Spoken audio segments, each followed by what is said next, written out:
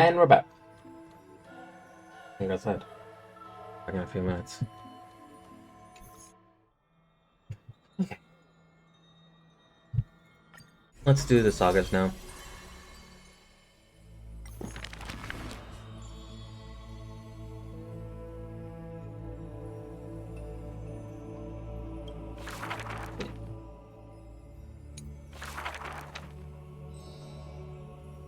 Kuro solo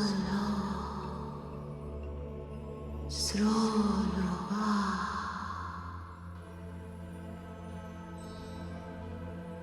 Various clamors rise. We have heard of a Chrysos heir. The lively child says. The person tears There open the will barricade. always be warriors like me, who believe in and are willing to protect the tomorrow they prophesize. The crushing Carios air never returns. The greedy ones then lift the crown, the sharp blades, and by the powers lethality they are one by one slain. We remember a group of bards. The Tectonian child says. The bard composes songs for the child's prophecy, and along the corpse of the pillars of stone lay their footprints upon the ballads are carved. Though we lack the might of swords and shields, we can take you to walk every part of this world. Till many years later, when the bards all return to their subterranean eternal rest, the children sing the long songs, and alone they bear the memories of humanity. We miss us. The expert child says. When they left their homes, the passage blew apart into countless turbulent bubbles, carried to all corners of the world on the winds of We destiny. will run towards the world's agony. The child cheery up others. As the years pass and the sun and moon rise and fall, the children often hear sounds of their friends shattering. Farewell, farewell, farewell. The children who still walk the earth silently hide their retching sobs. On the hills of Okama once grew with golden figs as far as the eye can see. The remaining children linked their hands and decided to make this city a beautiful city, beginning of yet another journey. The remaining children linked their hands and decided to make this beautiful city the beginning of yet another journey. The children pull on the hem of the maiden's dress. Please, listen to the prophecy we bring. The maiden pulls on her silken threads, weaving in her heart the children's past into strings. Chase the cool flames with me. I promise that Belligerent is poured into the guard to bear fruit.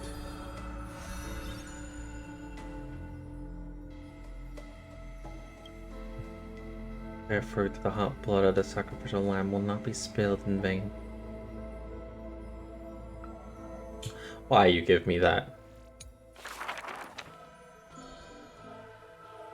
The gentle mother silently dreams and brings to her children a scent from the west wind shore.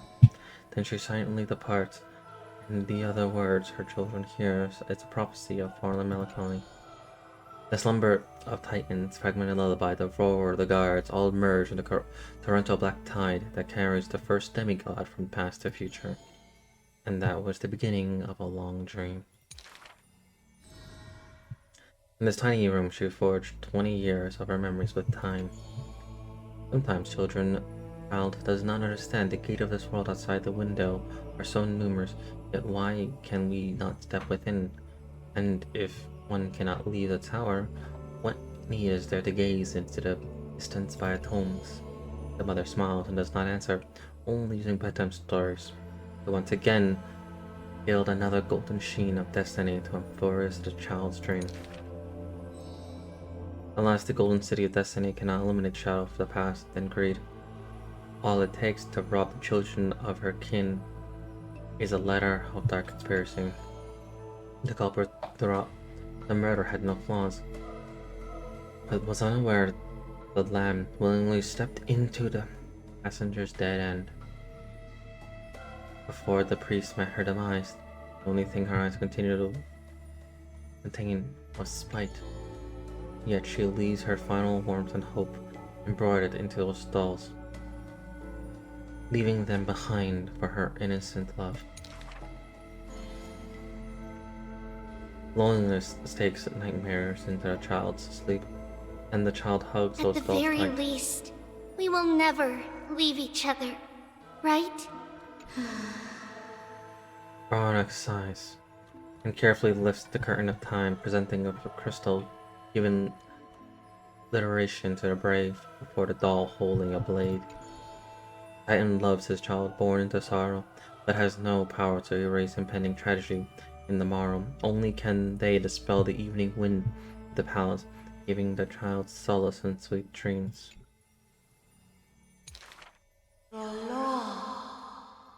Turn back, chosen one, Titan being proclaimed, not pull back the strings of this girl's destiny. All shall bid farewell to one, and that person alone will witness the miracle. In the holy city adorned with a fallen flower, the child recalled the prophecy beside the friend that has passed away. But the girl has already pressed through thousands of crossroads and continues to sail towards tomorrow. Oh, for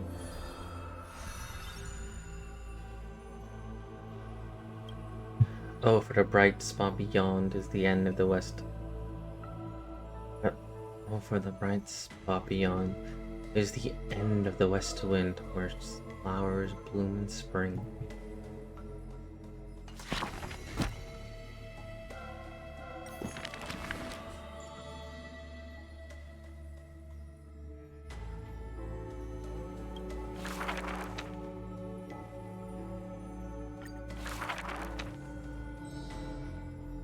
Before meeting death, the skull already composed of his own. This death. person's name was seldom mentioned by others. Incomplete, just like his fate. He would sweep his own grave at the beginning of every month of reaping, staring long and hard at his stained hands.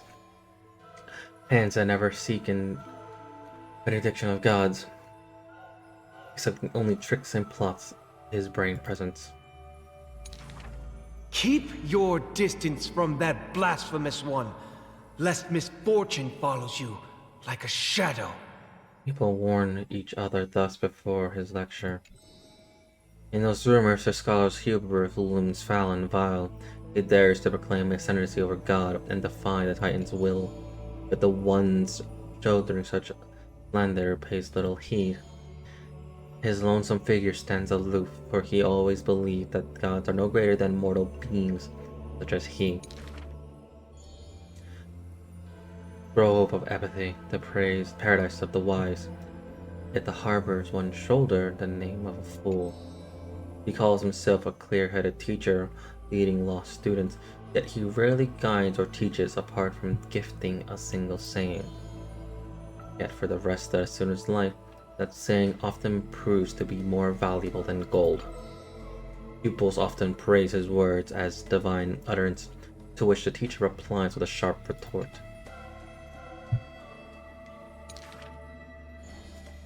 Apart from destiny, he seems able to decipher all laws, and now even destiny may also be within his grasp.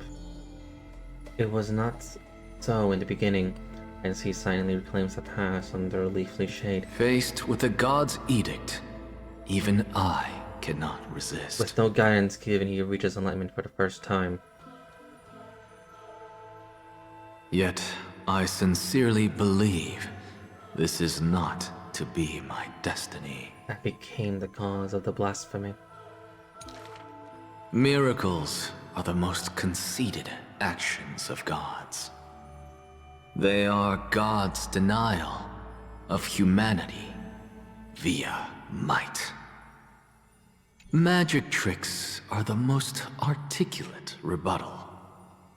They are humanity's imitation of godhood via intellect.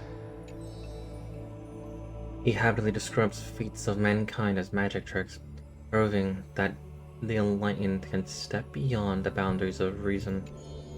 But magic tricks cannot afford to fail even the million times, and for that, the blasphemous co-conspirators with the god. Using the final trick, they wish to create a miracle to end all miracles.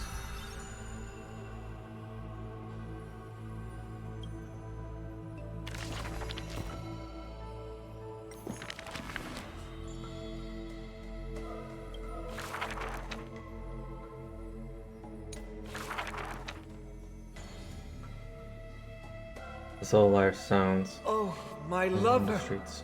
Why does your mood change faster than the clouds above? The audience face is covered in sorrow.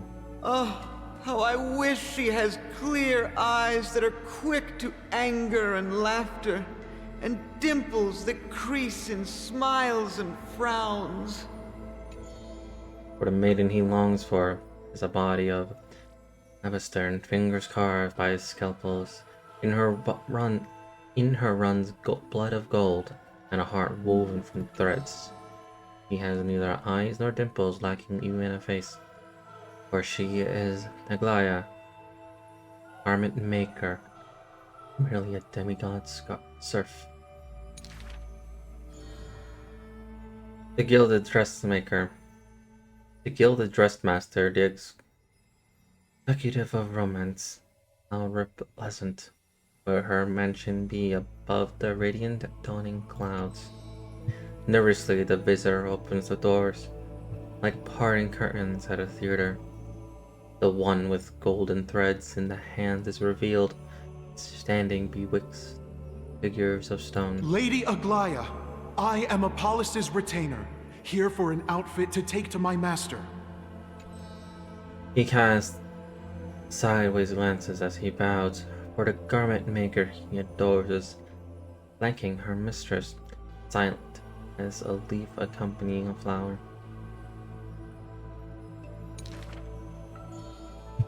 Then their hands, sculpted of ivory, pulls up the dress string, as if with one breath alone the maiden will be revived. The creation of love and beauty indeed.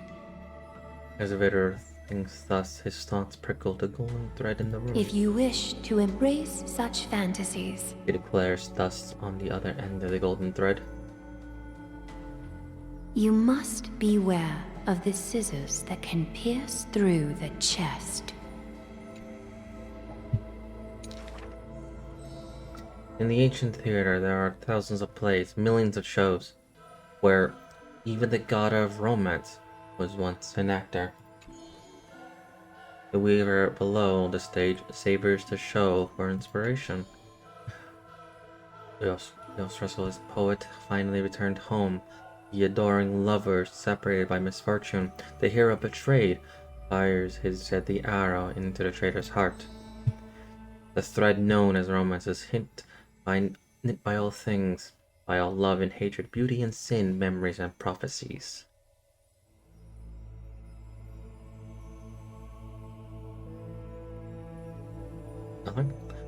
All that occurs, clothing indeed.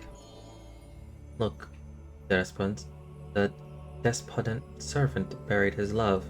The dressmaker plucks it up, and into the garment's dress she weaves. The despotent servant buried his love. The dressmaker plucks it up, and into the garment maker's dress she weaves. The elegant garment makers once had beautiful faces. Some as knights with swords, some as impressive priests, and put on a podium after podium in the golden thread's light, till the stage shook in the storm, and the black tide tainted the dancer's skirt. She wiped clean their visages, and instilled armaments instead of silk. Use the needle and thread as your sword. She requests a servant who cannot answer. The garment maker are elegant still.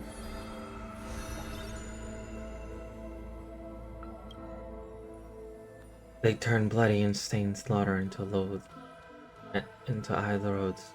For only then can they still dress in new gowns. Only then can romance survive into the morrow.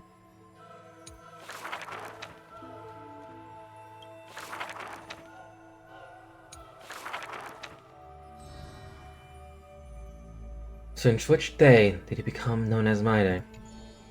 His strength rivals all lands, but the man pays it no heed. For only the authority of a king can end another king, and only strife can end strife. The torment of conquest crosses the barrens, yet another homeland's blood is destined to be stained. None dare to shake his hand in greeting, or his hands burn as a blazing sun, soaked in the might of flames. What a mighty feat it is in the aftermath of defeat. The man digs graves of the deceased soldiers, burying thousands with his own hands. In the fight, he crushed all invading blades with his fists. With his fists. A body immortal may never fall, but tears of pain in his heart still flow. His years of drifting made him detest water's waves. They say that is the reason he's so unwilling to weep. But in Idun's bizarre blizzards, he once did cry, a tear shed among the storm and frost that bloomed into a lily stained with blood. Like his undying body, the flower never wilts.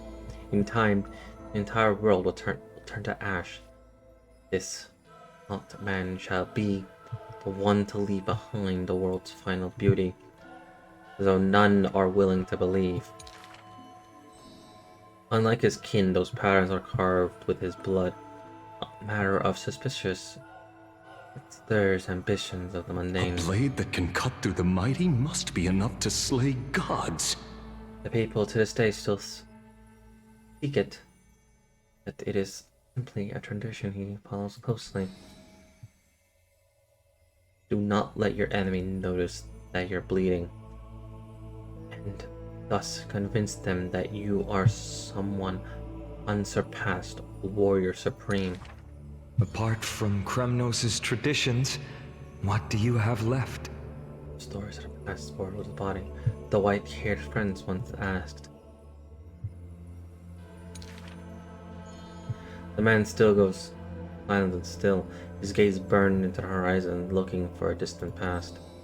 His days of wandering the same question was asked by thousands upon thousands, and he never denied. That is why I walk on this path.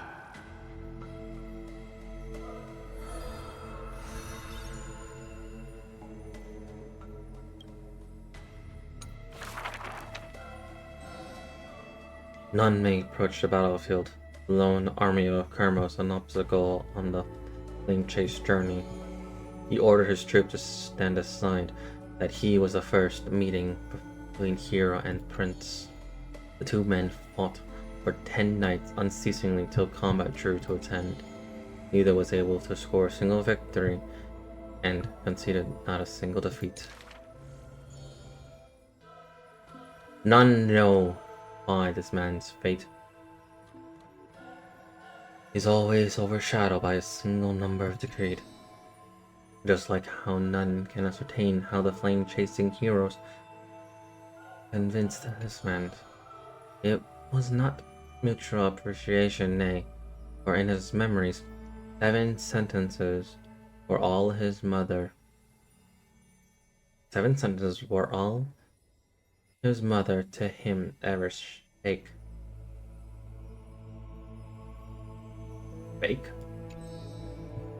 Yet somehow that leader who weaves the golden threads recounted 1 of the 7 with ease. There is no right and wrong in a man's heart. The lion has its own historian, and the history of the hunt should not be held by the hunter alone. And thus he speaks little. Others once guessed he regards the holy city as his home, for he seeks a land to belong. As the king of to his people, it is the first gift to them he brings, But as per the rule with gifts, once given away, the gifter will never repossess this thing. The journey is long, yet none ever dares anger the man. Not because of this unrestrained manner, but because every meal the heroes partook were all cooked by his peerless skill. One's sight savors falsehood in the woods. He has railed on scent distance young to distinguish guests and attain gains.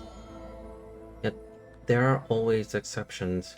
The man's enemy often puzzled why their food's always borderline nauseating. He still recalls the day he entered the holy city. One who worships strife is bound to have rumors rife. Even insects consume each other, and he's no less than the Mad King's kin. It matters little if our man always concerned himself an enemy to the world. He paves the road so that one day his peers would match his anger within. Yet, until the prophecy turned true, none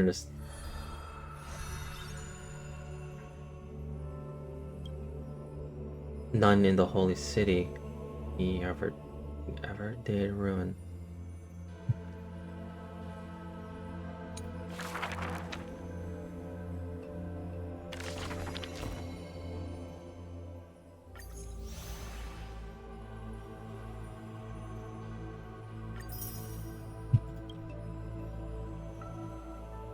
We have a few more.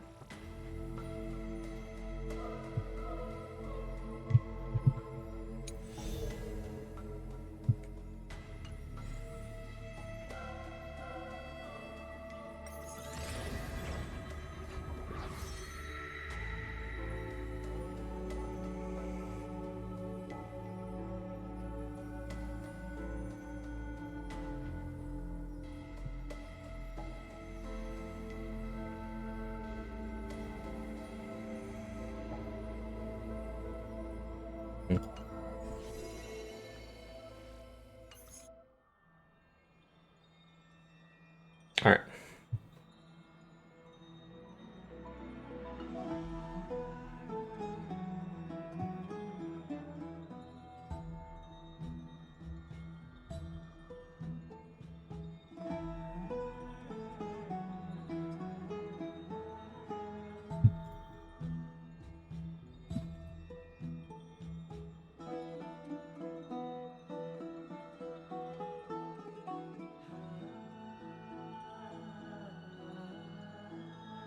Okay.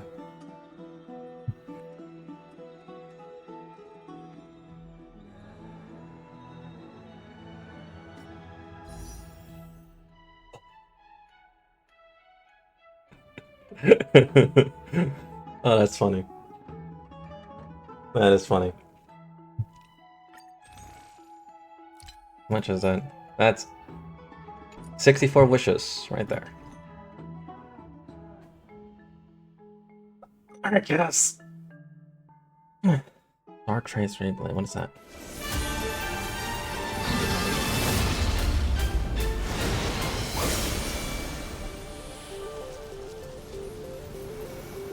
Nice.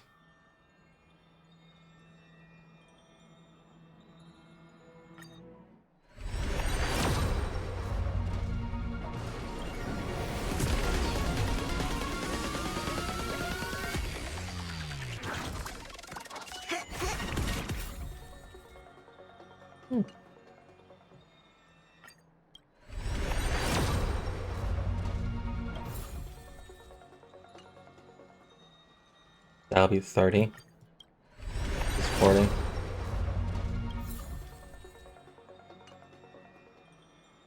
50.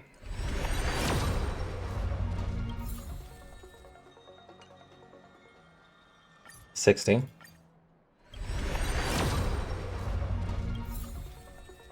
70. Here we are. Okay.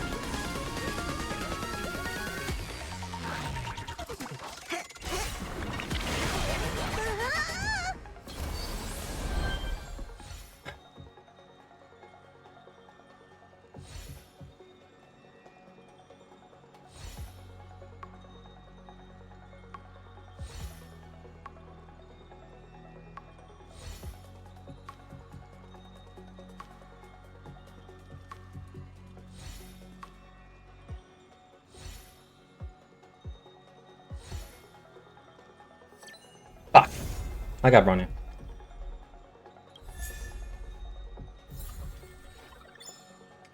Damn it. I lost.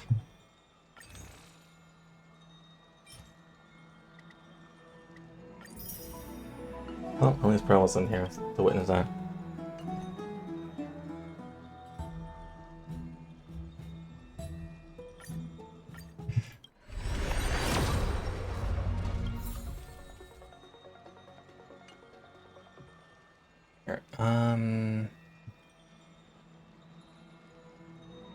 Technically, I'm guaranteed.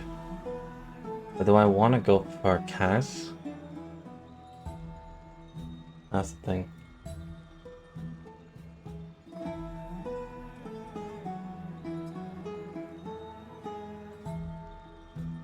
many wishes do I got? I got 43.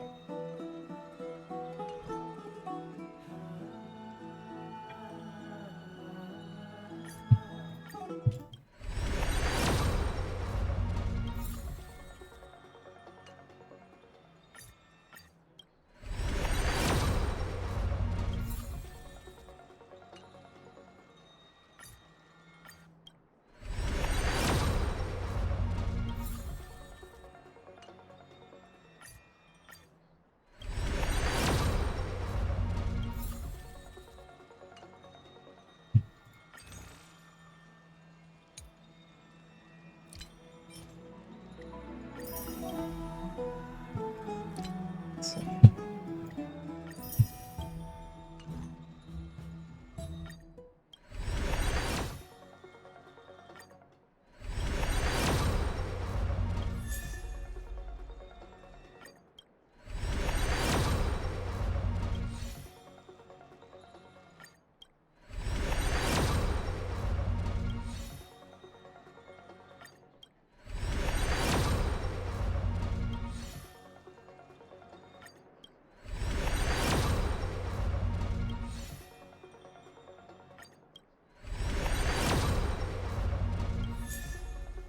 He's just coming home.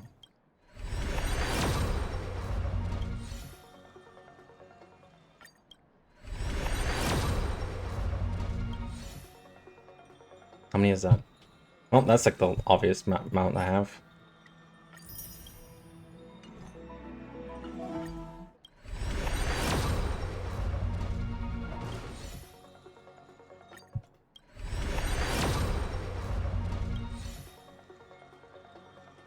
So that was about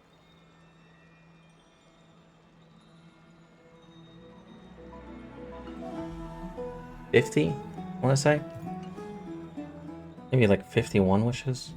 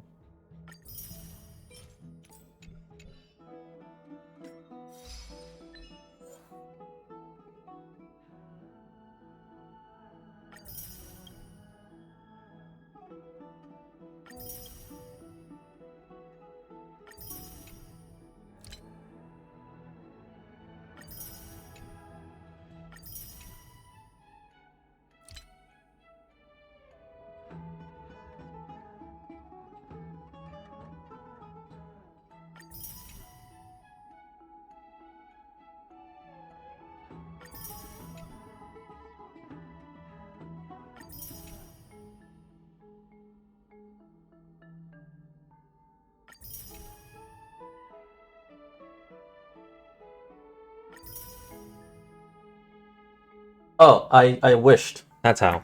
And I had 10k. Don't worry, I'm about to get it back up.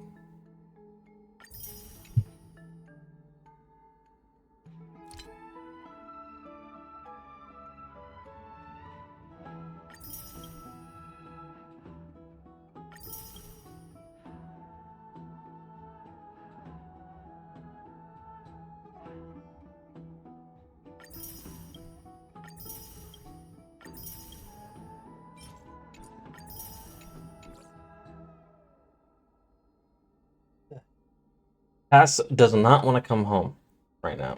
And it's like, great. But it's fine.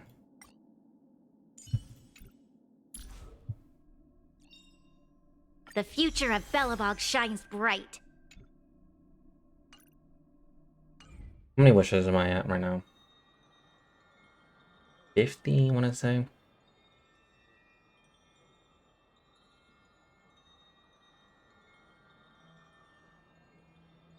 I didn't get cast, like, at all.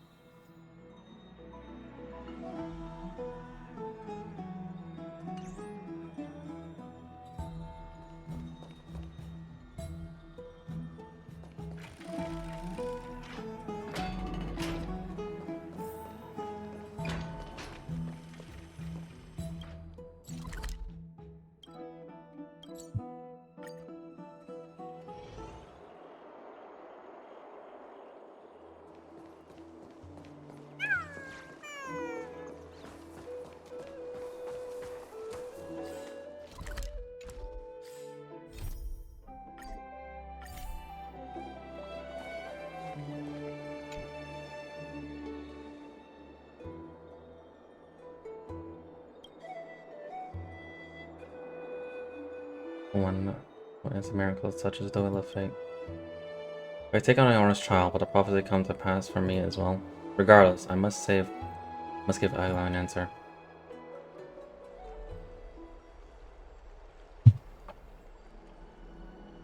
Ah, it's you, Cass. I finished the anthology of poems you lent me. Here it is.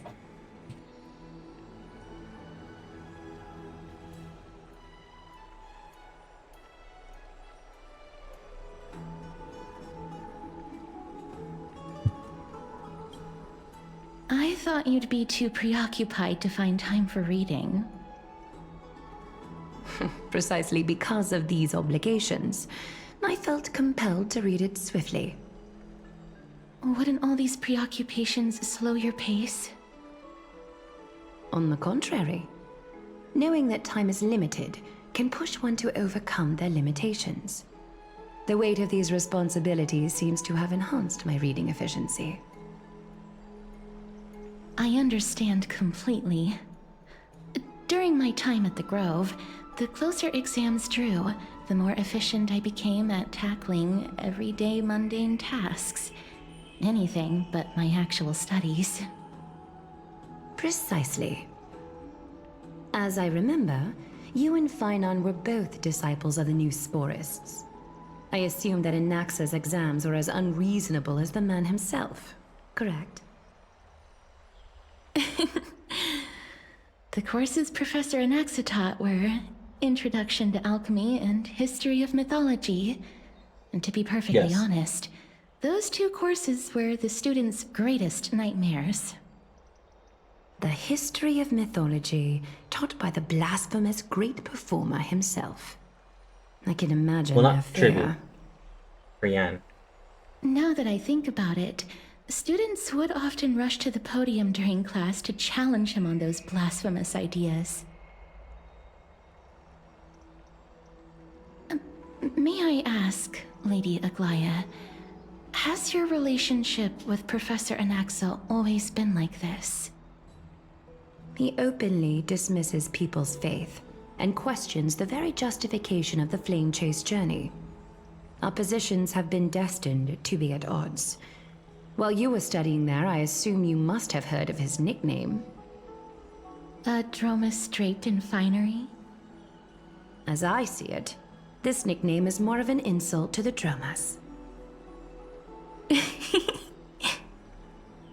Despite his insufferable arrogance, I do hold a certain respect for his nature as a scholar. To remain true to his principles, he is unafraid to stand opposed to the world, and that requires considerable resolve. Anaxagoras' life is almost like a satire. As a Chrysos heir, he refuses to heed the prophecy, while he disrespects the gods. The gods have chosen him. He was indeed chosen by Circes. Is something weighing on you, Cass? The golden thread is quivering. I sense there's more to this exchange than idle chatter. With all due respect, I'd like to know what you plan to do with him. In light of his assistance in the battle against the Flame Reaver, I am willing to grant him some time to find a way to remove the cool flame.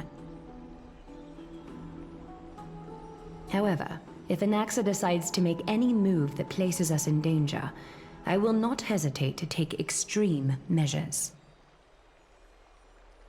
Just as I feared. The Flame Chase journey is the destined path for the Chrysos heirs. Yet he now seems more like an empty shell. Given his strong sense of self-respect, I trust that Anaxagoras will make the right decision. Still, I can't help but hope for another possibility. Perhaps Anaxa will also overcome his limitations, now that he knows time is limited. I understand your stance. Let's continue this discussion another time. But now, let's greet our guest. You're here. Does this mean you're ready to take on Orynyx's trial? We are ready. Nem and me. It seems that this sacred beast is just as indispensable, given their intricate ties to the Titan. Memmy mem, memmy mem mem mem mem, memmy mem memmy mem. Surrendering the cool flame is a Chrysos heir's duty. Your selfless assistance is deeply appreciated. However, I urge you to carefully consider the risks of accepting the trial. Becoming a demigod means forsaking your humanity. You will inherit Orynyx's divinity and bear the time of Amphorius, all on your own. From that point onward, your fate will be forever intertwined with ours, never to be separated again, until the end of Genesis. Are you trying to talk me out of it? On the contrary, you are the only one who qualifies to attain divinity. Yet, for that very reason, I do not wish to pressure you. Is there a plan B? It's exceedingly rare to find a capable Chrysos heir. If this path proves unattainable, I am willing to lower my expectations. There are still many priests of Yanisopolis and their descendants in the city. If I'm left with no other option, I'll try to find someone worthy among them. Seems like a shot in the dark. If I do not descend to hell, who will? Alright, that's time out. Memmy mem, memmy mem mem mem mem mem, memmy, memmy mem, memmy mem mem mem hero. Memmy mem mem, mem mem mem mem mem, memmy mem mem mem mem mem, memmy mem mem. Not supposed to be but to me, he was a bit timid like a child. It looks like you know that Titan rather well. Memmy mem mem. Funny enough, I don't remember meeting them. The one I saw Toria, all of them are already in my head. Memories that exist outside of your own experiences. I can't explain why, but I can vouch for Mem's words. When I was in the Abyss, I heard the Titan's groans, full of pain and grievances, yet without any ill will. I trust you all to make the right call. Do I even have any say in this? Please, memmy mem mem, memmy mem, memmy mem mem, memmy mem mem, memmy mem mem mem, memmy mem mem huge. I trust you to make the right call. Since you've made your decision, go back to the bath chamber and get some rest. Trinem will call for you when the ceremony is ready. It is difficult for me, as the guide, to absolve myself from blame for things to have progressed to this point. Time and again, you have risen to the occasion for Akima. Nearly rewarding you with some honeydew is no longer able to express the extent of our gratitude. When the dust settles, I hope that we'll have the chance to have a long chat regarding your return journey and the curse of the sky. It's about time that we lift the taboo and discuss things openly.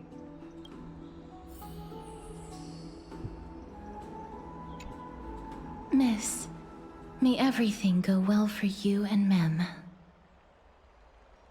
You need something like that for two? It's nothing. I only came to discuss some matters with Lady Aglaya.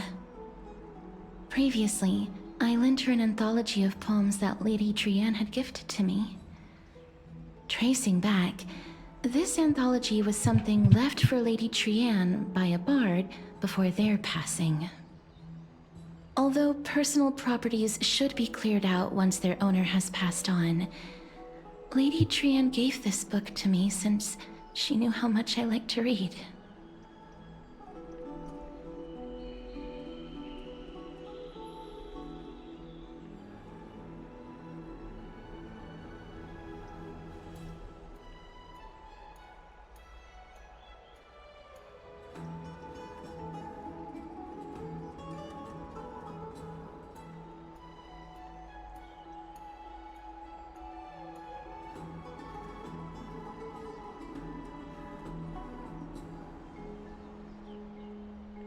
Can you tell me more about the book? It just contains an allegory. In a faraway land, in a city known as Styxia, a dragon corrupted by the black tide descended one day, swooping upon the city like death itself. It swallowed the princess of the city whole before it was suppressed. After taking down the evil dragon, the warriors discovered that the princess's life had already met its end. Overwhelmed by grief, the queen hired an alchemist to resurrect the princess using the dragon's flesh and blood. However, having lost memories of her previous life, the resurrected princess turned into an evil dragon herself and wreaked havoc on the city. As a result, the prosperous Styxia met its demise. What a dark story. Mem, mem, mem, mem, mem, mem, mem, mem, mem, mem, mem, mem. The author of this book is Archepia, a wandering bard who traveled to many cities. Among the things she left behind are poems, dictionaries, and many tragicomedy scripts. She even clearly underlined and took notes in books that covered myths with her elegant handwriting. While flipping through these books, I felt like I was afforded a glimpse into the life of Archepia. It felt just like I was traveling with someone that I'd never met before. It was as if she had yet to pass on and was still alive. No one goes through life without leaving their marks behind. She probably did not think much of it while she was writing. That's right. Writing, drawing, and taking photographs. It seems like human nature to try and leave records of things. Speaking of taking photographs, when I was helping you to take the photo previously, I did not look through the photos in your photo stone out of courtesy. But I'm also very curious about the story of the Rosy Celestial Maiden. Despite having visited many cities in Amphorius, I still understand nothing about the world beyond the sky. If there is an opportunity, forget it. Let's talk about this in the future. For now, I only hope that you'll be able to complete the trial safely and obtain Orynyx's blessing.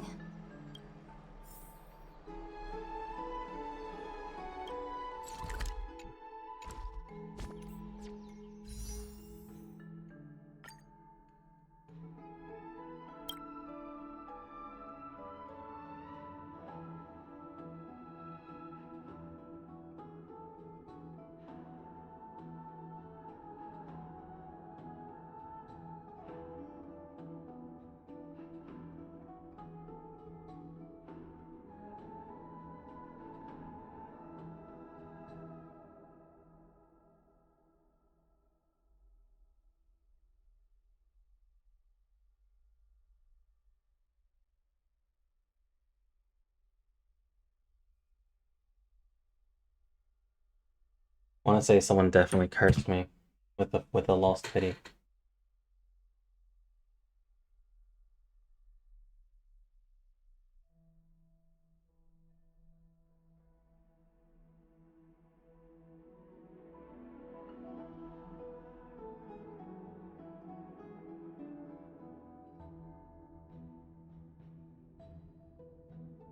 It is still taking its time. Okay.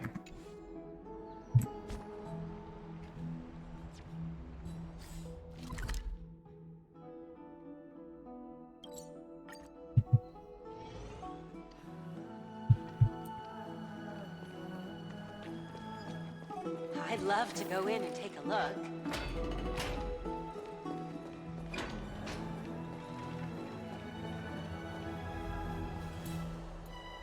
That's right. Oh, partner, you're back just in time. This is something that the both of you should probably know.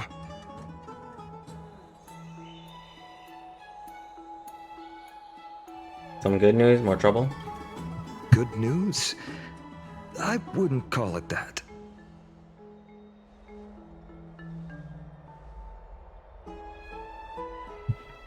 Do you remember the council letters, the one that was healed previously? It seems they made their move. Some background information for you. The Council of Elders is an authoritative body in Amphorius, made up of different city representatives. They hold legislative power over the Holy City, and are in charge of presiding over the Citizens' Assembly held once every few years. This is the most important social event of Akima. It is highly influential, and can even affect what happens to the Flame Chase journey.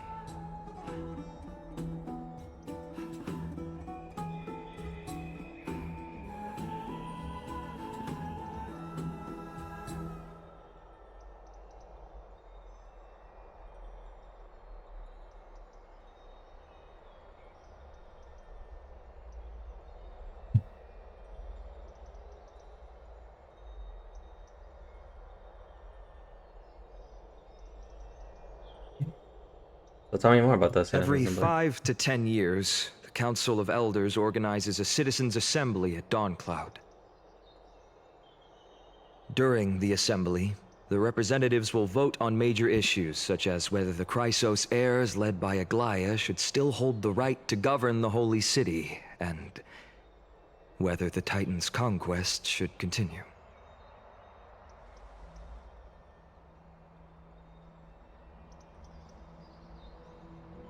That is correct. However, the problem lies in the fact that there are ill-intentioned extremists in the Council of Elders. They view the Citizens' Assembly as a way to restrain the Chrysos heirs, and hope to take complete control over the Flame Chase journey. We can refer to them as the Opposition. During the assemblies held in the past 100 years, the voices supporting the Opposition have been growing stronger in the shadows. It's only thanks to Aglaya that the Flame Chase journey has been able to continue to this day. The Citizens' Assembly is just around the corner, but this time, there seems to be a new variable to the situation.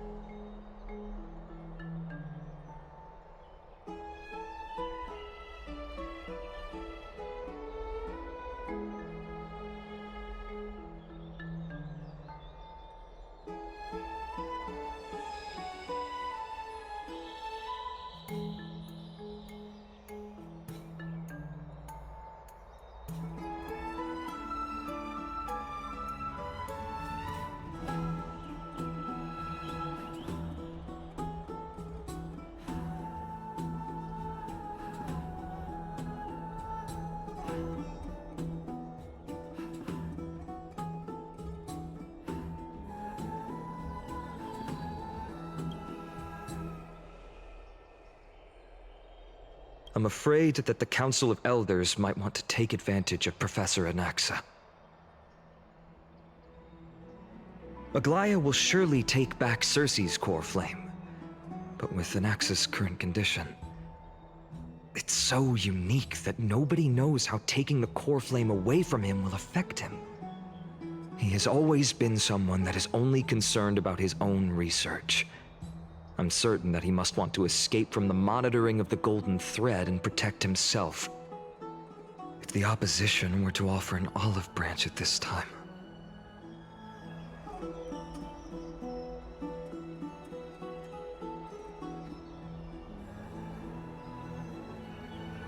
The Naxa has never believed in the prophecy, so technically it cannot be considered a betrayal. However, he has taught many Chrysos heirs, and has long been considered an important ally of Akuma. I truly do not wish to see comrades turning on one another.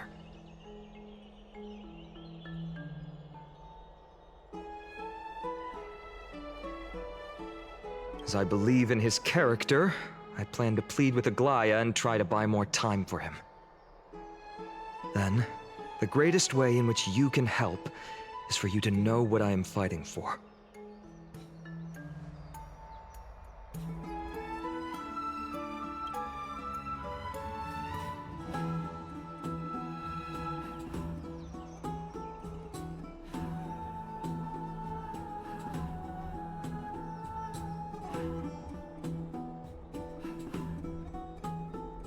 Allow me to apologize for the fact that we always seem to be troubling you.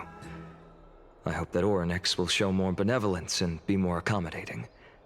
I remember that they seemed quite fond of you back in the Abyss.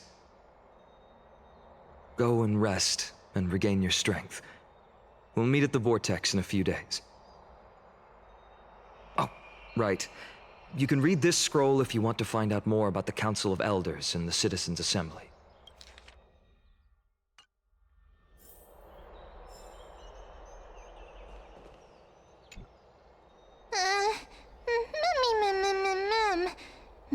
Mem nervous.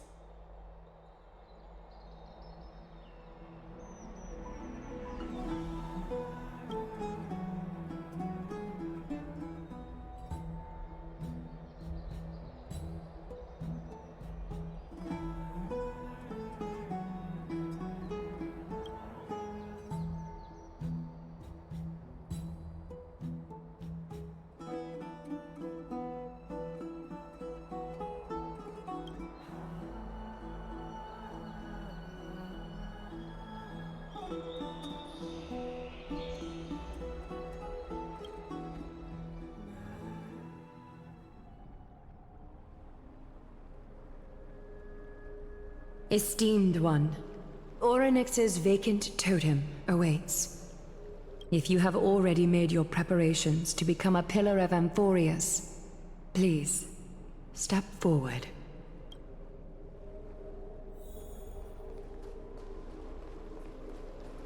Little Gray and Mem, thank you. Your resolves cannot be questioned. We praise your pure selflessness and courage. May Kefali light your path forward. Get ready to assume Orynyx's divinity, Trailblazer.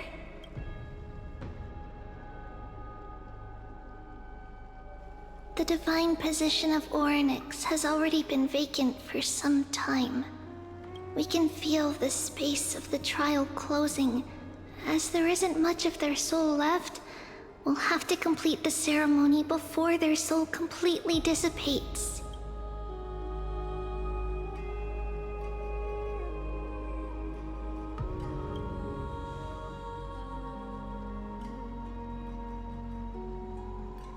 The eighth core flame coveted by the miracle that once belonged to the great Veil of Evernight, Orynyx. It shall now be returned by the two elected heroes of the Chrysos heirs. A traveler who is upright and courageous, and a sacred beast that invokes miracles. Who? Both of you, please, come forward.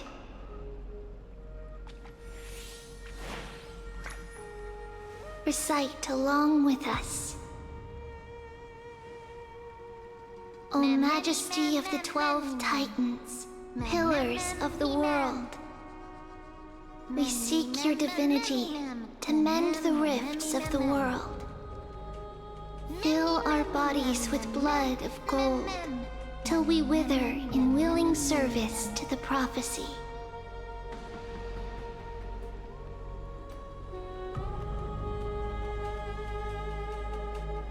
These These are just words meant to make the prayer seem more solemn. Please, focus.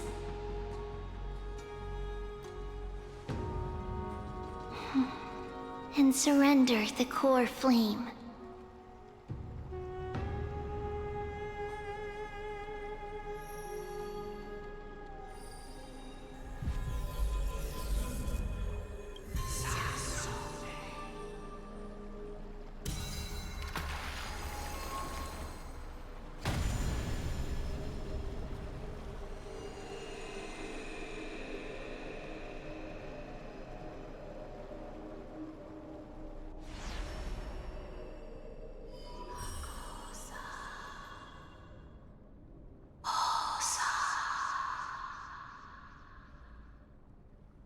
Oryx.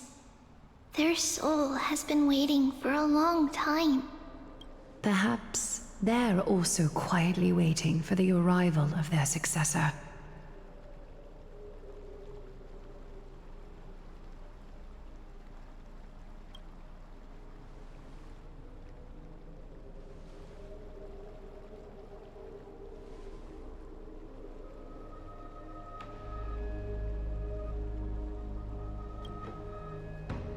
Don't worry.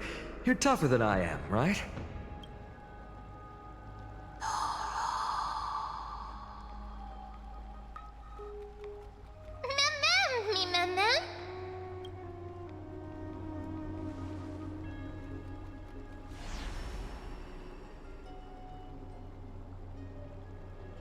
Traveler from beyond the sky, let us pray that the Titan acknowledges your worthiness.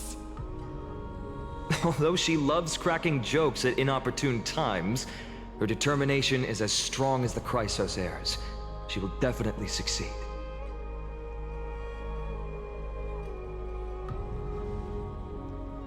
While she's away, I would like to have a chat with you, Aglaya.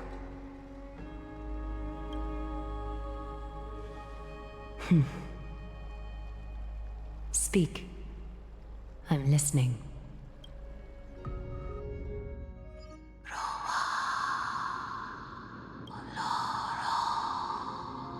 Slap, slap!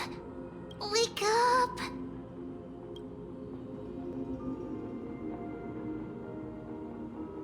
How is it? How do you feel? Right? I think that it's amazing, too! Testing, testing, 1, 2, 3. Testing, testing, 1, 2, 3. I have such a cute voice! It must be because of all the memories that I collected. They allowed me to grow beyond expectations. Also, listen. The words of the Titan are becoming clearer. Mother, it hurts. Have I finally reached the end? Are the years of isolation coming to an end? Oryx. Oh, how heartbreaking. Ever since the figure draped in the black cloak robbed them of their core flame, they have been relegated to waiting in isolation in such a confined space. We are going to help alleviate their pain, right? Memories. Broken. Mother. Where?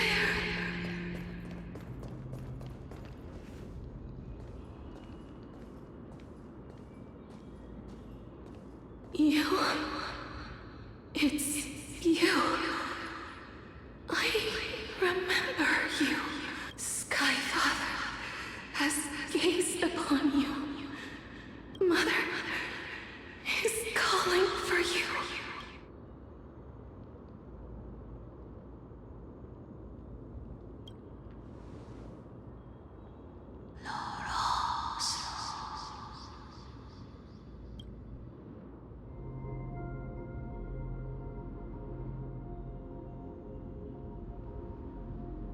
Skyfather has chosen you.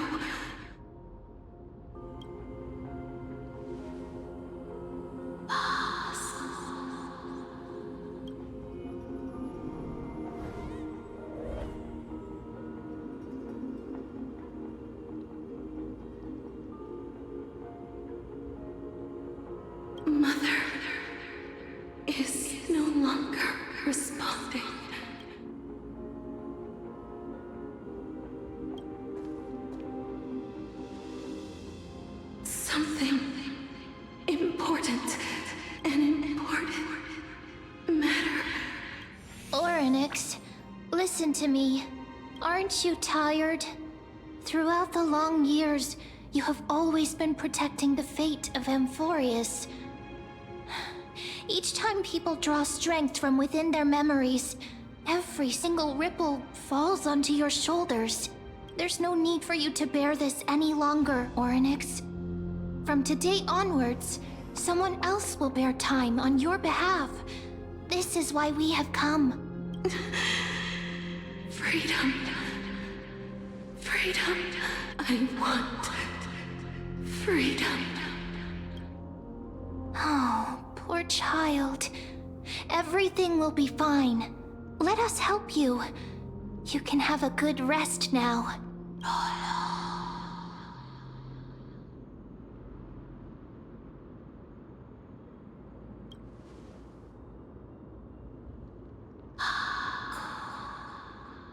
You have potential, strength, willpower, powerful, and tenacious. But you lack something, just one thing. Lacking something? What is it?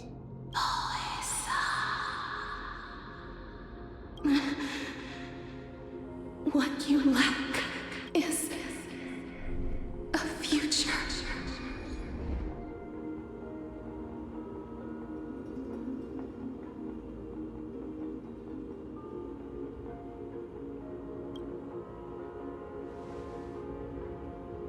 Future? Traveler from the sky, you should have dissipated already.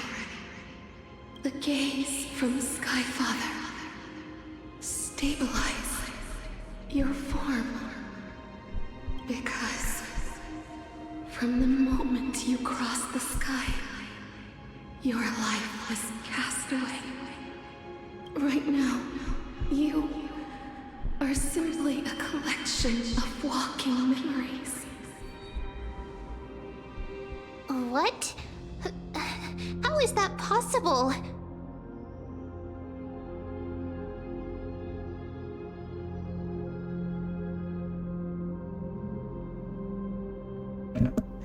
Triby died, and Dan Heng died. The second we landed on Amphorius.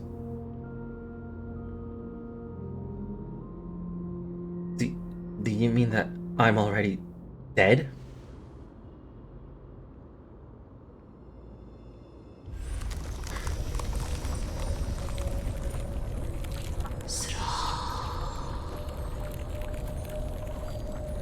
The space is collapsing.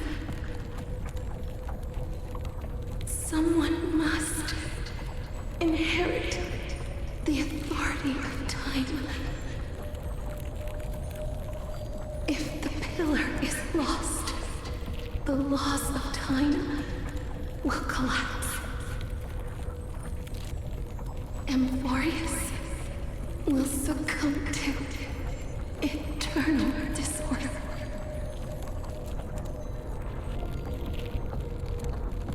You still haven't explained things clearly. What about the trial? Revive me, quickly!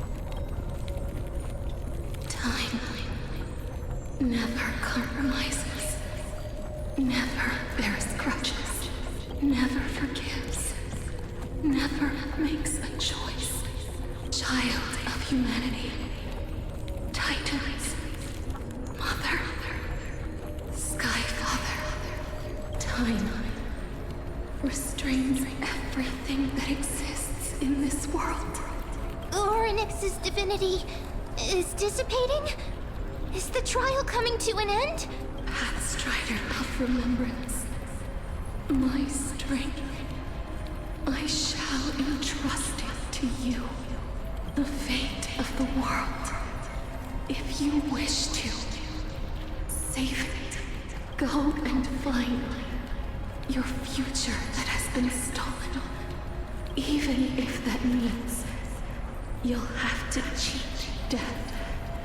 You'll have to challenge that hand of shadow clasped with unyielding fingers. Before the passing of the 15th hour, go forth and reclaim your future.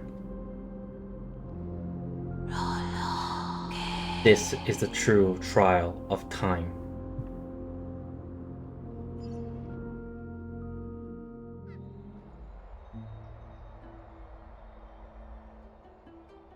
You're finally awake. I'll keep it simple. You succeeded. Ornyx has entrusted you with their divinity. Now, you're no different from a demigod of Amphorius. However,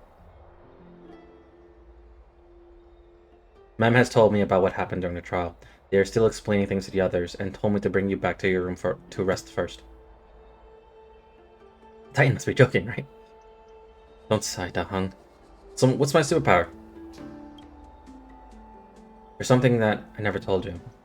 When we landed on Amphorius, our car was pierced by Nicodor's lance. Do you remember that? Back in the ruin to the abyss. This was what I said. You passed out when our car got hit. I blacked out too, but not before dragging you out. It's a good thing we were in the car, or we would have been crushed to pieces. Actually, my account kind of made light of the situation. What actually happened was much more complicated. You were severely injured back then. With several wounds still bleeding profusely, I struggled to carry you out and used the last of my strength to stem the bleeding. But then, I also got hit by the falling rock and lost my conscience. The last time I checked, you still weren't breathing. But when I regained consciousness, I saw you were alive and full of energy, so I never thought this up again. How exactly did I come back to life? So you were knocked unconscious by a rock.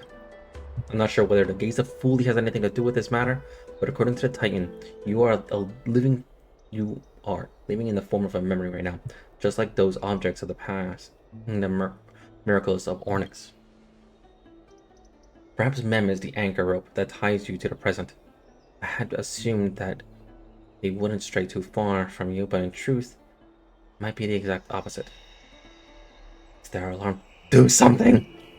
For a while, I also thought that Stellaron was your life support system, but it seems like this hypothesis has been disproven. Not time for us to depart yet. There must be a way to save you. Ornyx mentioned finding your stolen future and cheating death. Considering Medea's indestructible body, it seems to suggest that there is some kind of miraculous power in Amphorius that can reverse death. The key seems to lie with the hand of shadow. Perhaps whereabouts are unknown. Hey, are you alright? I heard you two talking about Thanatos. Cass is also very concerned about the warning.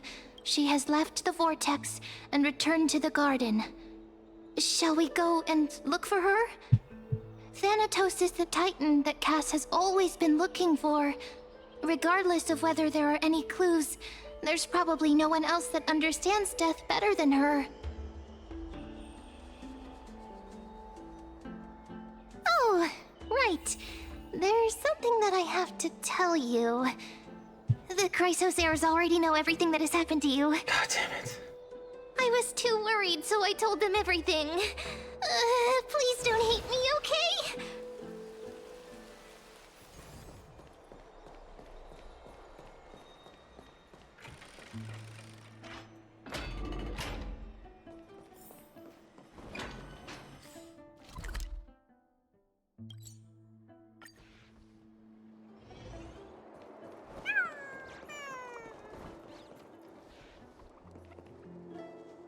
You know, such a cute chimera. Miss, I'm right here.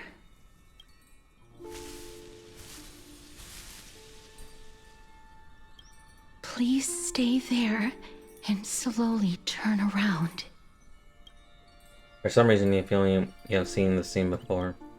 You want to turn your head, but the glimpse of dash of purple pushing past your face, then chills deep through your skin, spreading through your veins. Thump, thump, your heartbeat begins to slow.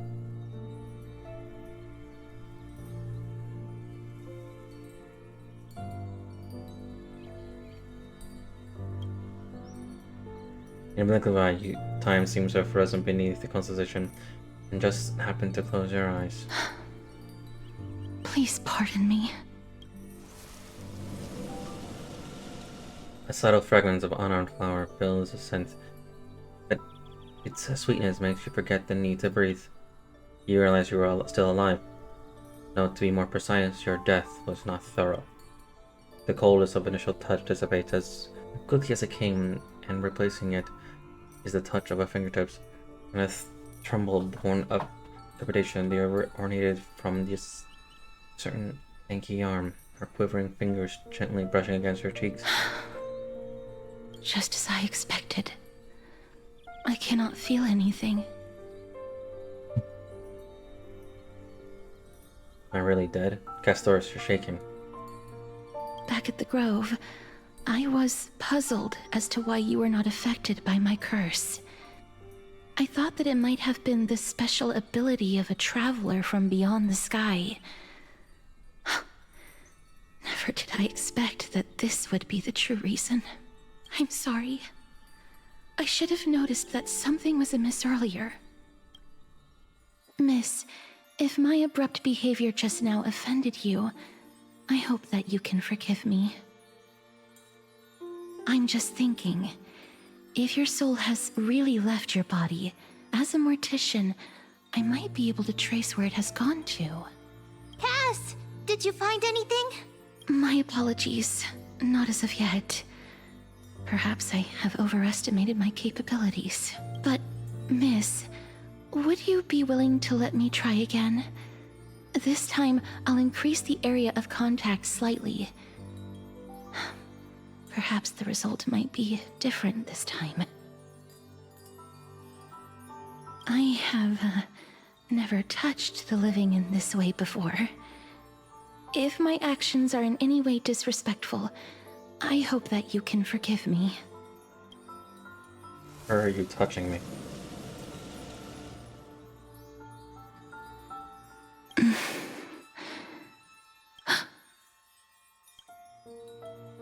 Did you discover something? I seem to have caught a glimpse of something. Your soul is currently roaming someplace and cannot find a way to escape. But perhaps it might not be a bad thing. If your soul is still wandering around, it means that we still have time. We have a chance to find it before the fingers of Thanatos sweep everything away. Clues. Just a few more. I need more guidance. Ah, the connection has been severed. With my strength, I'm not able to trace it. It was me. I was a little too hasty. Don't worry, miss. Although we currently have no leads, I will do my best to search for the whereabouts of Thanatos, bring back their core flame, and personally return to you the life that you have lost too soon. I know that I'm lacking in confidence, but I hope that you can keep this promise of mine in mind. Before I manage to deliver on this promise, please do your best to hang on. Amphorius needs you. Live on bravely. I understand. Lady Aglaia and Lord Finon are currently discussing some matters in the paths. They're worried about you too. If possible, please go there and let them know that you're well. Although, I don't actually know whether your current situation can be described as well. Also, please accept this Styxian fable. Reading can help one to focus and relax. I hope that reading this can help tide you through this difficult period. More and more species are disappearing. Yeah.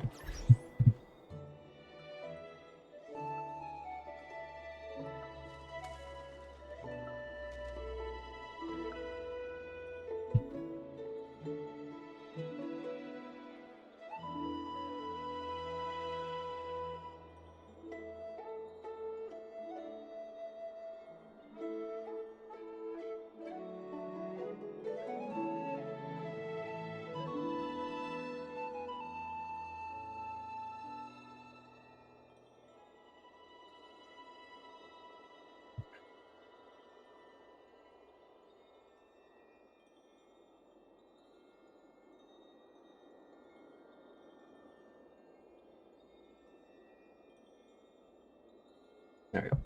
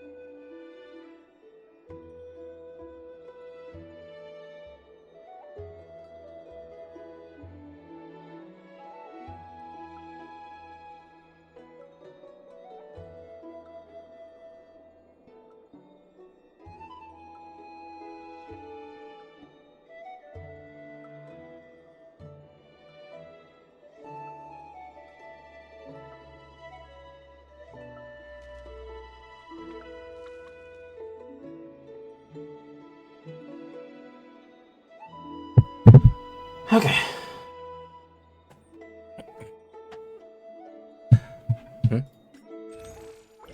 Oh, there it is.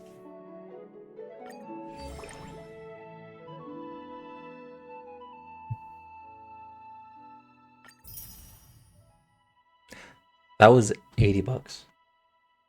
We don't talk about that, but yes.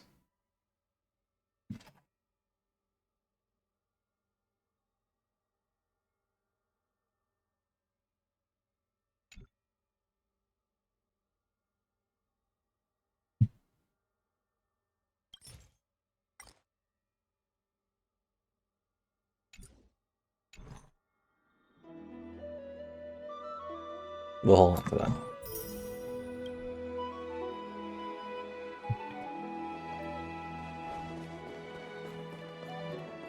That was like less than $80 actually, now I think about it.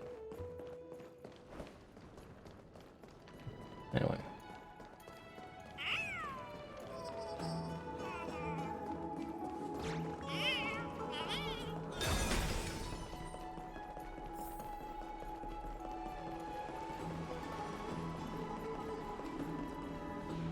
They're here.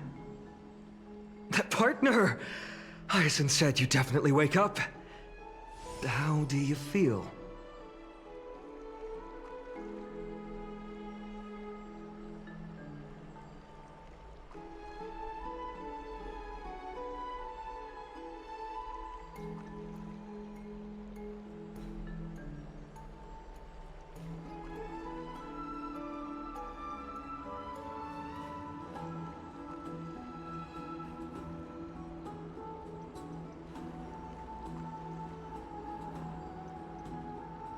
So the entire world knows about this now. She can even take the pulse of someone who's dead. Feels quite cool being departed spirit. That's the medical prowess of the Twilight Courtyard. Amazing, isn't it? You've completed the trial of time. And I have to admit that the process went better than I expected. Even in the end, that Titan's heart still showed a soft spot for humankind. However, I never expected that. Two people who have cheated death would appear in Akima at the same time. That's what we have been talking about. Ugh, Mighty has been in Akima for such a long time, but has no one thought to study his indestructible body? If there were even any minor breakthroughs, we wouldn't be as clueless as we are right now. Many have had this idea, but so far, there have been no results. If it were successful, Thanatos wouldn't have disappeared without a trace. Nevertheless, now is not the time for us to give up. At the very least, we can still see a glimmer of hope. Cypher. If anyone in this world knows the whereabouts of death, it would be her. I'll try and get her to return to Akima, but do be prepared for a less than ideal outcome. Please understand that throughout the history of Amphorius, no one has ever managed to escape the clutches of death. At the end of time, Thanatos silently awaits all. Thank you for your help. Is this supposed to be comforting? It is my duty. We too require you to bear the divine position of time. But before that, just... What's wrong, Aglaya? Omens always come in pairs. A tiny air current will eventually brew into a storm that tears the sky apart. It's Anaxagoras. He has initiated contact with the Council of Elders. In the end, it has still come down to this. I earnestly hope that your assessment of him is accurate, Finan. Otherwise, the efforts of my teacher and I over the past millennium might be reduced to dust because of that great performer. How is there still more?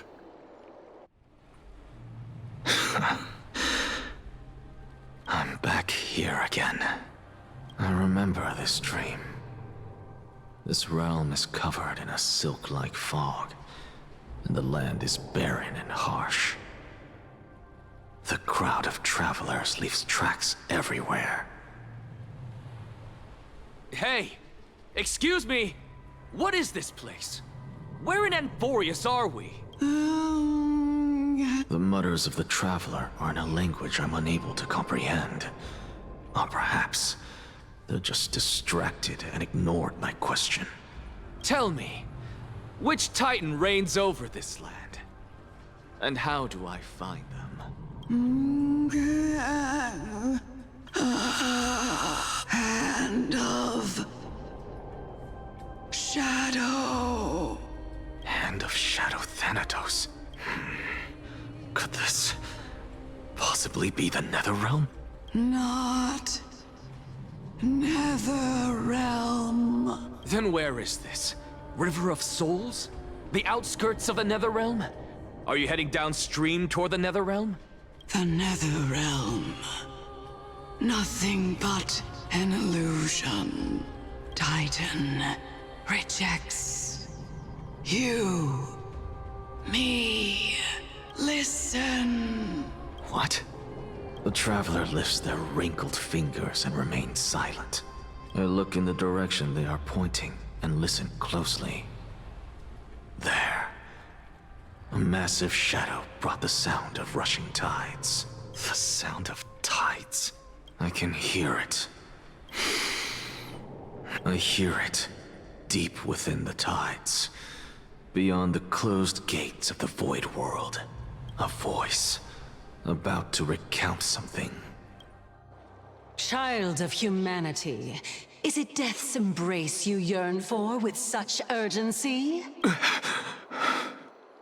Oh, you have awoken. Welcome back to the mortal realm. Your consciousness is dissipating much faster than I expected. Ultimately, it seems like the Titan's core flame is incompatible with a mortal body. How much longer can my consciousness remain in the mortal realm? In my estimation, at best, you'll see 15 more entry hours. 15 days and nights. What is it? Are you finally starting to become attached to the mortal world now? On the contrary, 15 days feels a little too long for solving a singular problem. Stop giggling. It's time for us to go. The messenger from the Council of Elders is almost here. Let me ask you one more question. Are you really planning to betray Aglaya's will? What betrayal is there to speak of when I was never loyal to her to begin with? What about that white-haired student of yours? Acting so recklessly, do you not care about what might happen to him? There will be a price to pay for blind faith. This is also a lesson for Finan. You truly are a strict teacher. Of course. This is how I've always been.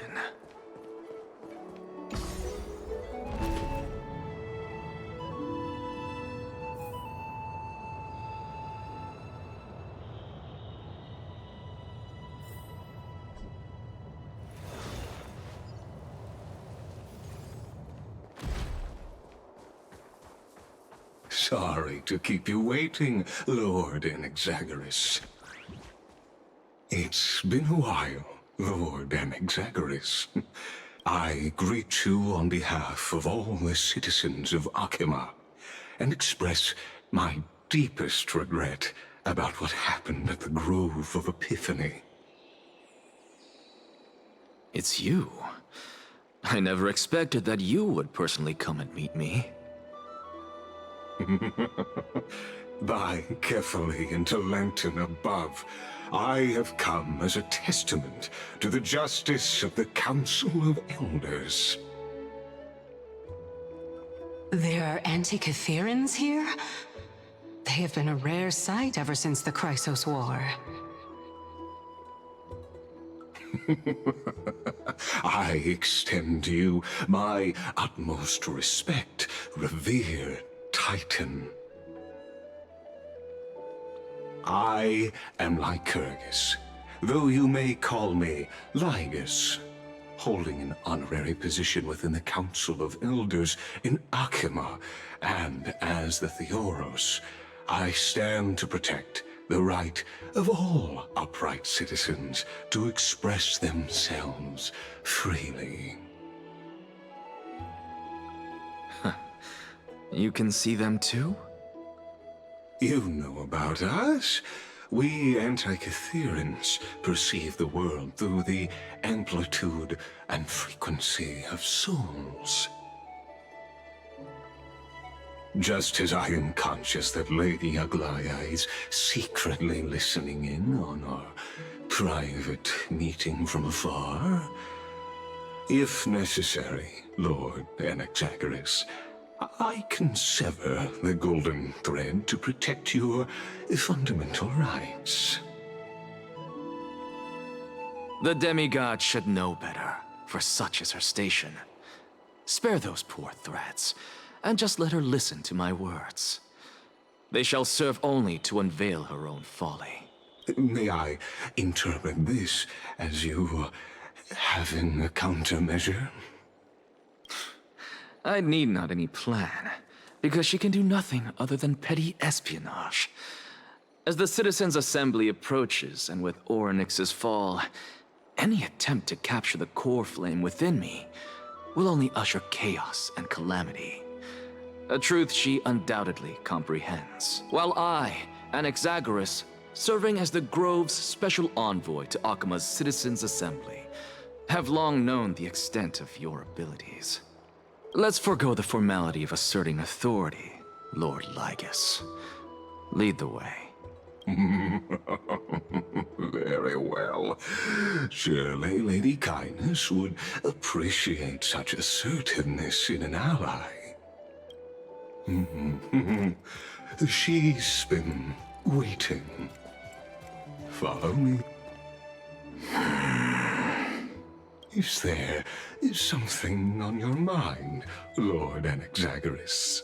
Nothing, really. It's just a question that I contemplate every time before I ascend to Dawncloud. For the Titans, does the falling equate to death? Ah, a pondering truly deep. Time is on our side. Do you mind sharing your reflections with me?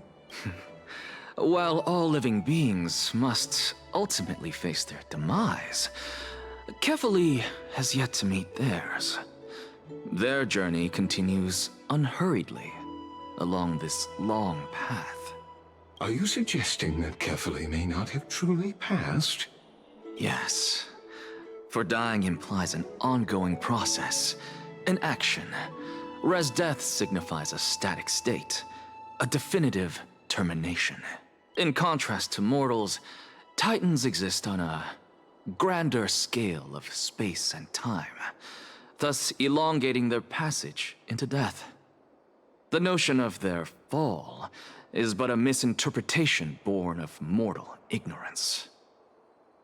Ah, an intriguing concept, albeit challenging to substantiate. After all, Kefali has maintained a profound silence ever since the era Arasa, while scholars and priests alike have conveyed the message of the gods' imminent fall. Perhaps the gods, in their arrogance, deemed it beneath them to reveal their perspectives to mortals.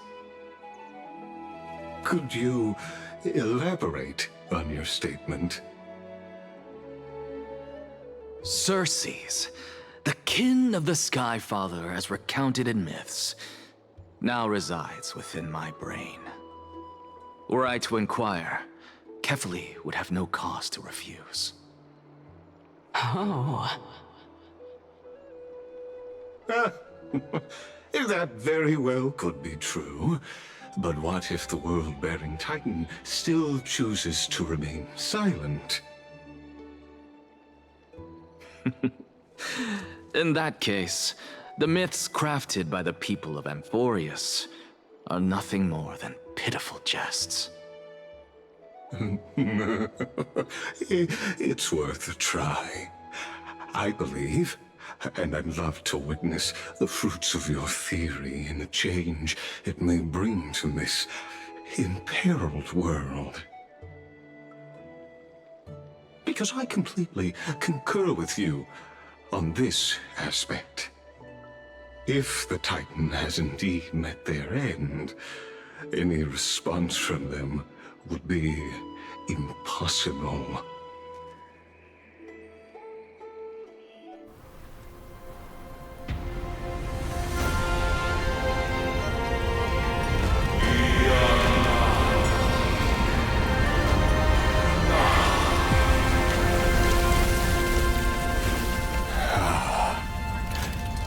Please, Professor.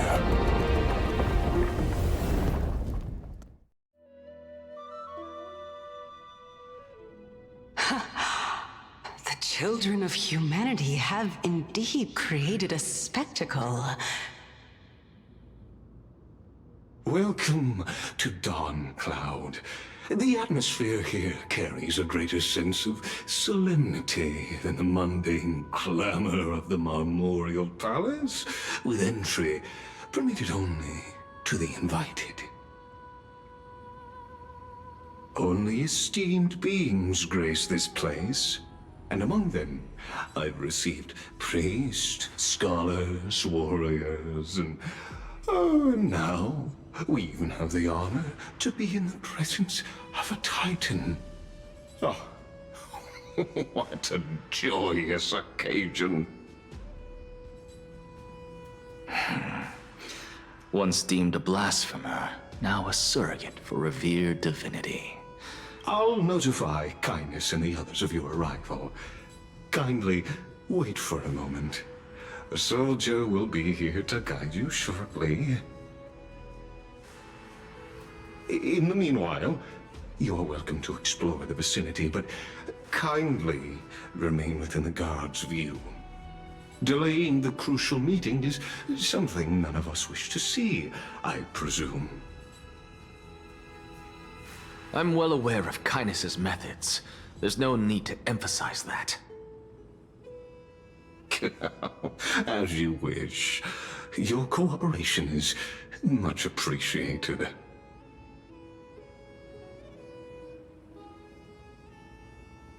Alas, I had hoped for a brilliant plan from you, but it turns out you just left one cage to enter another. Save your concerns. I know very well what I'm doing. I shall depart to explore the surroundings then. Now that I look around, I wonder if there are any murals bearing my portrait around here. I'm quite intrigued to see how the children of humanity beyond the Grove perceive another Titan. Off you go. I won't be joining you. This Titan appears to be quite at ease. I should investigate the Council of Elders' recent activities first. Be aware, I can hear you perfectly well from here.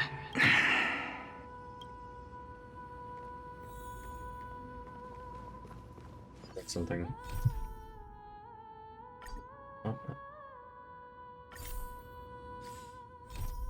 Thanks, Atlas, because it didn't give me a chance to, like...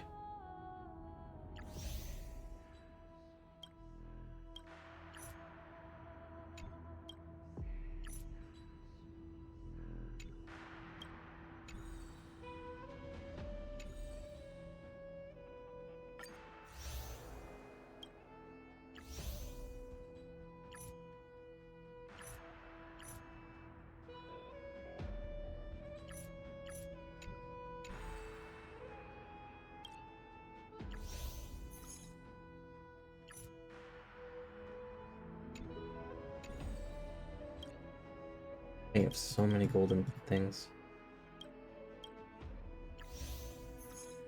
The Owl farm. So that's meant to be taking place after this.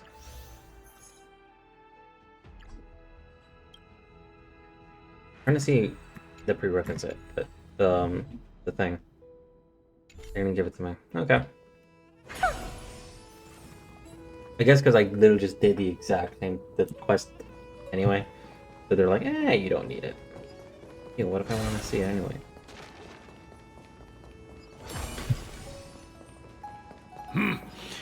Even blasphemous scholars can come here, it seems. Looks like my presence here is quite unwelcome.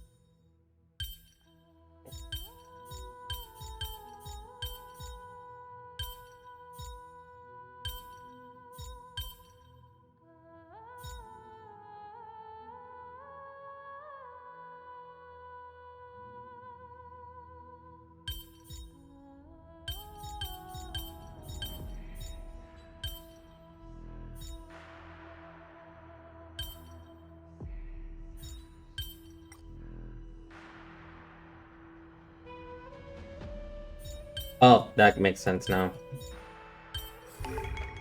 Who came up with this? Seriously, go rewrite it. Oh, you want this? Fine. Take it and amuse yourself. God, I love Herta. I love the Herta, like.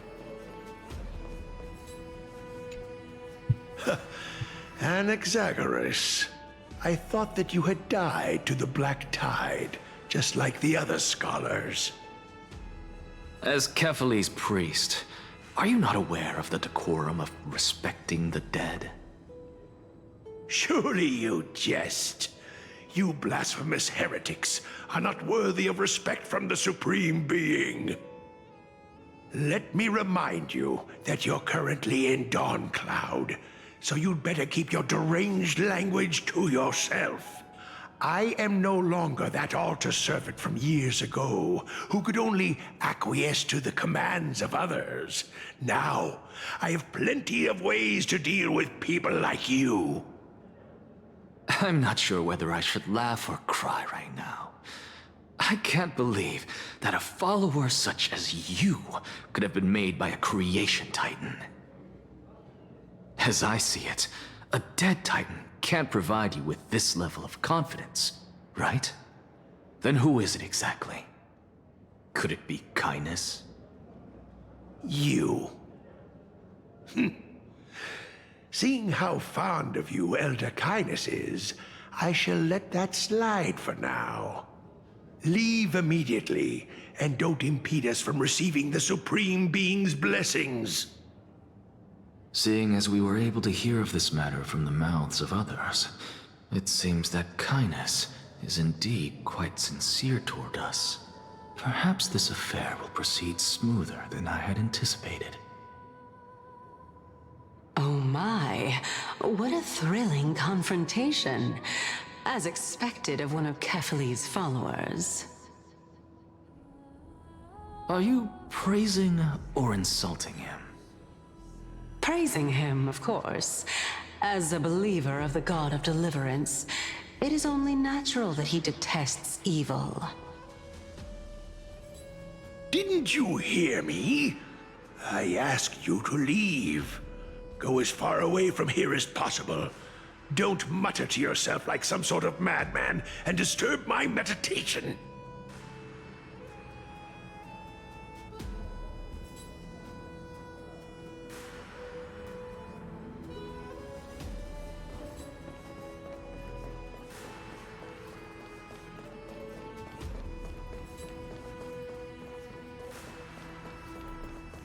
Professor Anaxa! Over here!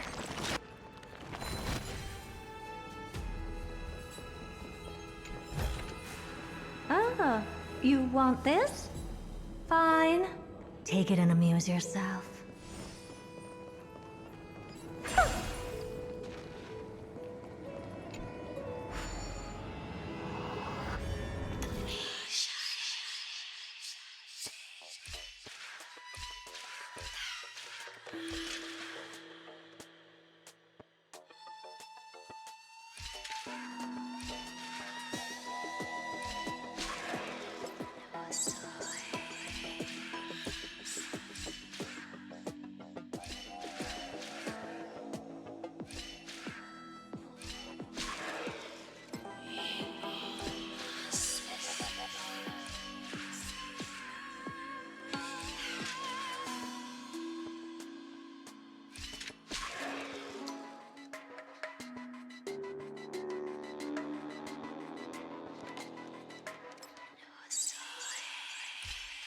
Wait.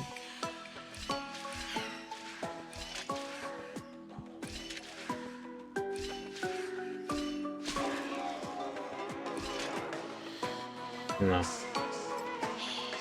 I need this so I can jump down safely.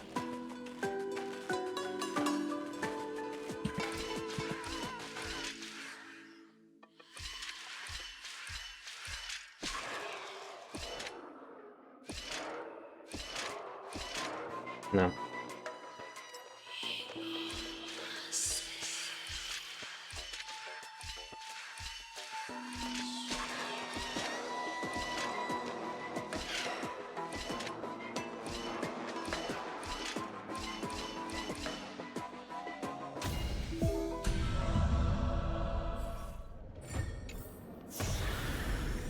Oh.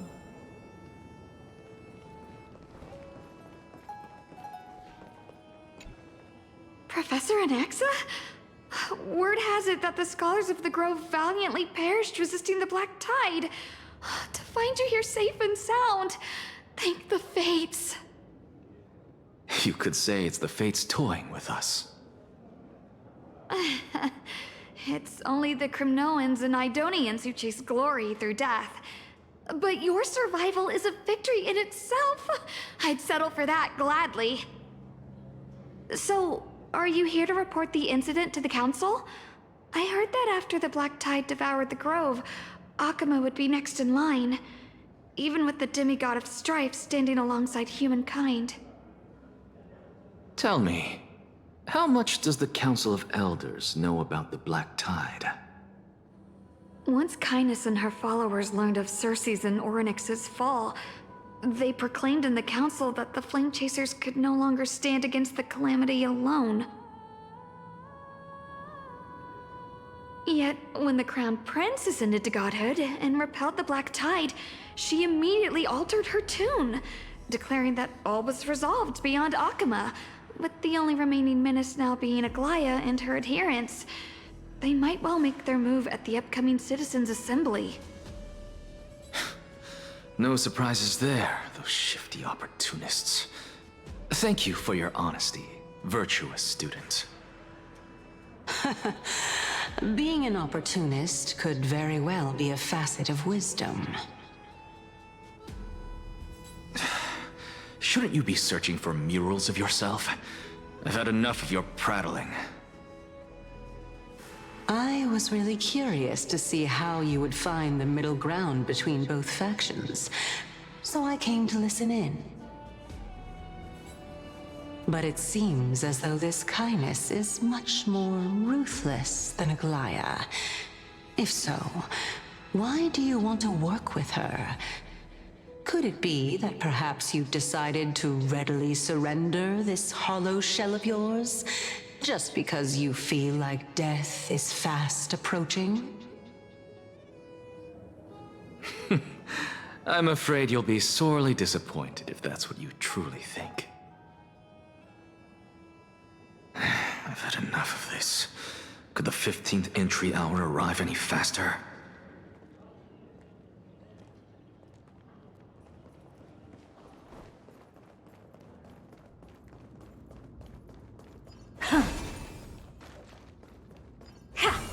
Oh!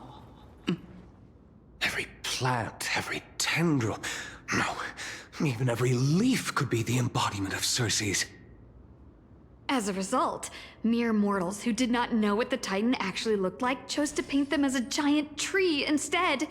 Their wisdom was portrayed as fruit, to symbolize how they shared their knowledge equally among the masses. Such exquisiteness indeed. This mural is quite abstract.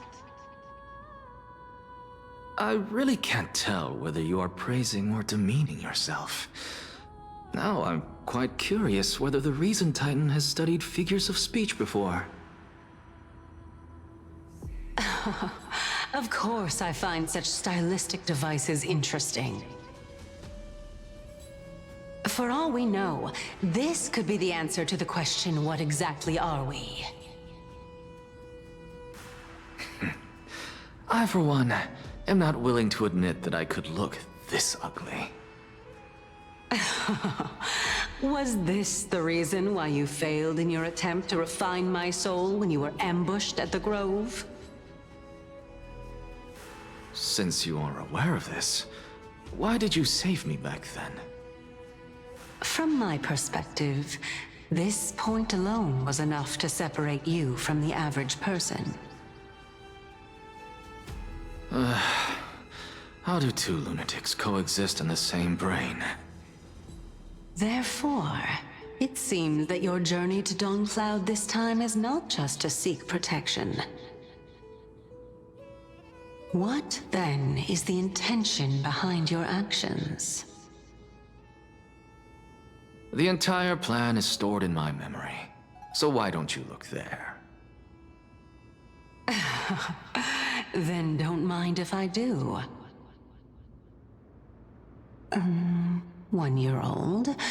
2 years old?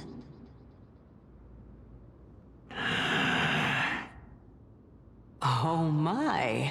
Even a member of the preeminent 7 sages must hug his droma stall to sleep? How interesting. That's enough. How unusual. Your soul is actually trembling. This must mean that behind this toy hides a secret that nobody knows, right?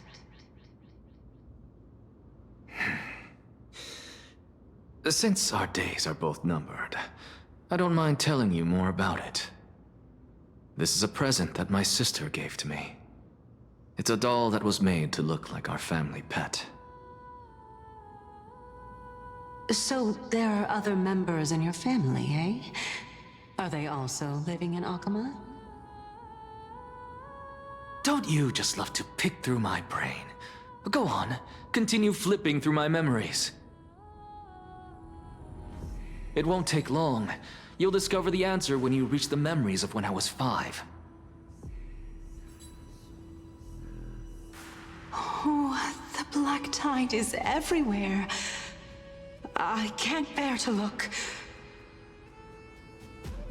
When I was young, I couldn't accept this outcome either. Georios, Aquila, Kefali, and you, of course. Although I prayed to every Titan that I could think of for help, my efforts were ultimately futile. This...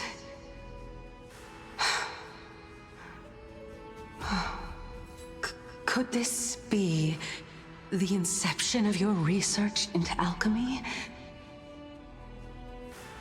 Indeed it was. Everything started from that verdant courtyard of yours. When I was pursuing my education there, I naturally also came to learn of Thelesis' theory as well. Oh, I remember that person. He was the one to come up with the concept of souls, right? Not only that, he also believed that life, as well as the composition, movement, and transformation of matter, all stem from souls themselves. This is why I thought that, since all living things stemmed from the same origin, why could I not sacrifice myself in order to resurrect my nearest and dearest? Anaxa, you... I did it, teacher! But this is absolute blasphemy. Regardless of how much freedom the Grove provides, such an act could cause you to be burned at the pyre. Your beloved, where is she now? Send her away from the Grove at once, to a place where nobody will ever be able to find her. Otherwise, the both of us will be judged by the Council of the Seven Sages.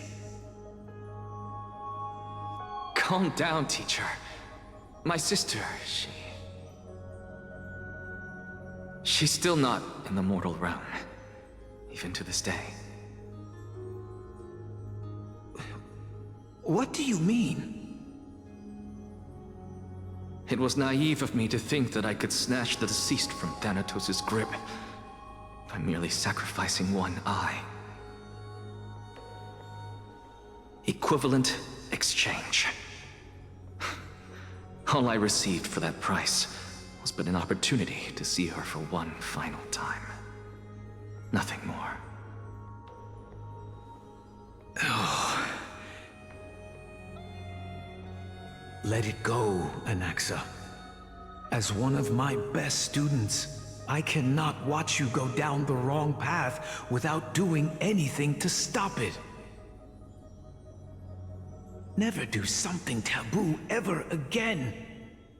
Don't disappoint the deceased, and never harm yourself. If you can do that, this classroom will still be yours, and you'll have a chance to live out your own life. Since I was able to see her one last time, I have no other desires. You're right, teacher. It's time for me to start a new life. I am sincerely glad for you, child. Now then, what topic would you like to study? I wish to continue Thelesis' research. Continue the research into souls, but you know that the Grove has long since understood his philosophy like the back of their hands. Even if you continue digging into this subject, your efforts will likely be futile. No, teacher. After my fleeting glimpse of the deathly fog, I finally understood a single truth. Since ancient days, our understanding of souls is but the tip of the iceberg. I may have lost an eye, but my view of the world has become clearer than ever. I have grasp the truth with my bare hands. Watch as I turn this farcical world upside down.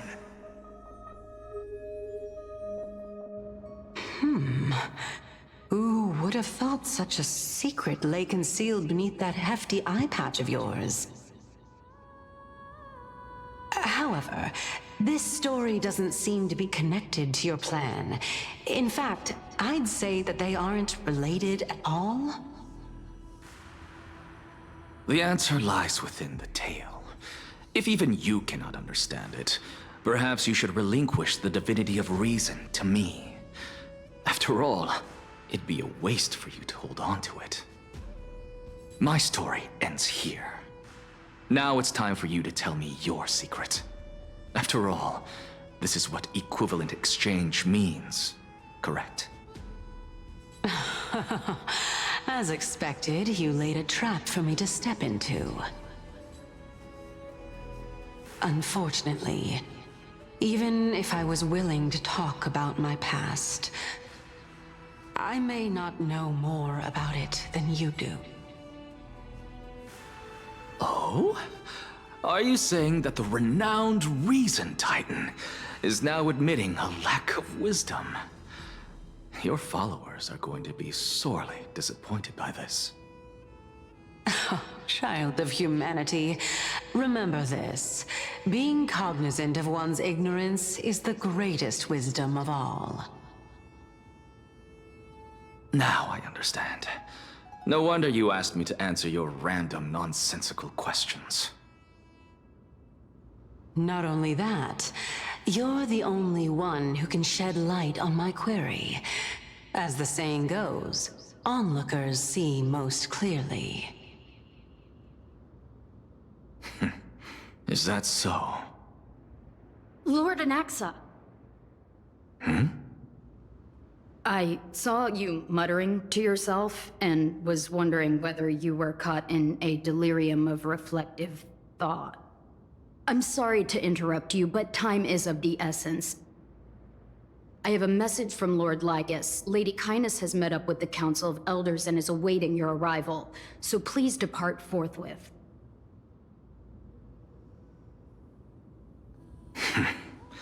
It's finally time. Carefully. The one who created the world, and the one who bears the world.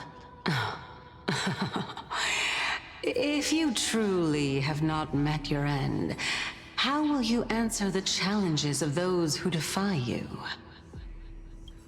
I didn't expect you to agree to Lady Kindness's invitation. What a wonderful turn of events. To tell you the truth, there are many people who hold grudges against that Lady Goldweaver. Isn't that the Dromas draped in finery? Avoid his gaze. I don't acquaint myself with blasphemers. Don't worry. He's too full of pride to pay us any attention. Your nickname is Dromas as well?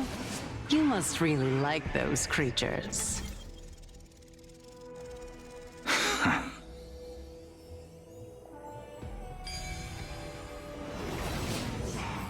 A student of Empedocles? I hear that his views run counter to the Venerationists. This is what being a scholar is about. A collision of ideas only occurs when there are differences in beliefs, and it is such collisions that lead to progress. Yet, in my view, there are only right and wrong perspectives, neither of which can coexist with the other. What radical thinking. I guess this is why the children of Welcome to the Demigod Council, esteemed guests. Lord Anaxagoras, oh, I've heard so much about you. Head of the Nusporists of the Grove of Epiphany, notorious blasphemer, a Chrysos heir who bears Circe's core flame, a survivor of the Grove calamity. Did I miss anything? Well, if so, please be so kind as to enlighten me. Since Lady Kindness is already well acquainted with me, I won't waste any effort introducing myself again. But then again, perhaps the customs are different here. Back in my hometown, there is a form of etiquette known as honoring guests. The host will welcome their guest with warm hospitality by treating them to fine wine and a cozy bed. And yet, ever since I arrived, I have not been welcomed with warm courtesy or ceremonial gifts. Instead, I am met with intense scrutiny. Even more absurd, the host has sharpened their blade and instructed their servants to lie in wait in the shadows. Perhaps you intend to cut open my heart, retrieve the core flame, and then hold a grand feast for all of the guests. Everyone, stand down. Thank you for understanding. I am but a feeble scholar who is not used to the stench of avarice and blood. No need to be humble, my lord. From my perspective, your courage and gumption are worthy of the reputation of the Seven Sages. Your bravery is more than adequate to accomplish our perilous endeavor. So, you wish to start a war? Well, since the Chrysos heirs are calling for war, we will respond in kind. Conflict is inevitable. Since Aglaya endeavors to suppress the virtuous commoners with blood of gold, we will not hesitate to display the rights and mettle the citizens of Akama are so entitled to. As to your question of whether peace is still a viable option, well, to that I can only say this. Everything hinges on the next citizens' assembly and whether they have a sudden epiphany amid the clamor of the masses. And since you, as a Chrysos heir, accepted our invitation, you have indeed given us a glimmer of hope. What brazen arrogance. What you're saying right now is worlds apart from what you were saying before you retired your cleaners. I don't deny it. After all, they're responsible for cleaning up any threats, and just a moment ago, you were on the side of the Chrysos heirs. But now that you're an ally of ours, we can continue talking somewhere else. As you know, these walls have ears. I was fortunate enough to have the opportunity to discuss a treatise about the Venerationists with your teacher, Empedocles. Yet, it seems you subscribe to the Nusporists instead, Lord Anaxa. I've heard that this school of thought is one with many detractors.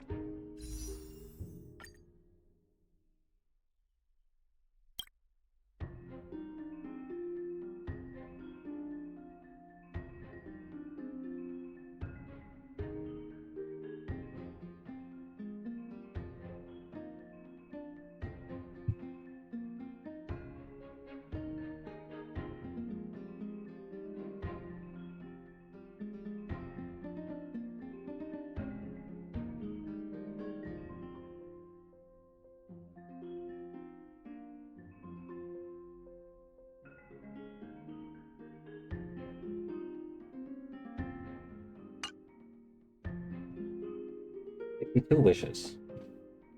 I mean, it's just 1 temple away.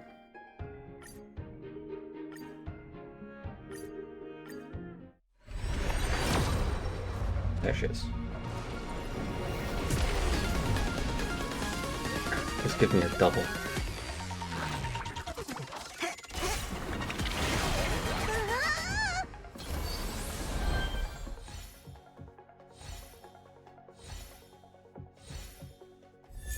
There's Palo.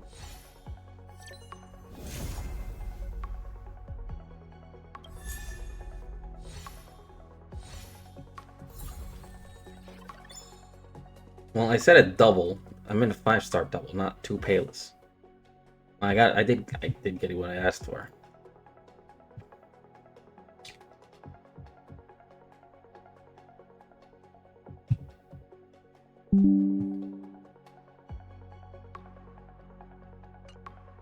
Anyway. That is all.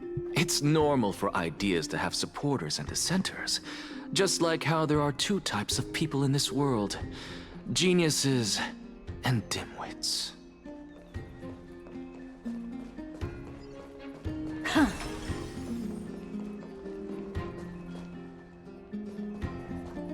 Welcome back to the hub of the Demigod Council, Lord Anaxagoras. Surely you remember that countless eloquent orators have stood in this spot before and emerged victorious by stoking public sentiment with their words. And yet there have also been innumerable blasphemous philosophers who set themselves up for failure because they refused to defend their actions. This tiny stage is the most profound embodiment of Akama in centuries. In 15 days, this site shall also become the most important, as well as the final turning point in Akama's history. May the both of us carry out our duties with honor and lead the masses back toward the Erechrysia, a golden age with no death, strife, or trickery. Oh my, 15 days and nights. That aligns perfectly with the date of your demise. Could such a coincidence truly exist? Using death to prove myself fits my intentions perfectly. What strong conviction you have, as expected of the hero who dared to stand up to the Gold Weaver. As expected, she misunderstands you. That's enough, Lady Kindness. Dispense with the niceties. I only accepted your invitation so that I can serve the commoners alongside the members of the Council of Elders. Don't test my patience with such superfluous formalities. Well, you say that now, but surely you also require my aid as well, so that you can stay alive even when being pursued by the Golden Thread? You worry too much. She won't show her hand too freely, as she still needs to garner support from the masses at the Citizens' Assembly. Even someone like me can tell that only a sliver of her humanity remains. Surely you're not asserting that she will definitely act in a rational manner. As you're no doubt aware, Aglaya covets the core flame that I possess, which makes it the bargaining chip that allows me and the rest of you to negotiate with her. However, in return, I'll need the Council of Elders to support me as much as possible. Naturally, this includes the guards as well. You're well aware how valuable Circe's core flame will be in the Erechrysia that you are desperately pursuing. Talk is cheap, so you'd better act prudently as well. I understand. After all, this battle of wits is just a means for each party to acquire what they need. As long as your request is reasonable, the Council of Elders never shortchanges its allies. Since we're both intent on mutual cooperation, let's not mince words and just speak plainly to each other. Let us decide how much we can secure for ourselves and how much we're willing to sacrifice, like true philosophers, with our words and wisdom.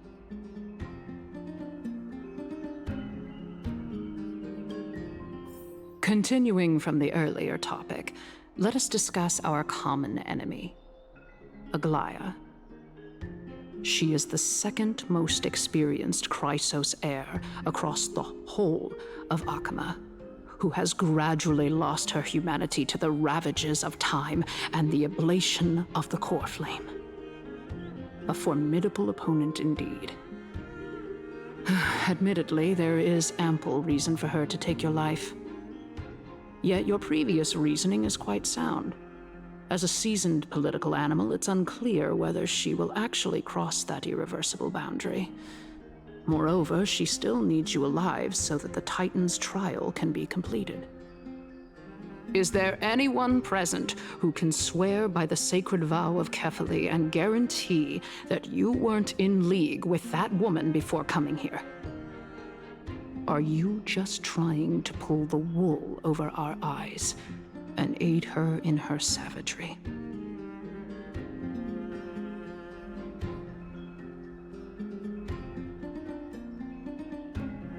He's prepared to execute me.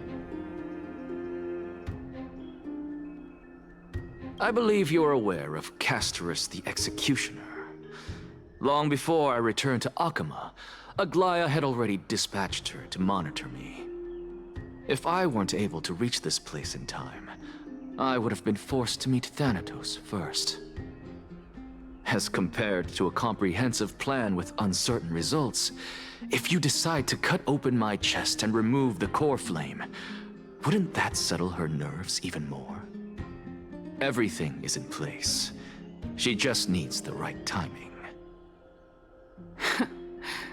I understand what you mean. At the very least, the both of us agree that this tyrant who wallows in extravagance and greed is the greatest threat to achieving peace in Akama. The Council of Elders is willing to defend your right to live, just as we defend every oppressed citizen. However, I regret to say that sentiments in favor of the Chrysos heirs and Aglaya are only growing in magnitude. The peace that we are aspiring toward, as well as everything that we hold dear, will be destroyed completely. The city will be burned to ashes, and the citizens' blood will be shed. Tell me, what are you willing to do for our esteemed citizens so that they can vanquish the enemies of our fine city?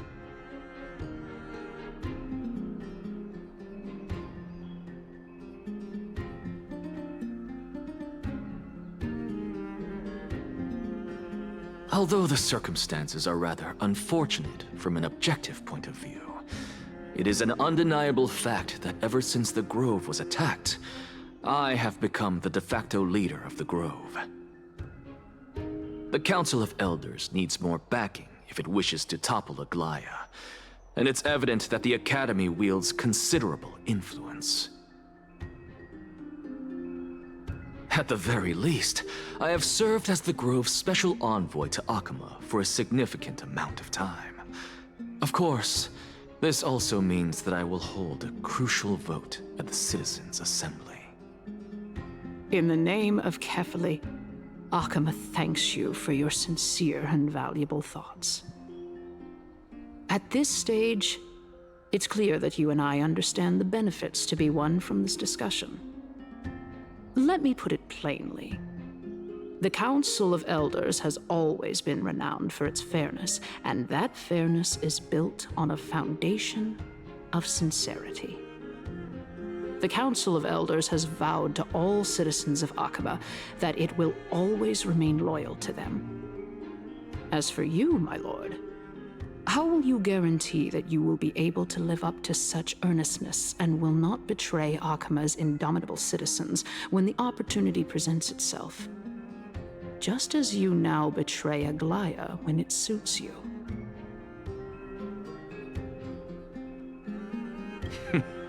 Surely you jest. My loyalty does not need to be proven. The fact that the Council of Elders is asking for proof of my loyalty is itself akin to a form of betrayal. I am incredibly honored to have witnessed the both of you bury the hatchet in a civilized manner.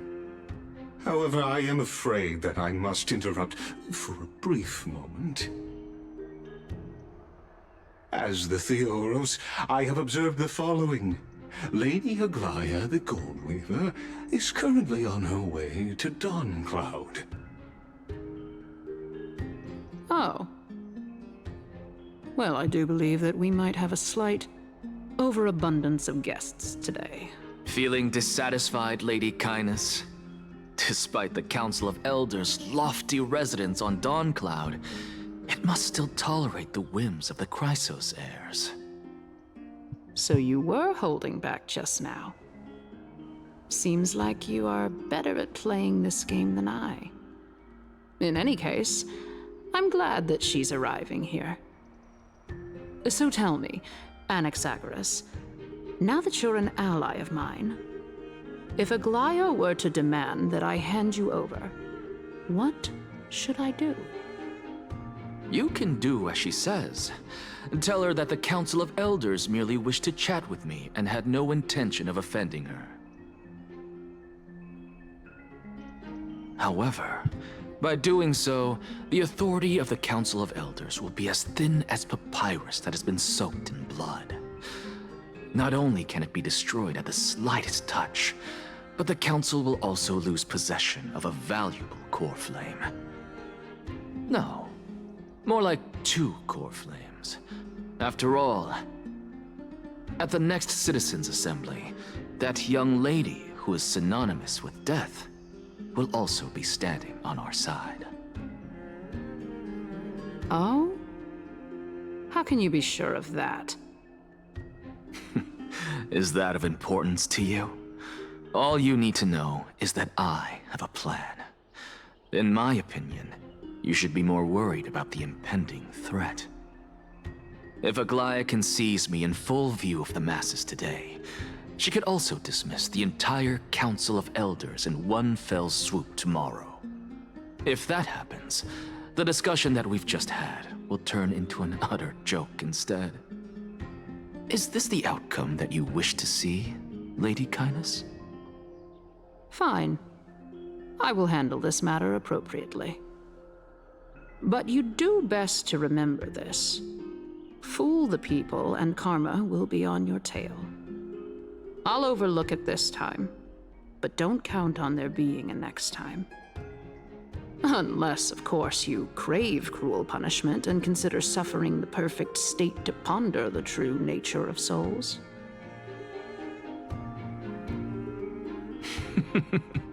Well, what do you know? That happens to be one of my rare talents. We shall see then. Ah, I've got to say that you've managed to really impress me again. But shouldn't you be going after more? Dying to know what I'm after, hmm? I mean, I'm the reason Titan after all. It is in me to ask and seek answers. Easy there. You'll learn the answer soon enough. I didn't bring it up with her purely because she doesn't have the means to give me what I truly want. It's as they say, onlookers see most clearly. The true masters of Dawncloud have always been the Theoros, who watches over everything. Jesus Christ, how long does this story go? Like, if this updated it.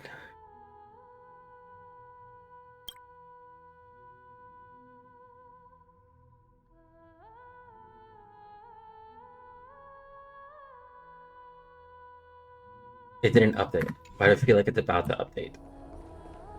Anyway, I should probably build a Castoris team. Let's see.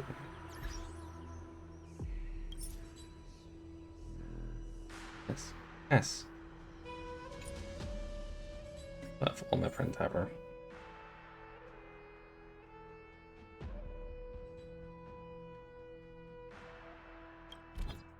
Of course.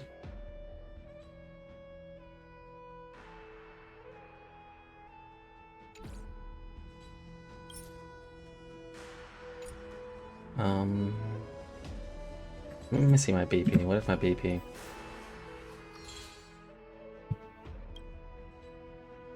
I'm 20. I'm like almost there. Literally. I just need to get to like 30, 40. And then I'm set. And then I got it all.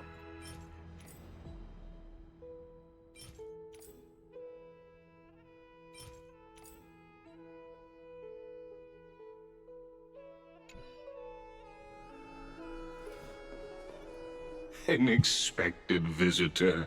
Welcome once again. You know, you could actually skip all the pointless debate and come straight to me to seek an audience with Kefali. I have no reason to refuse you, do I? You may not, but kindness has.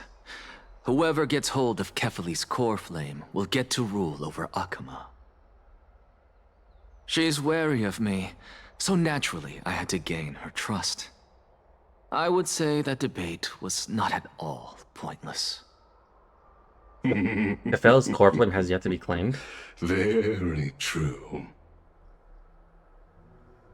In my view, this individual has gone to great lengths to get close to Kefali. He might very well be plotting something nefarious against the Titan. Are you still willing to let him pass, knowing this? Yes, very much so. All living creations are always free to visit Kefali's transcendent vessel. This comes with being the World-Bearer. How convenient it is to be able to hear what they say. It is truly my honor to speak to a venerated Titan in person. Please, go ahead. Let me join you both on this journey. Oh, a bygone myth tells of an occasion where Kefali once answered their followers' questions on the peak of the holy mountain. Their followers have since believed that scaling this Titan cliff is one way of being with the god. Hear that? It's not every day that you get to climb a mountain with Circes. You should sing me a hymn of praise. Titan hymns are beyond me.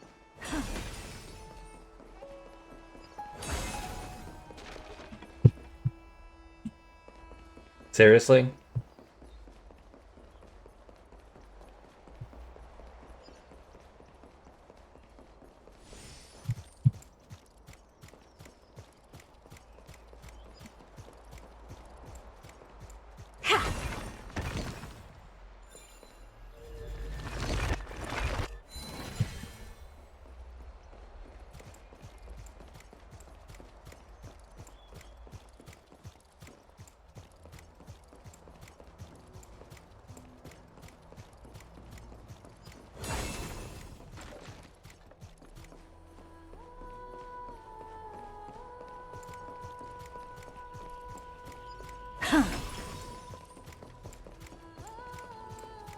Go on ahead.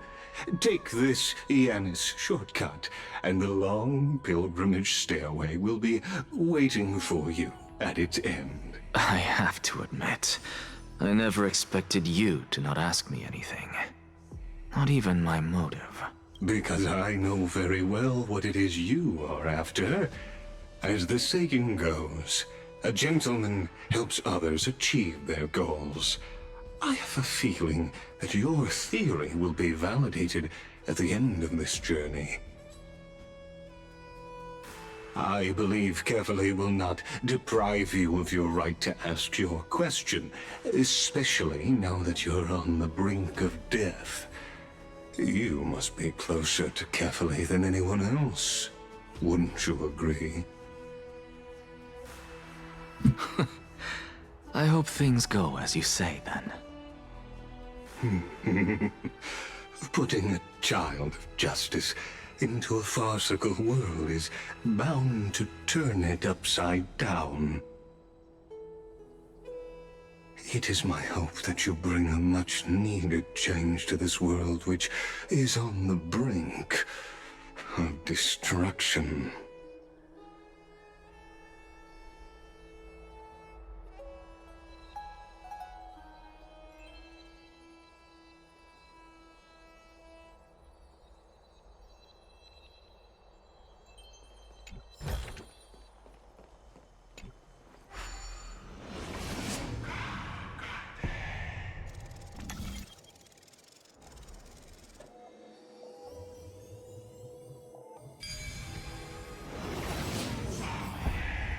Honestly, this is my first time going up to Dawn Cloud's peak. What a splendid view. Isn't it about time you recognize the magnificence of us Titans? Well, I don't see how this place is different from those temples in the city. All they have are magnificent facades. And even though I've come this far, I'm still doubtful about getting useful clues from him. I must be getting ahead of myself to be expecting to hear something nice from you. Oh? Haven't you been in my head for some time now? It's high time you get used to how I feel about things. Alright, we're just a short hike away from Kefali. No time to waste here. So the intellectual debate from earlier was too draining for you, huh? If Amphorius gets a new lease on life, you should focus on strengthening your body and stop shirking social interactions. Save your concern. The Titan is in sight. Can you make it? Why? Are you going to carry me up if I were to fall now? I know how far I can go, so just hold your tongue and come along. Fine then. I guess I won't say any more. I'll just wait till your soul dissipates completely to gain control over your body. Wait. Is that... Cersei's? Hey, look at that. Huh? What should I be looking at? Am I hallucinating? Or do we even get to see souls when we're close to dying? Hasn't been that long. How are you dying already?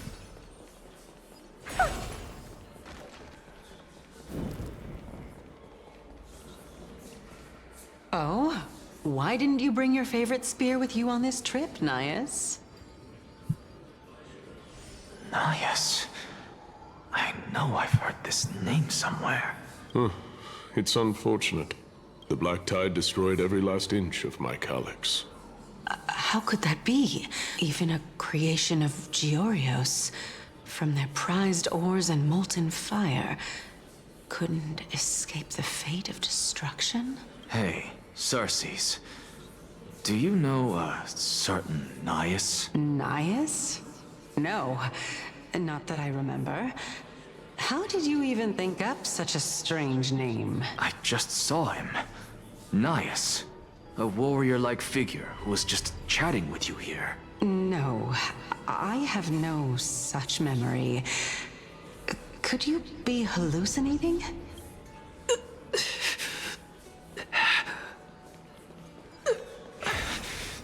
This is a departed spirit?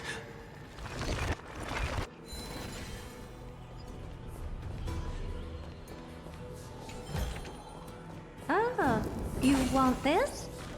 Fine. Take it and amuse yourself.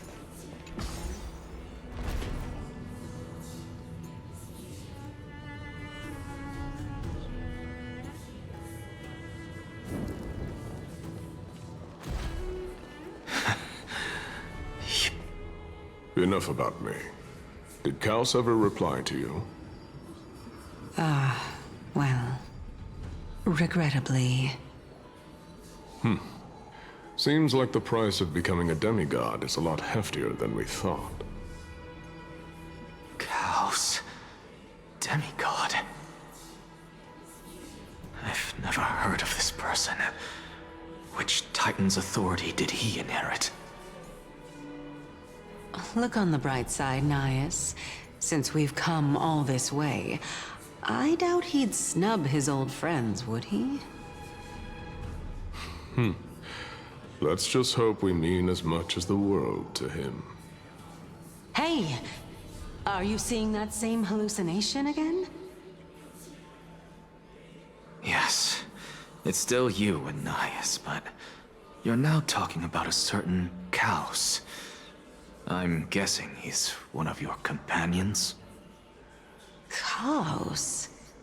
This name sounds just as strange to me. Never mind. I think I know what this is about. If things are as I thought, then they aren't hallucinations, but the souls of people. What?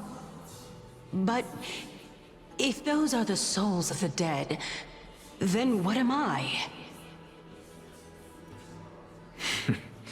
Beats me.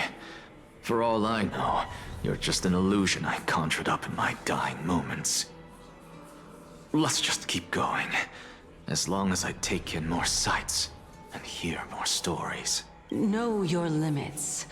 Wander too far among the dead, and even I might not be able to save you. I'm fine. If this is indeed as I thought, then this will be very amusing.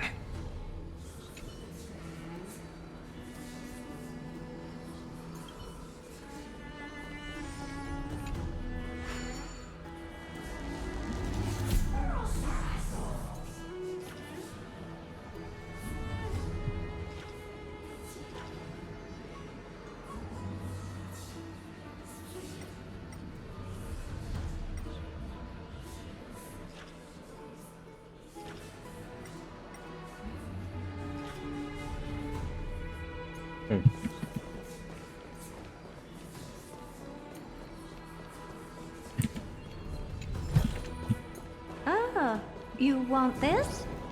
Fine. Take it and amuse yourself.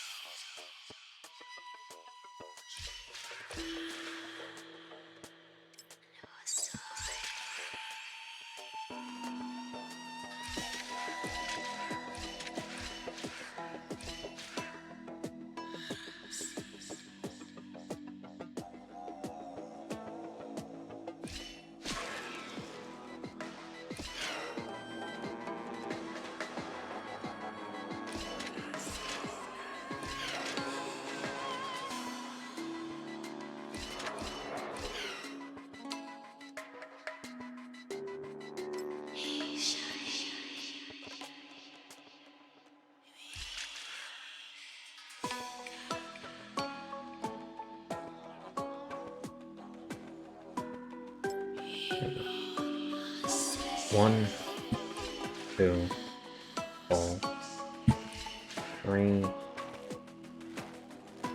5.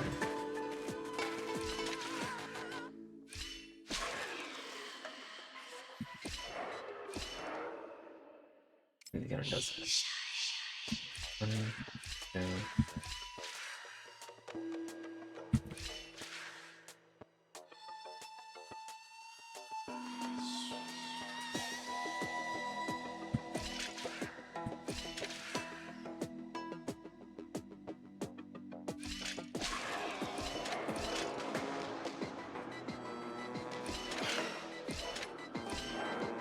Doesn't matter if I find the ones I got this side. Oh. So...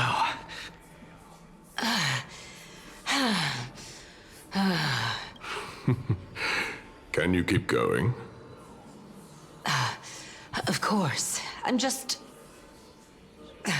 If I knew we had to climb a mountain, I wouldn't have come along with you.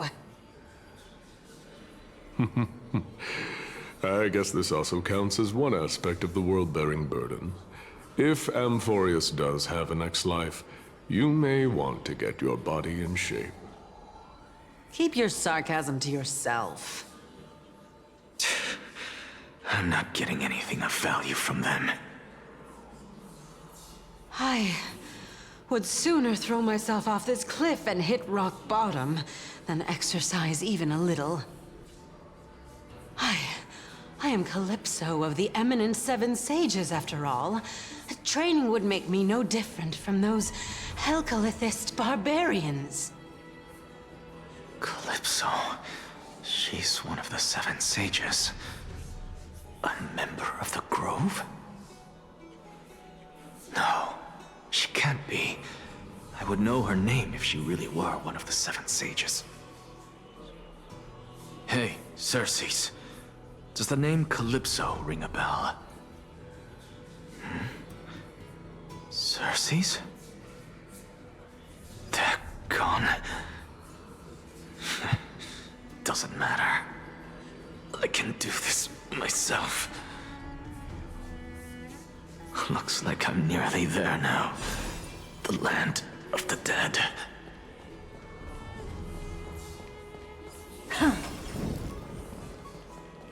Oh, beautiful old world.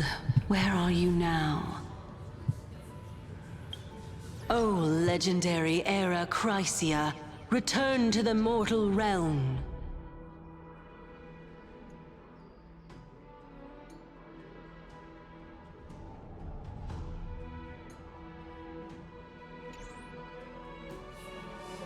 Splendid gods once walked the paths we walk.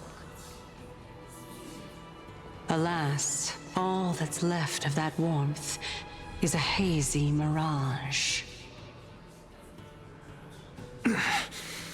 Why are you chanting that too?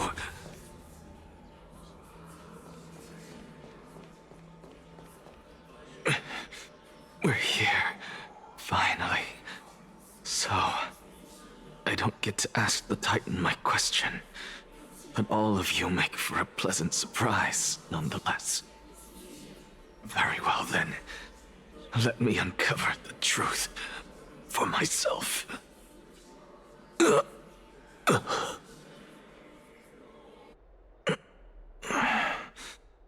I still fail to make it in time? So, I'm back here again. This is... I can hear it. I hear it from the depths of the tides, behind the closed doors of the Void World. A voice ready to tell me something. This time, the voice is a lot clearer than before.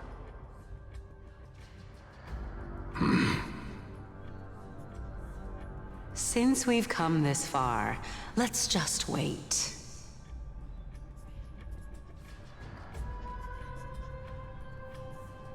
Lord Nias and Miss Calypso, are you both here to visit Chaos too? Yes, and we've been waiting for quite some time now. Regrettably, he hasn't answered us. The worst-case scenario is that he's already been overwhelmed and crushed by the world-bearing burden. You're overthinking, Lord Nias. I can still sense Chaos' soul in the area. And besides, we both know Chaos' nature. A deliverer like him wouldn't fall so readily, much less give up on all that he holds dear. Isn't that so?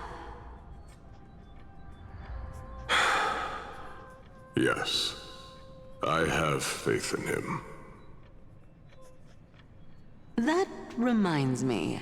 Why are you making this trip alone, Polixia? Oh, my sister needs more time to make sure the flowers are fine.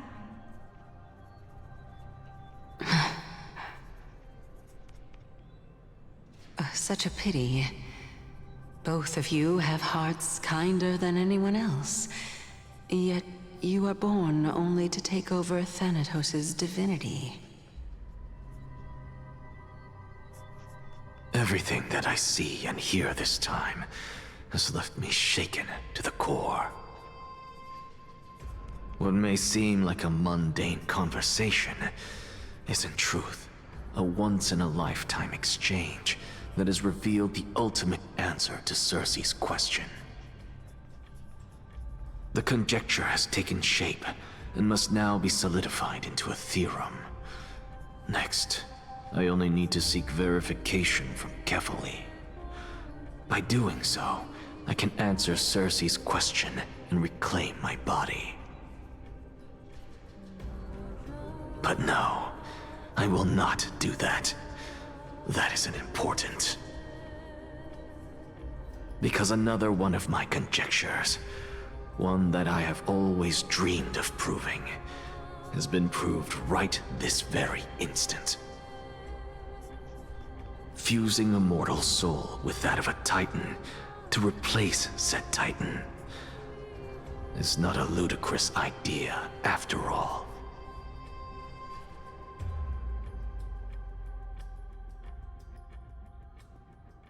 What are you thinking about? Just amazes how this towering tree is Cersei's divine body. It's a majestic sight. Is that so? You don't look the slightest bit amazed, though. Plus, you seem to be strangely familiar with the city around the great tree. Merely something from the past that I won't get it going. Events of the past, huh? I was also a child when I looked up at Cersei's. Their leaves and branches reflected the sparkling stars, and their trunk was like a pillar that supported the sky and ground. I stood at this very spot back then, imagining the day when I could climb to the top of this tree, because I would be the closest I can be to the sky at that spot.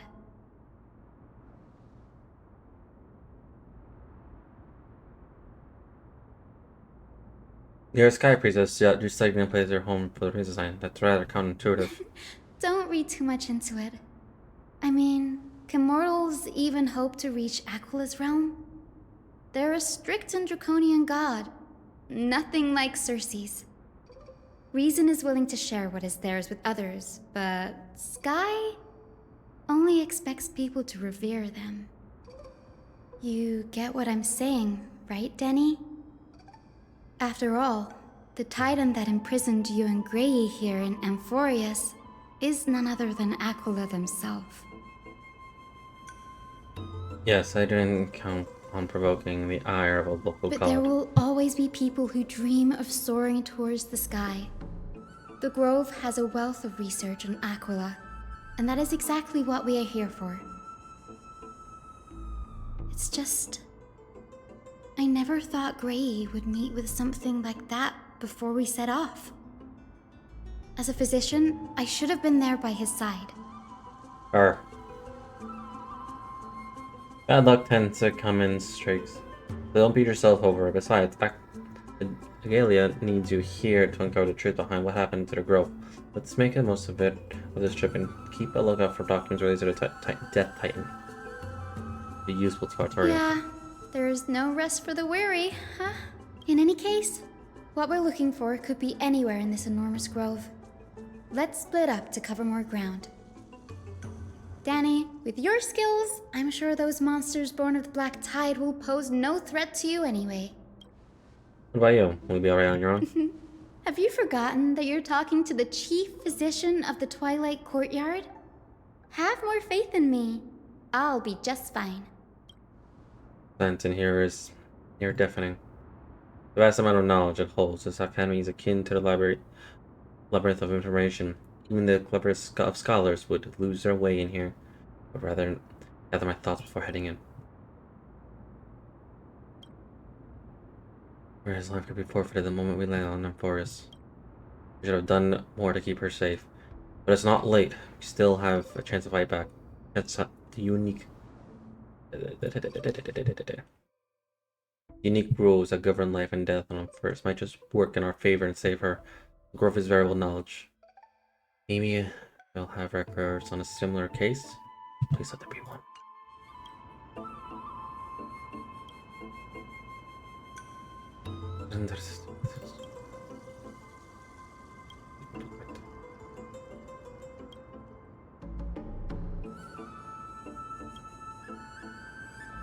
Do this for another time. Cleansing chloroflame trial of Kairos Eric and ascend to a demigod. Fiction of process of some sort. Titans are two distinct classes of beings. Titans communicate with us humans, and it is not impossible for us to overpower them. On their demise, we can take over their divinity. In regard, Titans can be said to be no similar to humans in aeons.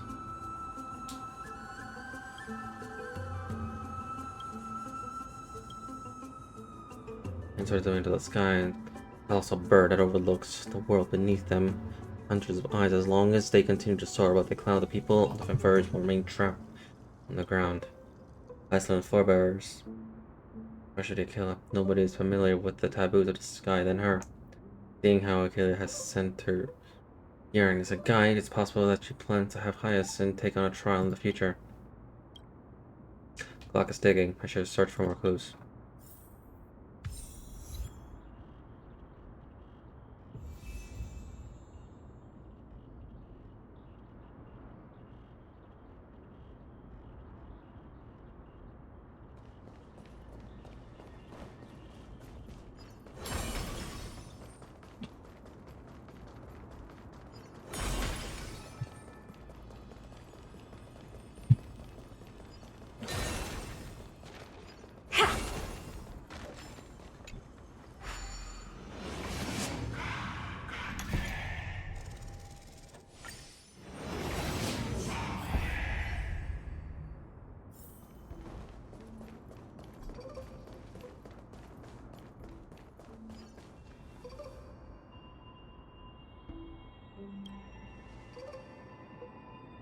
This look different from the Titankin from up close. That scroll?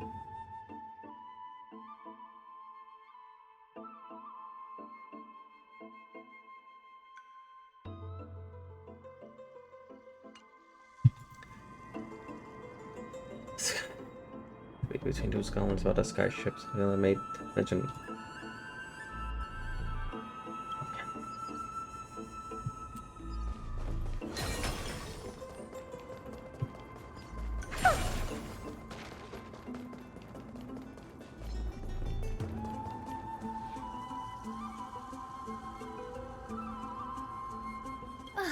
Really now? This is way more trouble than I could have asked for. Need a hand? Or you could sit back and watch.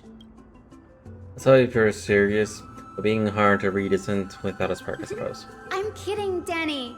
Lend me a hand, pretty please. All right, now let's get him.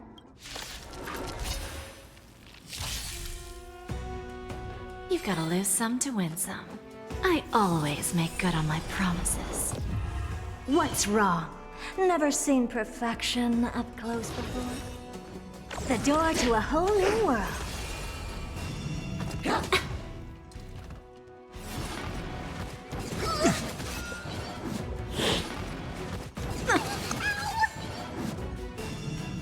Impressive. Almost. I will overcome the thorns.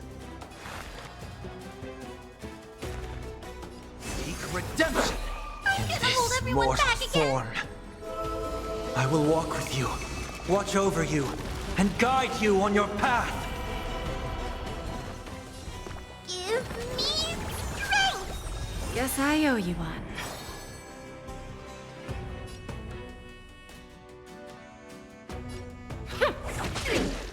All at once? I don't have time for games. You've just got to expand your thinking. Bending the rules, are we? Curiosity is a dangerous thing, you know. Endless riddles, but the answer is nothing but a void.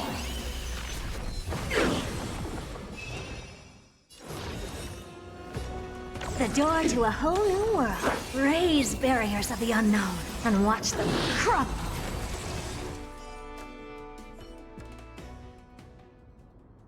Wait, what happened? There shouldn't be this many monsters here.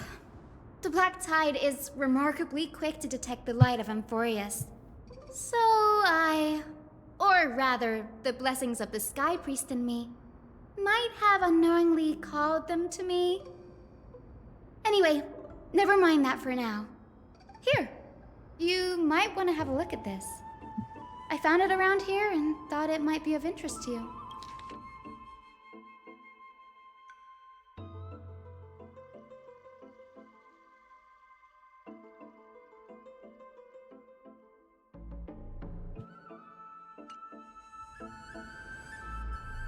Confuse himself with the core flame of reason. This is new. I didn't know Professor Anaxa was researching this guy. He's never mentioned anything about it. Close to that flame chaser journey. Might is an understatement. Anaxa has never been one to venerate the gods, nor has he ever found it within himself to put any faith in the prophecy. People have come to think of him as a heretic, even in a place as liberal as the Grove. Yet, it is also this very blasphemer that Cersei's favors. Fate sure works in mysterious ways. I picked up a scroll over here. It looked like they may be related to one thing you're holding. Oh, let me have a look.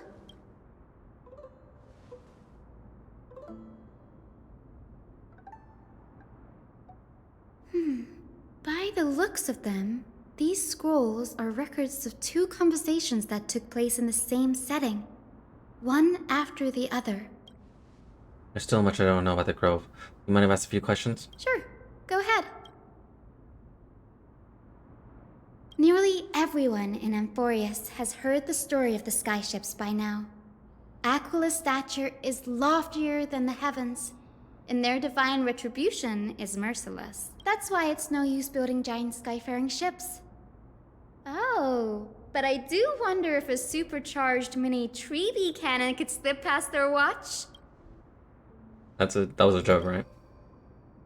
Newsporists primarily study the application of alchemy in soul repair. Everyone considers Anaxa a blasphemer, but that has never stopped him from sharing his ideas, no matter how taboo. If you must say that he's hiding something, then it's likely what lies beneath his eye patch. The Grove of Epiphany is home to 7 schools of thought.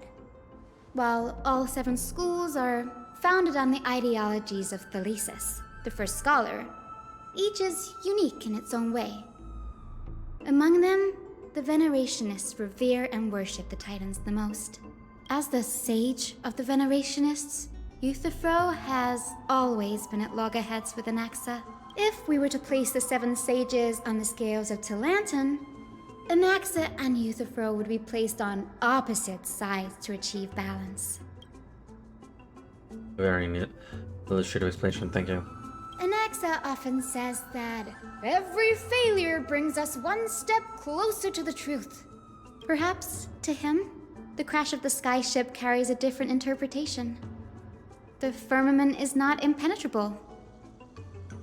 On the contrary, it was precisely because the skyship represented the first step toward breaking free from the shackles of the earth that it provoked the wrath of the Sky Titan and brought divine punishment upon itself. It's a shame that the majority of the Grove's research on Aquila was headed by the Venerationists, with sacrificial rituals making up a predominant part of their findings. Discourse about more esoteric subject matters in relation to Aquila dwindled even further after the skyship incident. So much so that even this scroll is completely new to me.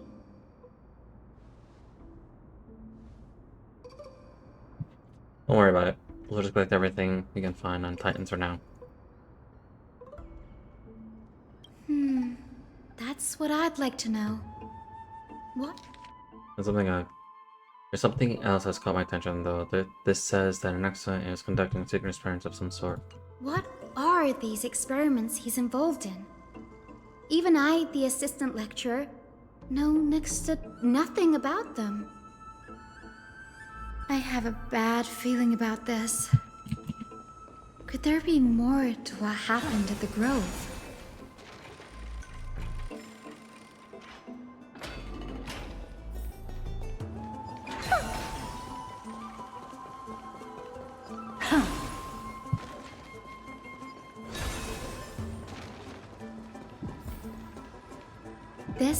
is the Library of Philia, a place where the Grove stores its collection of tomes. Other than books written by the 7 schools, you can also find philosophical texts, ballads, and religious writings from the Outlands here. Cities that desire to learn from the Grove were apparently expected to contribute knowledge of equal value to what they sought. We've had more than our fair share of hilarious episodes over the years. For instance, it's said that the Erythrocheramists once borrowed a manuscript from a certain author, but ended up returning a copy instead of the original. What's more, the original manuscript was supposedly then hidden here.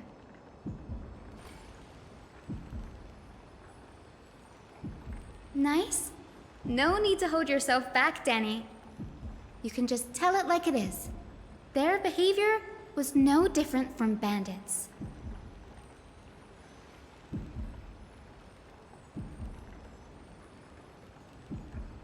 Whew. You've got me there. Some said you couldn't even find a dictionary in Castrum Kremnos, so I guess they were spared. There are too many books in the Library of Philia. Flipping through them all will take too long. Why don't we use the Biblioslate to search for the texts we need? We can bring them back to Akama for reading after that.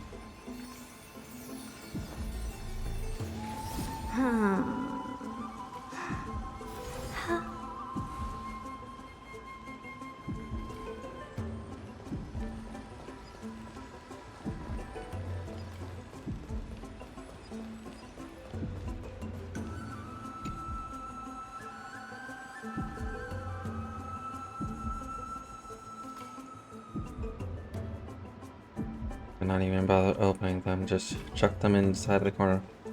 What about Nexia? I read this, Hyacinth should come have a look too. Ugh, it's so dusty in here. Whoa. Are these all complaints about him? I can already see what they must have written. Anaxa has no respect for the gods. His very existence undermines order in our society. They're probably all things like that. Does Anaxia hold that much influence? Why else would they call him the Great Performer? When Anaxia established his school of thought, the first thing he apparently did was read his own work to everyone. Are the Titans truly an accurate reflection of what humans think gods should be?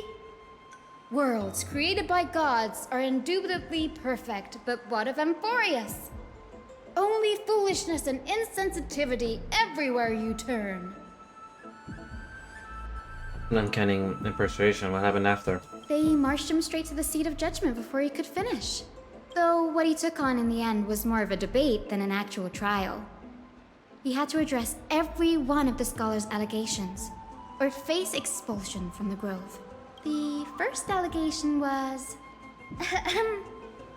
Do you agree that since the Titans created the heavens and earth, so the mountains, rivers, and seas must likewise be their creations? Am I supposed to put myself in Axia's shoes and answer that?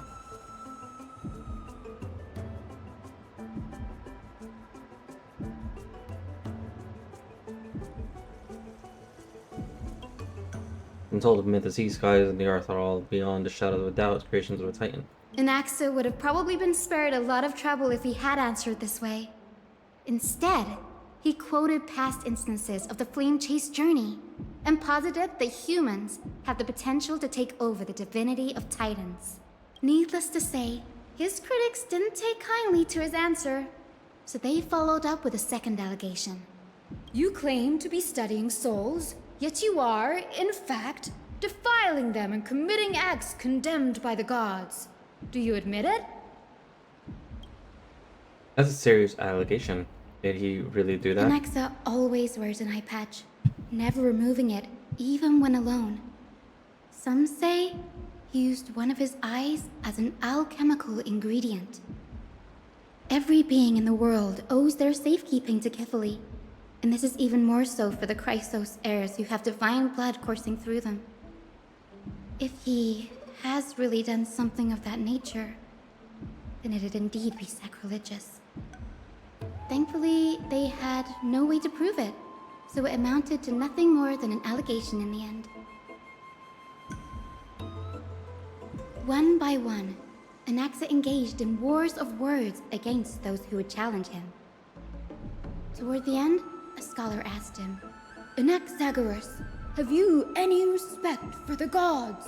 It was only after a brief silence that he answered, "I have never denied that titans are meant to be noble constructs." What? He didn't say that titans are not noble. I mean, it was louder in this case. Yes. I'm not sure how that controversy was eventually resolved. But what's for certain, at least, is that Anaxa was allowed to stay in the grove where he continued his research, despite being regarded as a heretic. By the way, this stack of complaint letters has reminded me of a place in the grove. We may find clues there that aren't on the teleslate. I'm talking about Anaxa's alchemy lab, hidden between the cornerstones.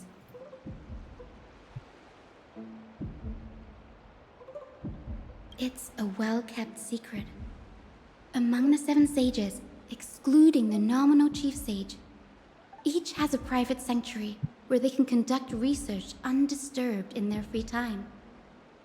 Even the administrators of the Library of Philia are restricted from accessing those places and documenting the sage's research. But with the grove in this state, I'm sure Anaxa won't be mad even if we sneak into the lab for a short while. Right?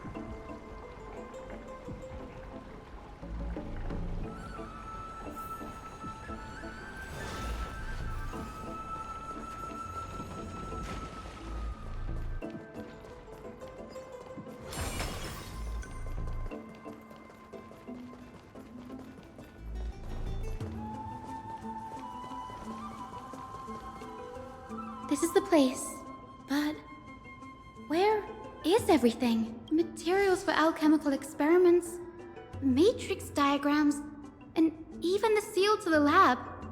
They're all gone. The black tide destroyed it all. No wonder we didn't see any defense mechanism along the way. You've been here before. No, not even close. Not only are alchemy experiments high-risk activities, but Professor Anaxa also has a penchant for using bizarre materials. Students often saw him walk in looking right as rain, but come out covered in soot with his hair singed. Naturally, no one dared to come near this place. Huh? That bookshelf over there seems to be the only thing still intact.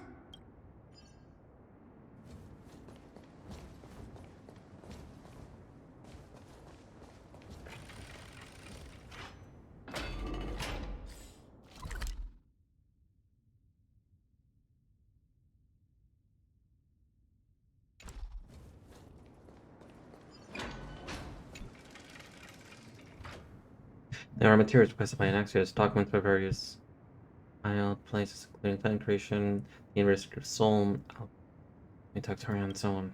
Those are materials look in research domain of whoever titled study on Praro's background is mixed within.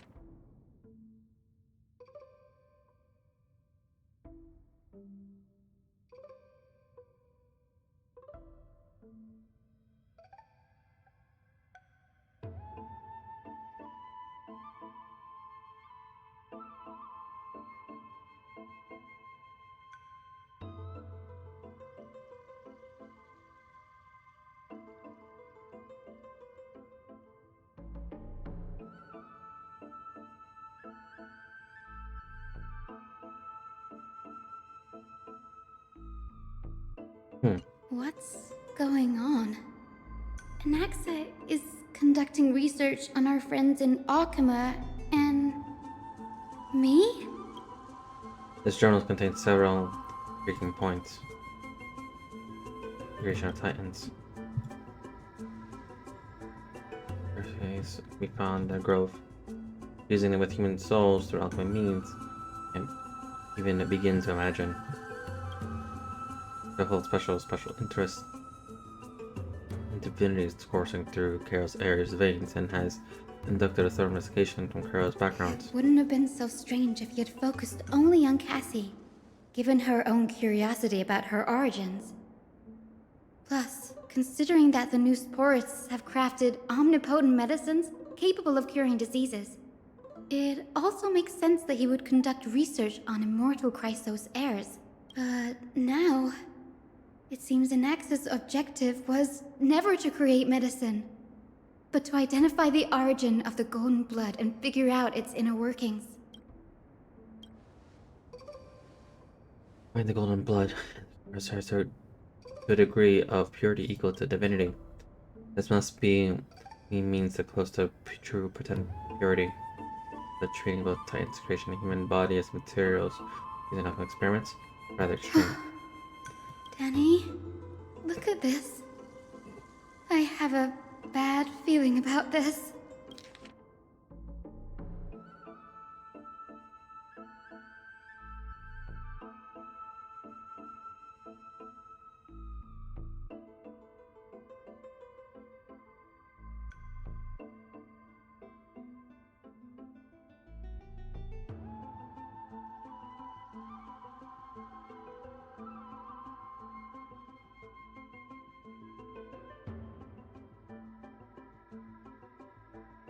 Impossible to restrain.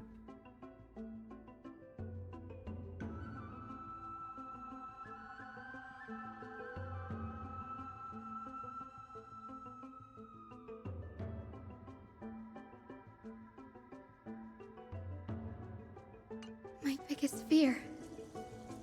It's come true. After going through his notes, I think I can piece it all together now. Anaxa was carrying out experiments on soul transmutation. When he's trying to reconstruct a human soul's alchemy? Yes, this is what he was secretly conducting research on. Something he had to keep hidden from others. Compared to his public speeches, this is the real blasphemy. Oh, I just thought of something.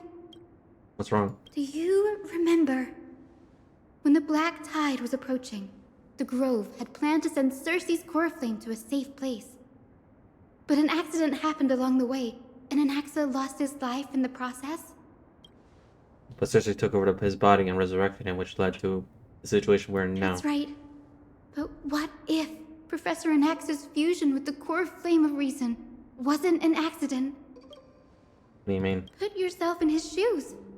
Knowing that the Black Tide was closing in and your time was running out, what would you have done?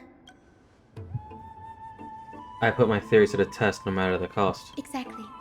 When the Black Tide came, the true reason Anaxa headed to the Luminary Throne was to transmute and fuse himself with the Titan's core flame. Did he succeed? No. Judging from how he reacted after the event, the results came as a surprise. Maybe he failed to consider the possibility that Cersei's would make a similar decision. The manuscripts detailing all the alchemical formulae have been taken away. His research is still ongoing. Could he have taken them for other purpose? Like, what? There's only one Titan left in the world now. No. No way. To even attain perfection, one must understand the principles of creation. If Anaxia is an optimum hand, then that means... He's after Kefali. Sir, this sky above us, it's not real, is it? Of course not. This is just an image from a projection device used for educational purposes. A simple trick. The day-night cycle has been lost to this world. So that students like you may still learn about the night sky, astronomers have harnessed the Titan's miraculous power to manipulate the light, projecting the nights of the past here for you. Much like how the sky above the Holy City is also illuminated by Kefali's dawn device. So, the skies of Akama are fake too. You mustn't conclude that, Anaxa. You should know that only a child would expose a trick and be proud of it. Often people know more than they let on. They simply choose to feign ignorance because they have no other choice. Then they're just deluding themselves. People believe in Kefali's tale of Genesis, accepting wholesale whatever the priests preach. But we're different. We've already walked out of the firelit cave of ignorance. We have already realized that we live in a world where Titans make the rules. Even when we look at the sky, we're only seeing what they allow us to see. Rather than gazing at this mockery of a night sky fabricated by them for the rest of my life, why shouldn't I be the one to take control of the projection device instead? So much time has passed since you sowed the seeds of doubt in my heart, child.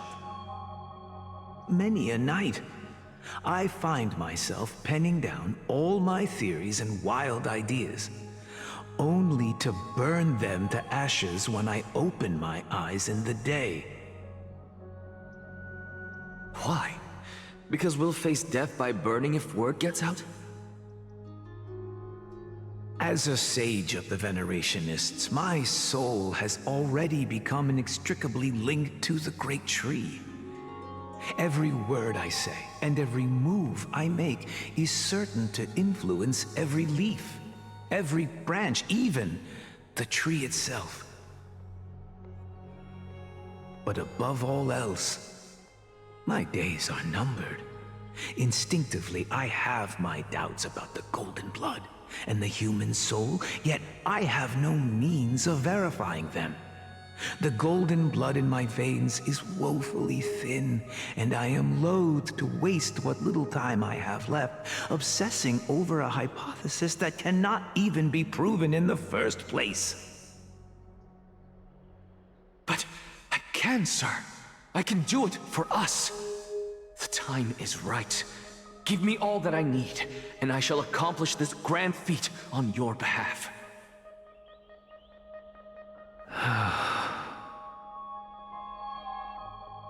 You're right. I shall do just that. In the next meeting of the sages, I will spare no efforts fighting for the rights you deserve. Go. Establish your own school of thought. Find out what we are. Become the one who conquers the ultimate truths of the world. Child of humanity. You didn't go to such lengths for an audience with Kefali. Just ask him a few questions, did you? So, you figured it out. If I were as foolish as a Dromus, perhaps I'd throw myself down and prostrate before their greatness, begging for the gods' prophetic wisdom. Well, sorry to disappoint, but I'm no Dromus. Alas, I am a human, standing tall on 2 feet, possessing both intellect and pride. Before such power, does it make any difference whether you're a human or a Dromus? I'm sure you're familiar with the story of the Styxians. When the raging waves threatened to swallow them, They didn't just give up and become sitting ducks. No. They constructed a dam that kept the roaring tide at bay, chaining down the mad Fagusa. They call me a blasphemer, Xerxes. But that doesn't mean I deny the existence of gods. It's just... as I see it, Titans are simply a force that mankind has yet to find a way to tame. Oh? If power that rivals the Titans is what you crave, why not conform to the prophecy and brave the trial? Why stop at harnessing the power of the Titans when I can do so much more? The source of life is what I wish to grasp, to understand what makes up the soul, and to learn what we really are. Thanks to you, I've had the chance to personally verify, in more ways than one, that the soul indeed ceases to exist in death. But where there is death, there is life. And where there is an end, there must also be a beginning. How then is a soul born? That was the only unknown variable left in my calculations. And by the sound of it, you have already formed a conjecture. No, I have already drawn a conclusion. In my journey unto death just now, I finally saw the answer with my own eyes. Professor Anaxa. I'm here. Her life hangs by a thread.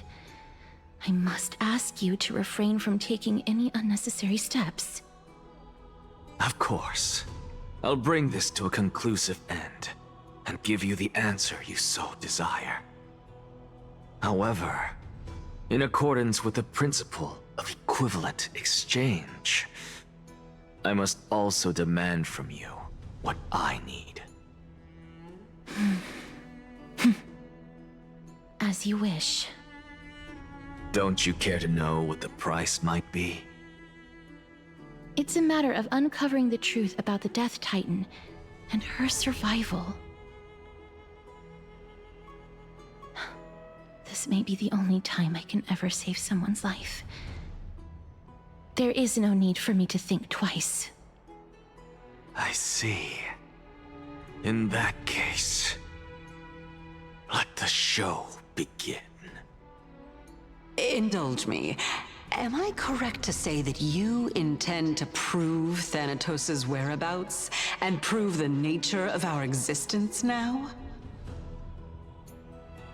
Before I begin, I must confess I had been stuck in a cognitive trap.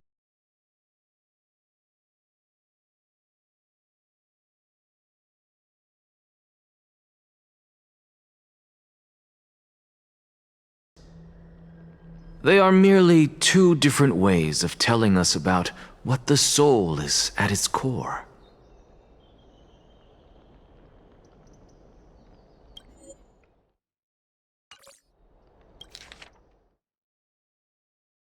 Before I begin, I must confess I had been stuck in a cognitive trap all this time.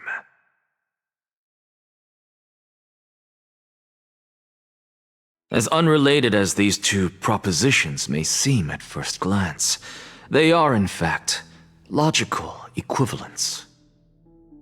They are merely two different ways of telling us about what the soul is at its core.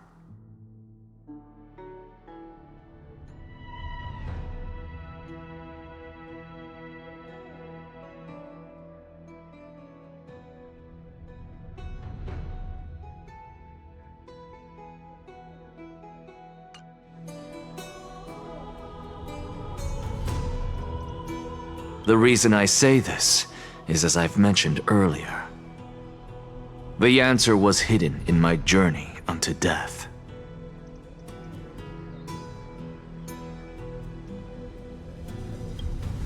Anaxa, you were in the Netherrealm? Yes, I am but a living dead man now, but that's not important. What truly matters is, I overheard a conversation between heroes. That's not all. Remember how I said you were a part of that conversation too, Circes? And I've told you that I have no recollection of such an event. That was likely just an illusion conjured up by the mind of a dying man. Of course you would remember. Because that wasn't you. That was Calypso, one of the 7 sages of the Grove. Calypso? Huh?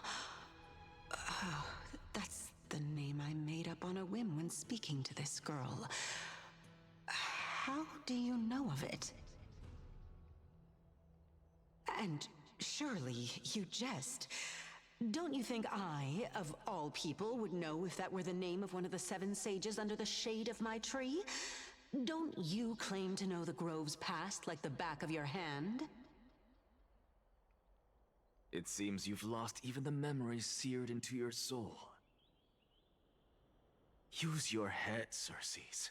Since all of this took place in the realm of the dead, it stands to reason their likenesses are of souls from the past. The living cannot step foot into that world, so who could they be? Think about Calypso. Why does she share your likeness? Yet you have no idea who she is. The answer is evident, is it not?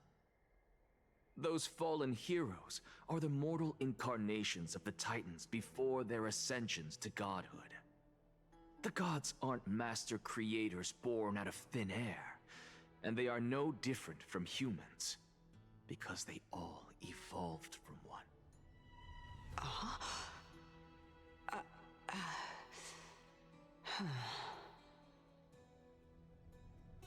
Does this answer disappoint you? Yes, because you've answered nothing. If I truly was once human, as you claim, then where do the children of humanity come from? Even on the off chance that you speak the truth, this brings us no closer to grasping Thanatos' whereabouts. How are we to find them? I knew you would say that. But it matters not. I know what I'm doing. Actually, why don't we have this supreme being standing before us tell us everything? You can revive a Titan? Humans cannot return from the dead. Neither can gods. But all we need to do is look at this from a different perspective, and the problem will resolve itself. The solution is simple. Just like what you did to me. If I'm reborn as Kefali, I can rebuild the world and all within it as they once did. Simple, is it not?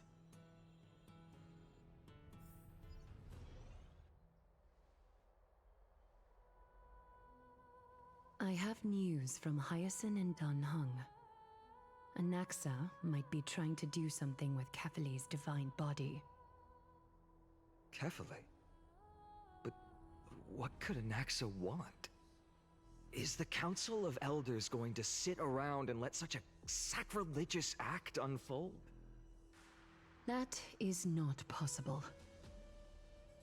He is indeed the great performer, capable of fooling anyone and everyone with his tricks. I'm sorry. No need for guilt, for this is good news to us. The Council of Elders has found themselves a traitorous ally. Anaxa's ambitious desires will be something we can exploit. What we should be doing now is to keep our eyes peeled for whichever trickery Kynus is up to, and react accordingly to thwart her plans. Being Akima's political center, the Demigod Council holds just as much significance as the Vortex of Genesis.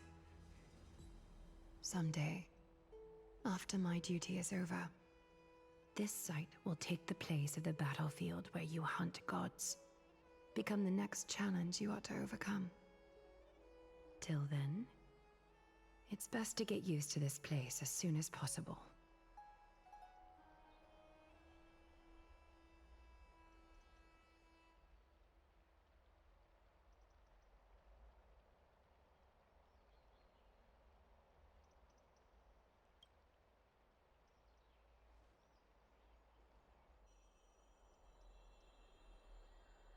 Preposterous! The Christos heirs only have their standing because of the Council of Elders! How dare they trample over it!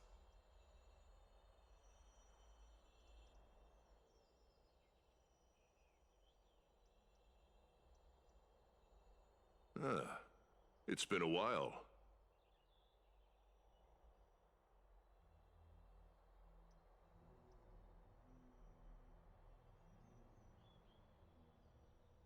What is that supposed to mean? Is this really the sort of person that the young lord praised as a ferocious warrior? It has indeed been some time, Lord Crateros. What brings you here in such haste? Shh, keep it down. Be more vigilant. See those duplicitous dogs over there? They do the dirty work for kindness.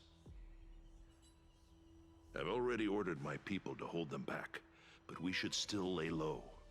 Unless you're itching for a bloody fight to get a workout in. My bad. So, did something happen?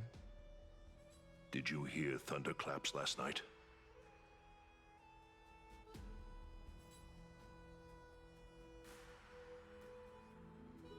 Hacker, what? She's been through a lot lately. Please pardon her. Can you tell us more about these thunderclaps? Thunderclaps are beacon signals of strife. They are a message from the young lord.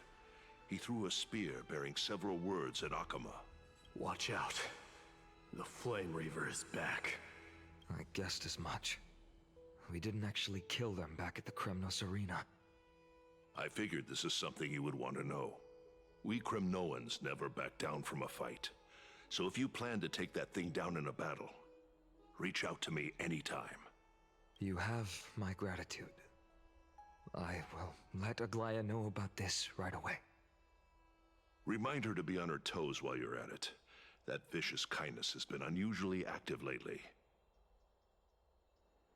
Those lackeys she keeps undercover have been going in and out of the city a lot more frequently these days. Some even seem to be getting Kremnoans to defect to the Council.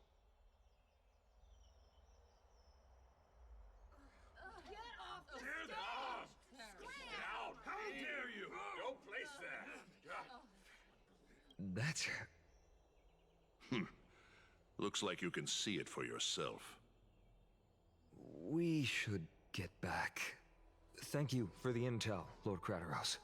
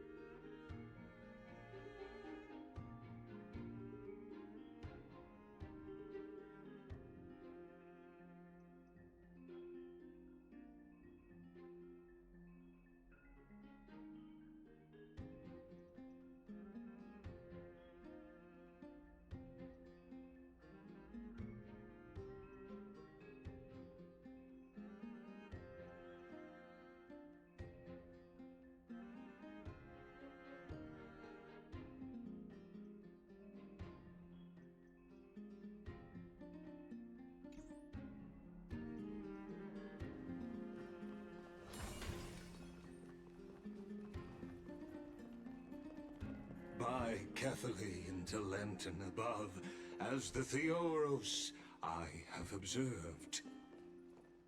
Aglaya, what happened here?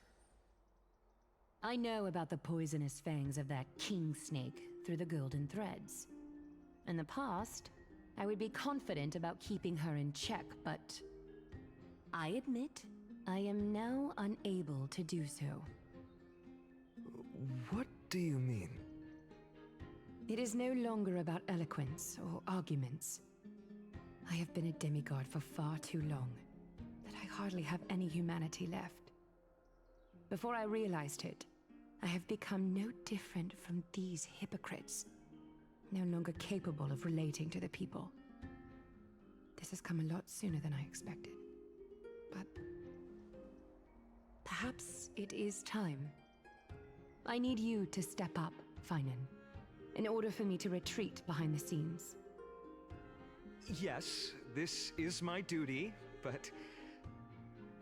It is far easier for the Council of Elders to fool many than just fool one person. Their so-called more support is no more than a ruse to distribute power using words instead of lances. There is no glory in winning this debate, but that makes having respect for humans so much more priceless. Finan, you are a Chrysos heir without flaw, capable of relating deeply with humans. I appreciate what you've taught me, Aglaya. I hope we'll live up to your expectations and win this debate.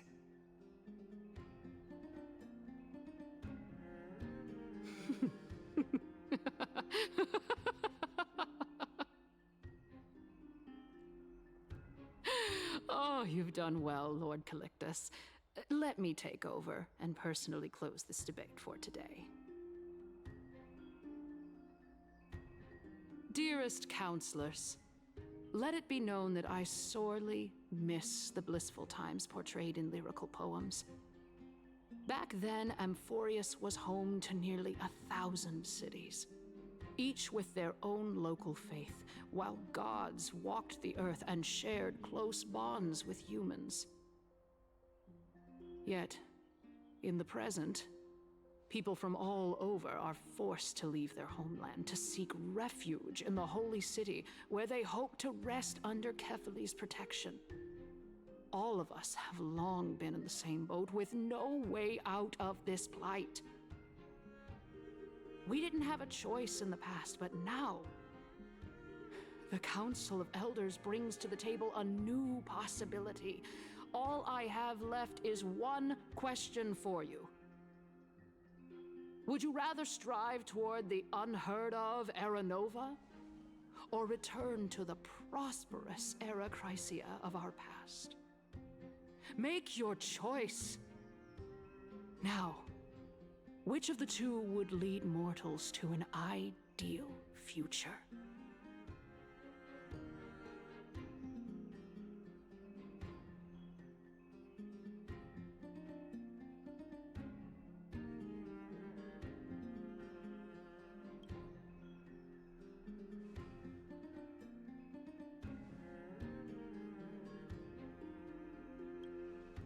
We all know that Era Chrysia is a thing of the past, Lady Kynus. Please, enlighten me.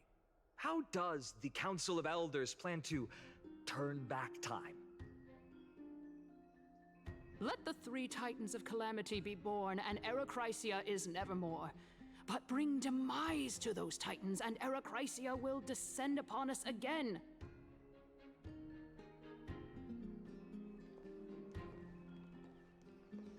Know that the Council of Elders is never one to make empty promises.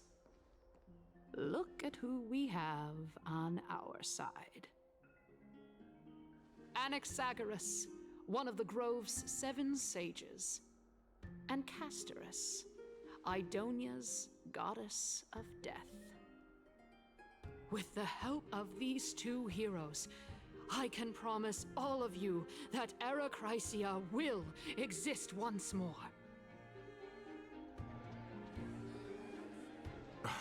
Aren't they Chrysos heirs? They're supporting the Council of Elders instead? It's clear from the start that these heroes do not get along well in their group. All the more proof that Aglaya isn't fit to speak on behalf of every Chrysos heir. I am in favor of Era Chrysia. Era Chrysia! Era Chrysia!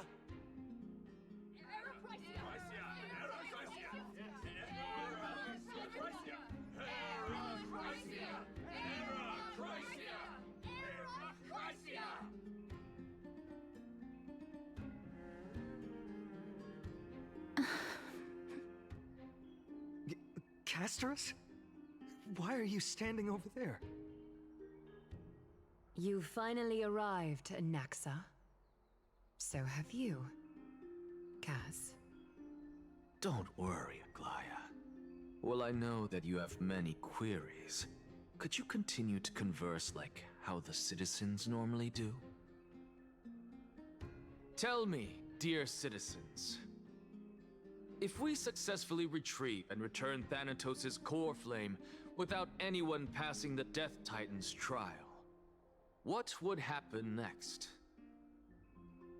The answer is simple. We will have a chance to rid the world of death and bring Amphorius back to an era when all beings live forever. We'll usher in a new future that will be entirely different from the flame chase journey. He's one of the seven sages. That's impossible. I really don't believe this. Your proposal is much too idealistic. As long as the Black Tide still exists, how can we go back to the old days? Remember what I previously said? Kefali's core flame is guarded by the secret power of the Council of Elders. Plus, Fagusa's water curtain will be able to block out any external perceptions. Tell me, dear citizens, have any of you ever seen even a glimpse of the threat that this person is talking about anywhere within the walls of this majestic holy city?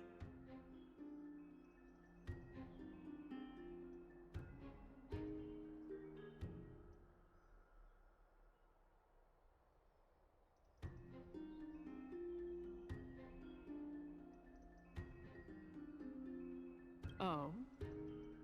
Could it be that you heard that from the Flame Reaver themselves? Citizens, let's loudly sing the blessed hymn. Oh, beautiful old world, where are you now? Oh, legendary Erechrysia, return to the mortal realm! After the destruction of the three Titans of Calamity, the Flame Chase journey will have to end. Erechrysia! Yes! Yes! It has to end! It has to end! It has to end! It has to end! This is bad. The masses are now totally riled up. Anaxa, pray tell. Everything that you've mentioned hinges on the premise that we can find Thanatos' existence, right? Thank you, Lady Aglaya, for still caring about this city. However, dear citizens, we are truly fortunate and blessed. For Castorus, Idonia's goddess of death, will surely find Thanatos under my guidance. What? With that, I solemnly promise that the core flame Lady Castorus brings back will be personally managed by the Council of Elders. Thereafter, if we are able to garner the support of all of you at the Citizens' Assembly, we shall spare no effort in ensuring that the Erechrysia will return to our world once again.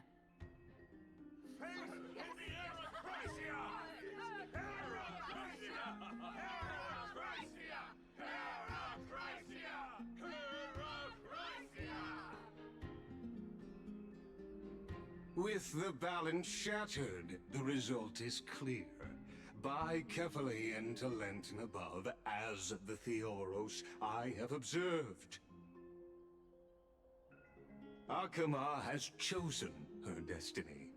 The issue up for discussion at this Citizens' Assembly shall be modified to the suspension of the Flame Chase journey. This resolution shall be put up on the Wall of Heroes, such that all citizens are aware of the city's way forward.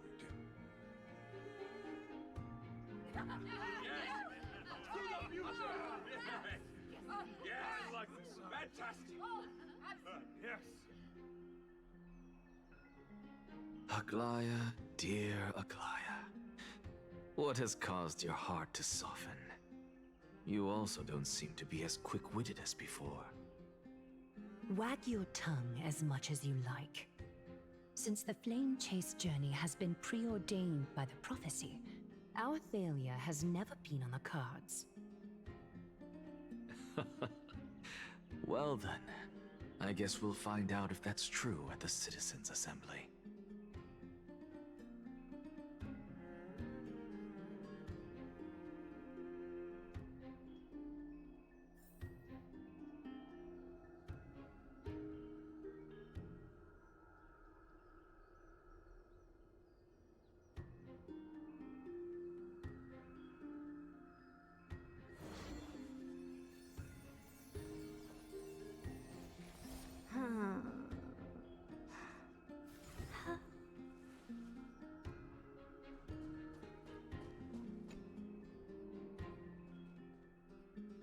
Well, it seems that when I sent you to look for Anaxa, I unintentionally facilitated your partnership with him instead. My apologies, everyone. I know that you have many questions to ask me. I will answer them to the best of my knowledge. In that case, please tell us as much as you can.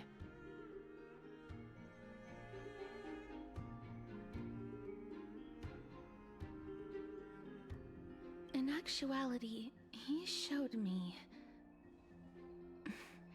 a past that was both long and heavy.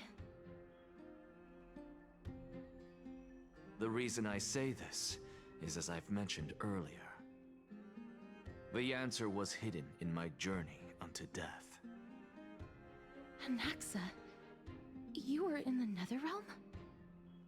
Yes, I am but a living dead man now, but that's not important. What truly matters is, I overheard a conversation between heroes.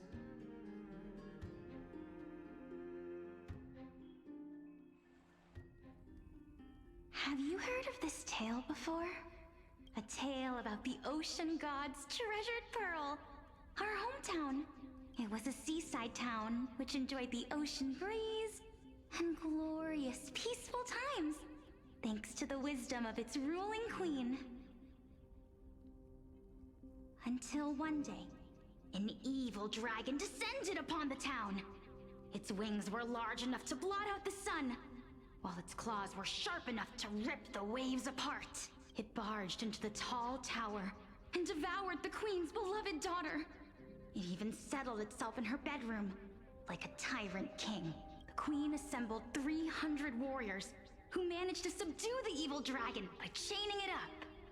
However, when the queen slit open the dragon's belly, she realized that the princess had long since been digested, and all that was left of her was a pile of bones. Devastated, the queen wept for several days. It was then that a devious, smooth-talking scholar arrived at the palace and suggested that the princess could be revived through the use of dragon bone and dragon blood. That liar called this process the secret art of alchemy. The princess was reborn! The queen was overjoyed, blissfully unaware that the evil dragon's soul still lurked within the princess's body. As revenge, the evil dragon swallowed the poor queen, the glib liar, the courageous warriors, and all of the town's innocent civilians in a single gulp. Worse still, The souls of the deceased refused entry to the Netherrealm because they were filled with regret.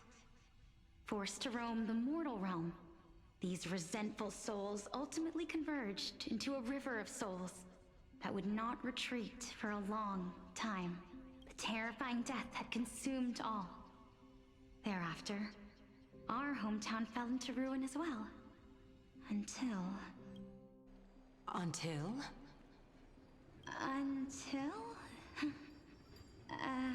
Actually, I don't know what happened next either. Oh my... It seems that you still like to whet people's appetites even after all this time, Pelixia. So, according to your story, this is how I used to look? It's practically a mirror image, and yet, what exactly is this? A miracle that I created with alchemy. As for what it is and how I was able to accomplish it, I'll keep the answers to myself for now. Oh, my goodness. Is this cliffhanger really necessary?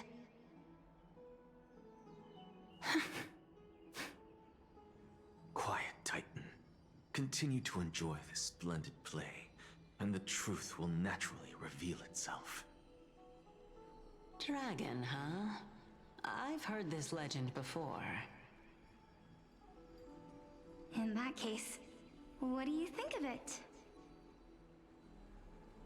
I think that this so-called alchemy was a tenuous analogy added to the story by future generations.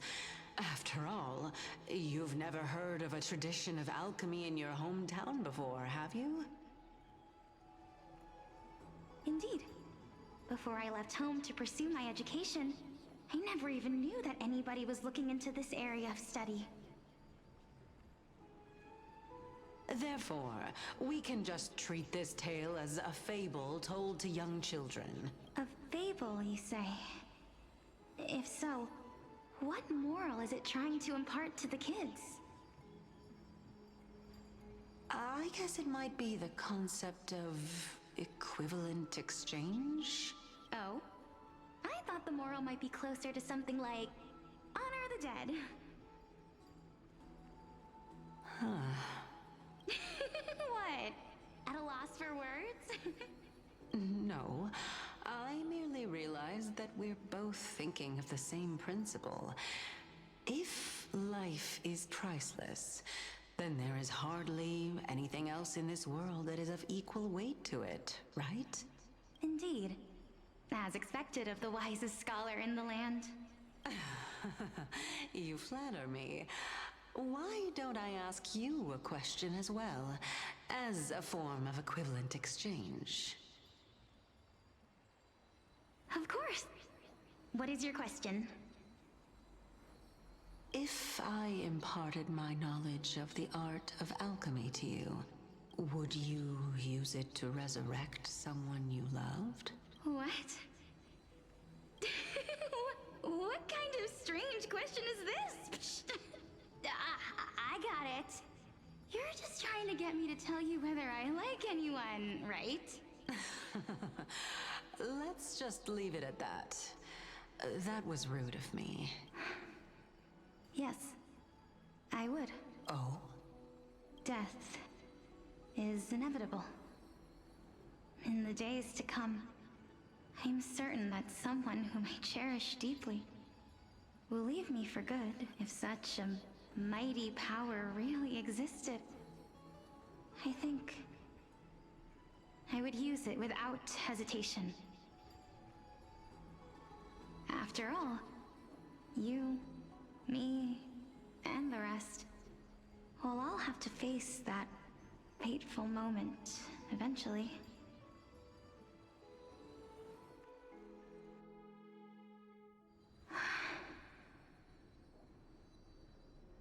My time is finally here. However, perhaps because of my firm belief in the immeasurable value of life, I am unable to complete the trial. You shall wither, and through that, the dead will sprout again from the remains and be reborn with the dead flame. It is a pity that fate is such a cruel mistress. Is there no other way of interpreting those words? I'm afraid that the meaning is clear. Between my sister and me, one must pay the price. Our trial can only be completed when the one chosen sacrifices her life.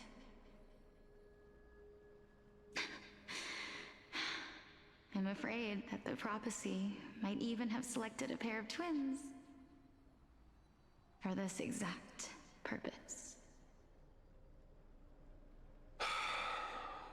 Fortune makes fools of us all.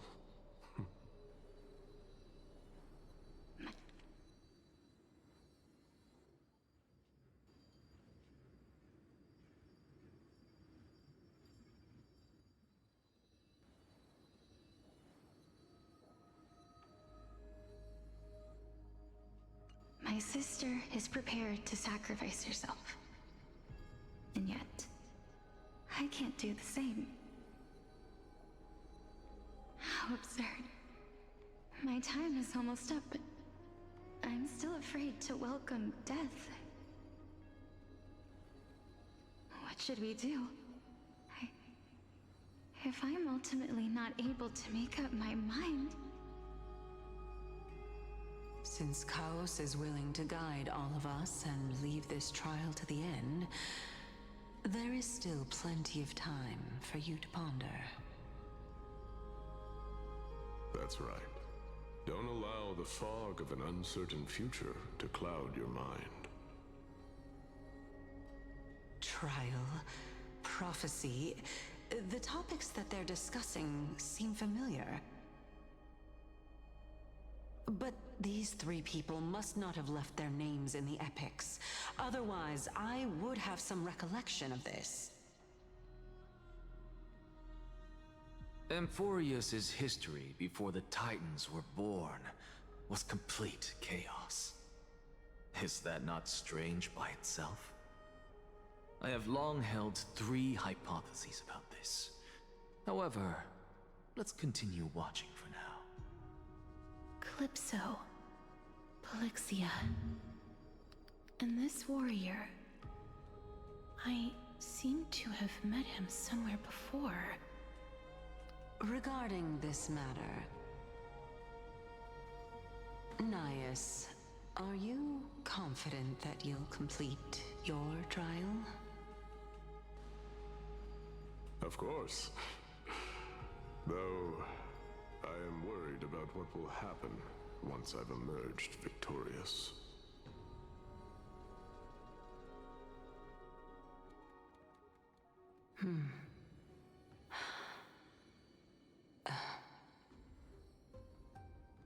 Looks like you have made up your mind. Yes, this is the safest course of action. Completely separating courage, honor, tenacity, sacrifice, and reason. You really know how to make things difficult.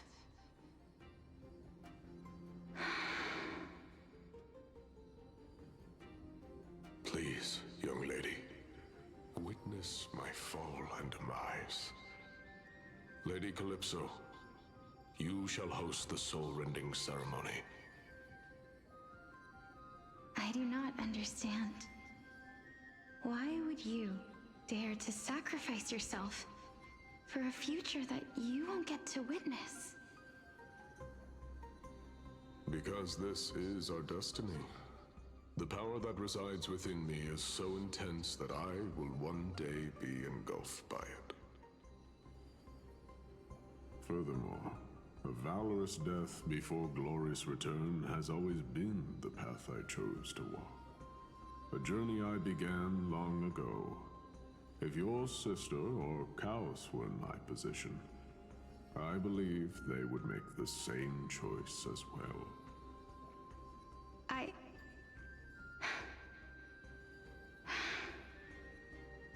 I'm not that brave. I don't know how I'm supposed to face such a serious affair.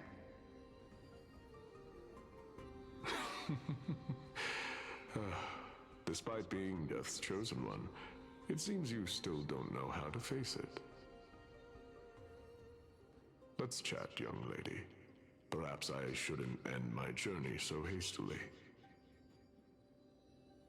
Since there's still time, I'm not worried about letting fate wait a little longer.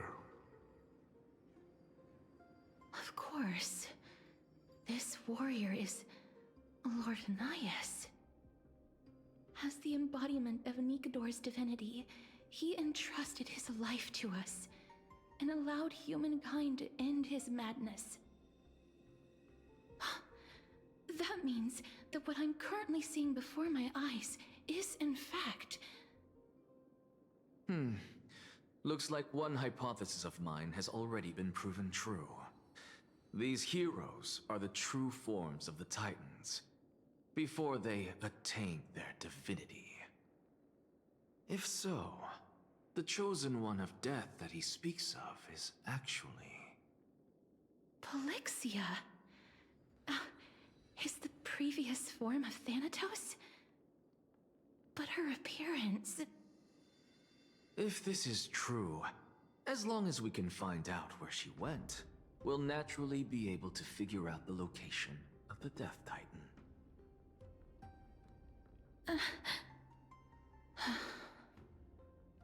But before that, we first need to witness what ultimately happened to Lord Anaias.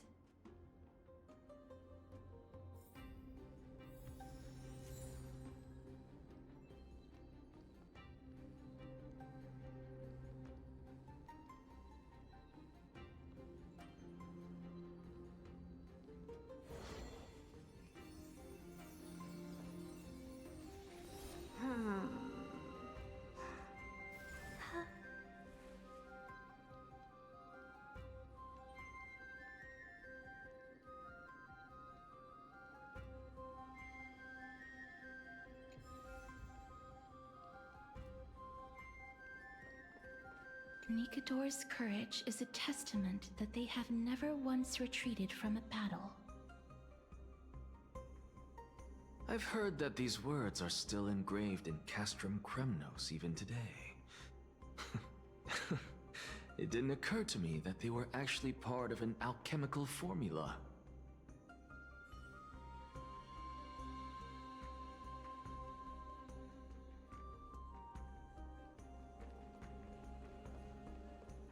Sealed within this statue is undoubtedly his sacrifice. They use their own body as our city walls, keeping out and protecting us from the pervasive spread of madness. They are acutely aware that if the end times were to arrive, there would be nothing left in this world to conquer. Honor, courage, tenacity, sacrifice. And finally, the only thing that remains is reason. Cheer up, young lady. There is no need to shed tears over a glorious death. All farewells in this world are sorrowful, Lord Naias. No, young lady. As a warrior, I have witnessed too many bitter deaths. But now, all I feel is peace.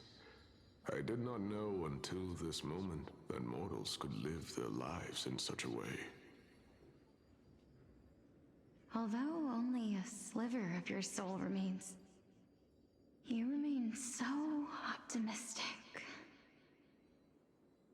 Or maybe the truth is that you aren't able to feel sorrow anymore. To be honest, I don't know either. But I am certain of one thing. This is not an acceptance of death nor apathy toward it. It's not even a feeling of despair. I am just enjoying what remains of my life to the fullest. Enjoying? Indeed. Along this journey that we've taken together, not only have I changed the world, I myself have also changed in the process. And now I have reached the journey's end. When I look back and see the grand epic that I've personally written, how could I not revel in that fact? But when you depart the mortal realm, won't all of your accomplishments be reduced to nothing? Separation and death are two sides of the same coin. Reconciling this doesn't come easily for a mortal.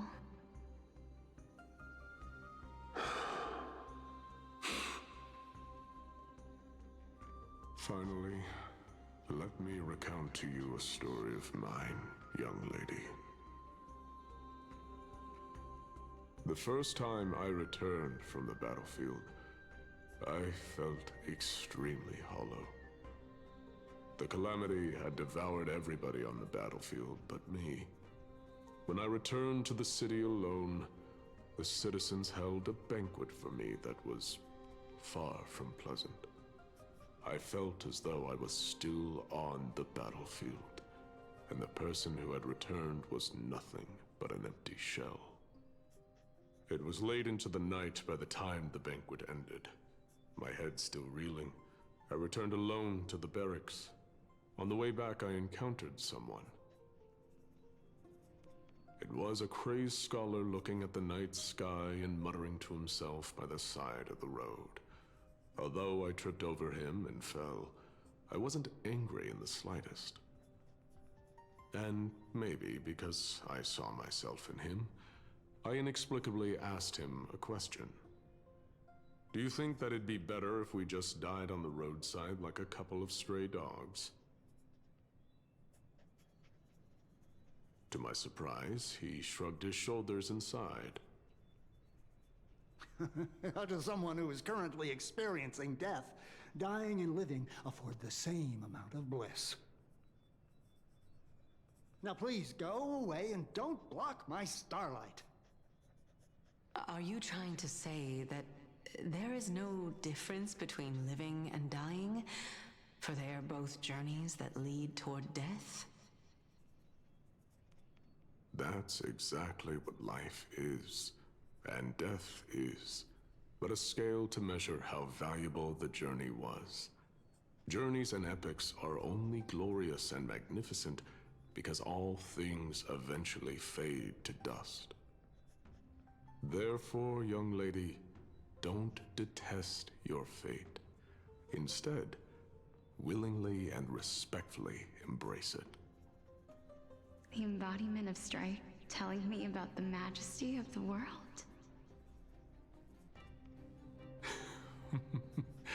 Indeed.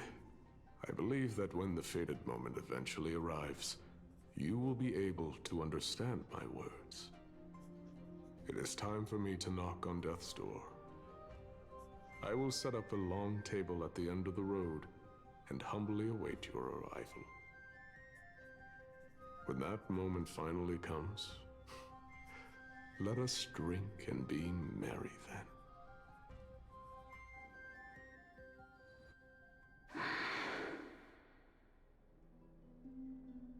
I knew this day would eventually come.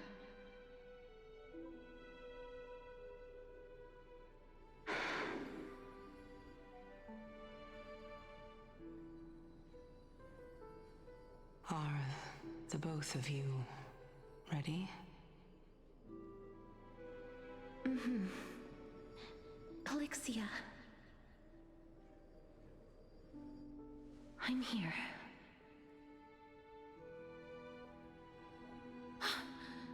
What? This...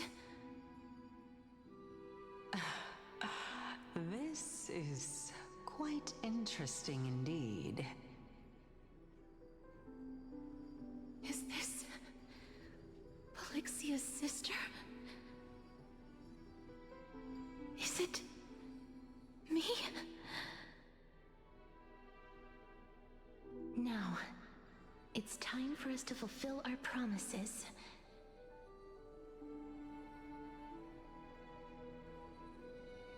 Are you afraid?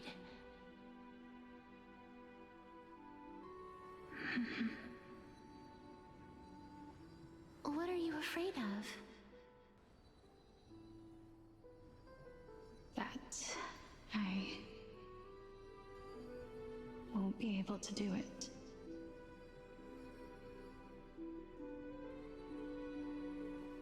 You shall wither, and through that, the dead will sprout again from the remains, and be reborn with the dead flame.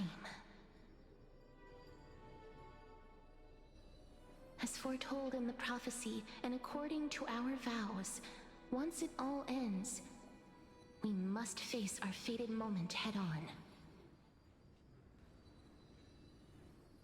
Even if it was prophesized, do we have no say in the matter?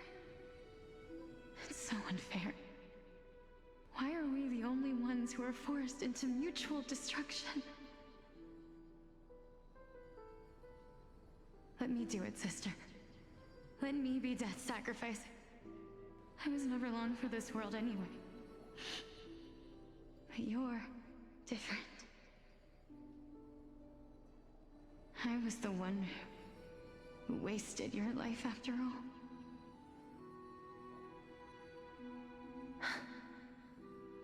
You're wrong, Polyxia.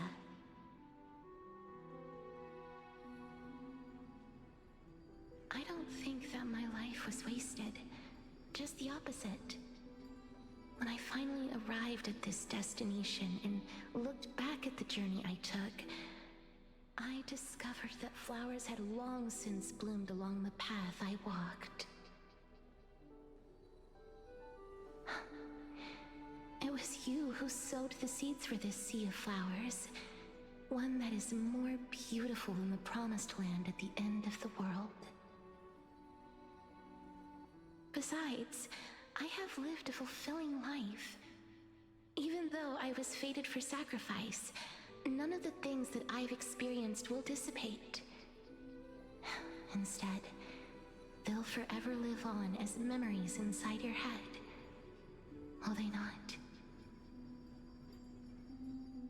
How could my memories of you ever compare to the actual you? Well then, tell me. What exactly are we?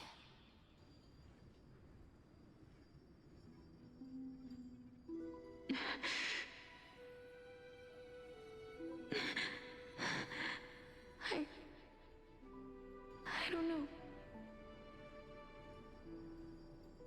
I don't know either. But regardless of what the answer is, regardless of how we're shaped by others, or even by this world, ever since we were born, the fact that we existed was predestined, and nothing could erase it. This is why I will always, always be by your side. We're twins, after all.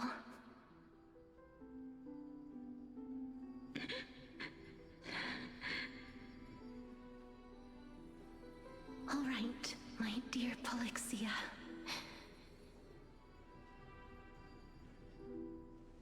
It's time to extract my heart and light the flame of death. After that, use it to plant the first bud in the prophesied new world.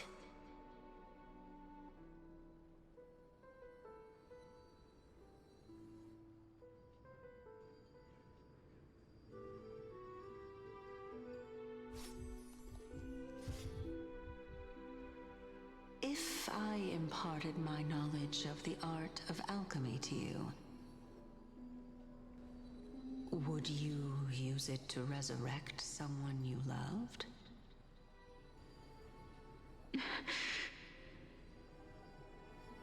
Death is inevitable. In the days to come, I am certain that someone whom I cherish deeply will leave me for good. If such a mighty power really existed, I think I would use it without hesitation. Even now, my answer remains the same. This is why, sister, I promise you, in the prophesized new world, I shall plant the first bud on your behalf. Go now. Return to the ocean god's treasured pearl, our hometown. I shall open wide the entrance to the Netherrealm and grant you a second life.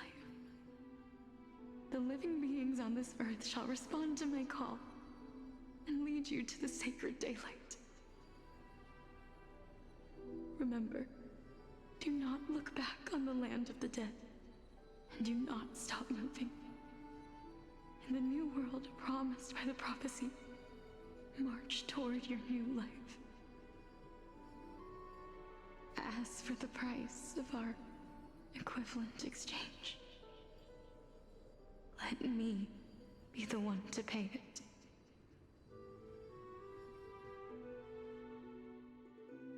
Everybody, we've come to the end.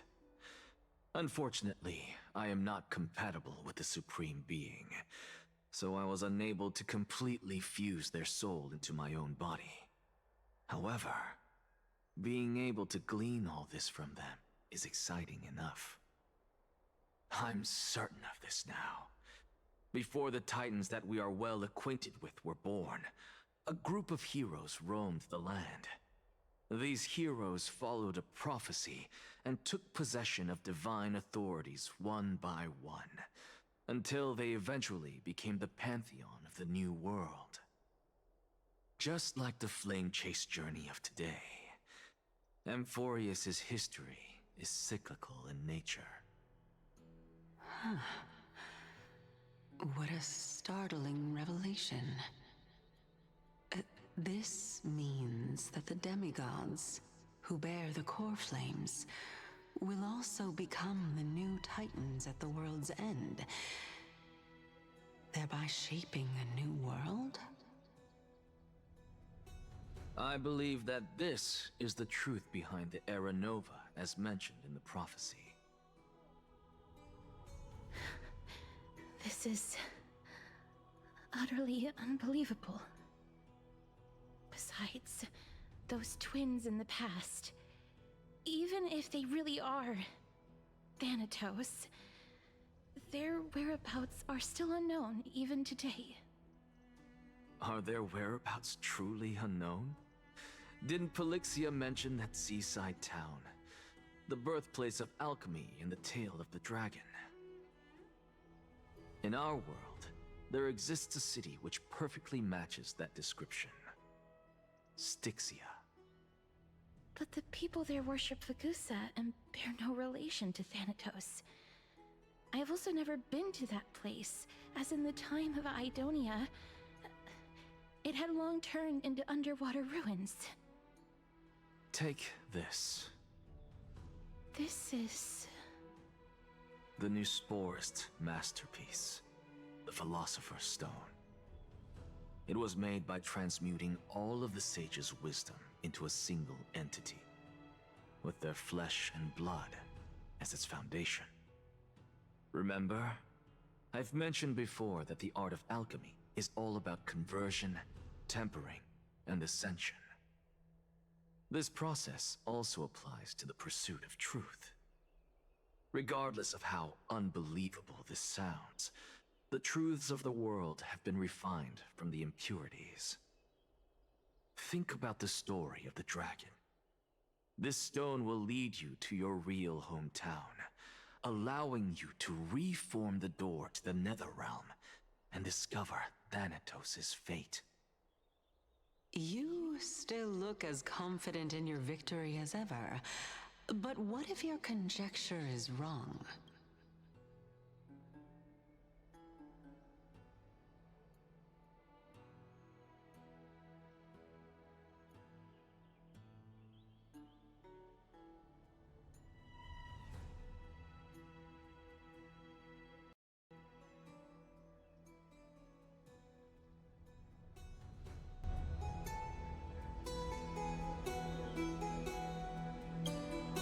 Simple.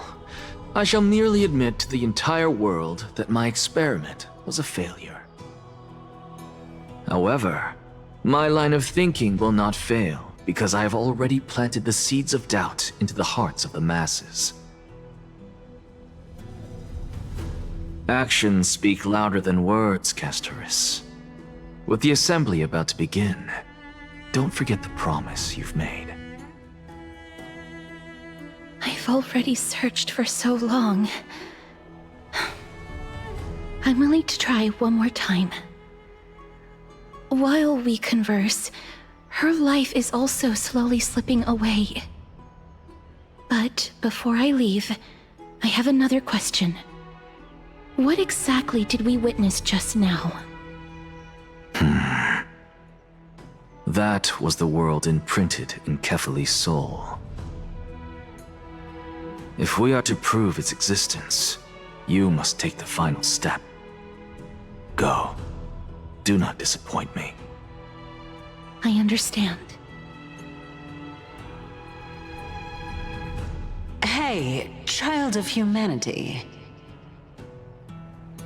Don't get antsy. I still remember the question you posed to me. As a scholar, I do not wish to offer up ambiguous conclusions. Let's discuss this topic again when she manages to find the evidence. I merely wanted to ask, was that stone transmuted from your heart? If so, rebirth is no longer an option for you. Why not? When I was a child, I lost someone dear to me. When I was a teenager, I lost my faith.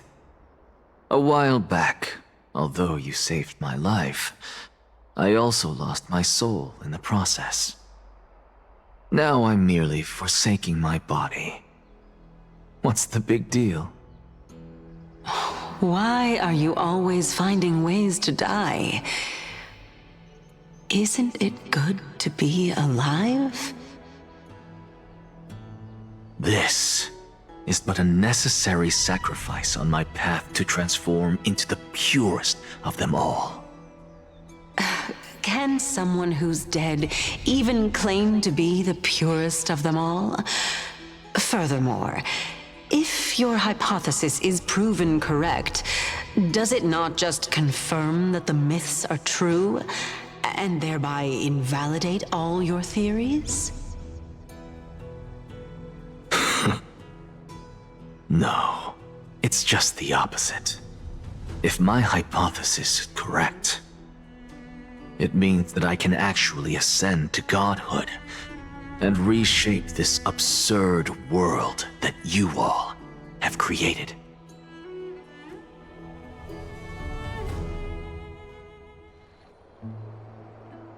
That's a lot to take in at once.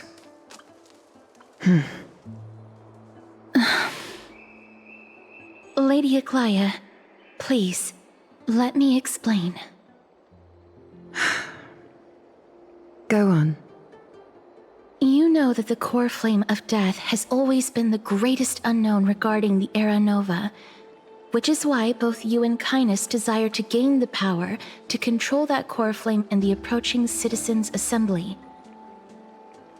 Professor Anaxa has come to a consensus with Cainus. They want to suspend the trial once Thanatos' core flame is reclaimed, hoping thus to eradicate death from this world. If they're successful, then the flame chase journey will cease, and Akama can enjoy everlasting peace. But I know this runs counter to your wishes. So long as we do not usher in Era Nova, the Black Tide will never be eradicated. Even with Lord Mighty on the front line, and the Black Tide not posing an immediate risk, the danger nevertheless remains. Honestly, it's difficult for me to assess the pros and cons in this decision. But someone must bring the core flame before we can begin negotiations over it. The Titan could be very near. I cannot let this chance slip by. Besides, someone has to make this trip to bring back Mrs. Soul. Well said. You already had every reason to seek an audience with Thanatos. It's that great performer who has weaponized your wishes and placed us in this difficult situation. A world without death. Do you desire that too? If fate dictates that my path must oppose yours, I will do all I can to resist it and protect what I aspire to achieve. Lord Mighty showed me that without taking the first step, all talk of what follows is moot.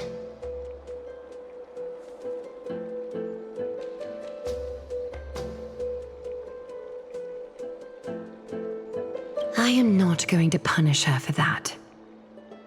I have always hoped to hear you speak your mind, Cass, and I am glad to have heard your true thoughts. Styxia. I visited that place in the past. Though it is now an island surrounded by the river of Souls torrents, it's not hard to see its former splendor. Go. I will not stand in your way. As for you, you are someone who has cheated death. I believe you have more than enough reason to make the trip with Casterus and meet the god of death himself. Casterus, I too look forward to your journey. I wonder what kinds of new interpretations your completed story will bring to the Flame Chase journey. Thank you, Lady Eclia. I can see why this took like 5 hours to 8 hours. I hate to put a damper on this heartwarming moment, but if Styxia is now an island surrounded by the river of Souls torrents, then how do we find a way in?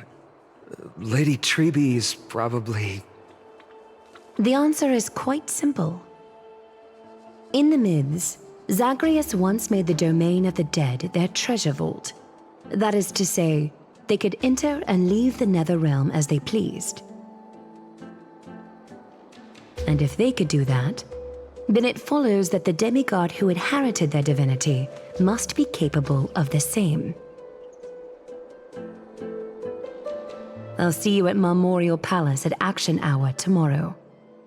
Cypher shall be your guide to finding that ancient city.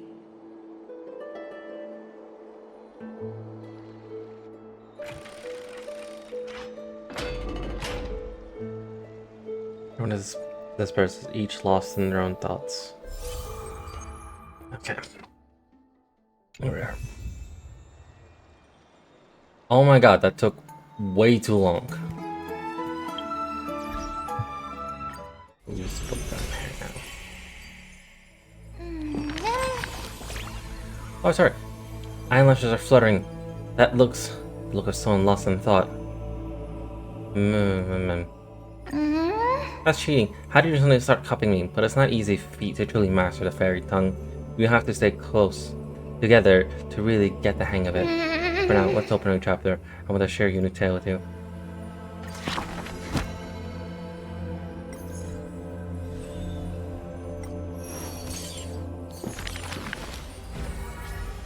Oh wow.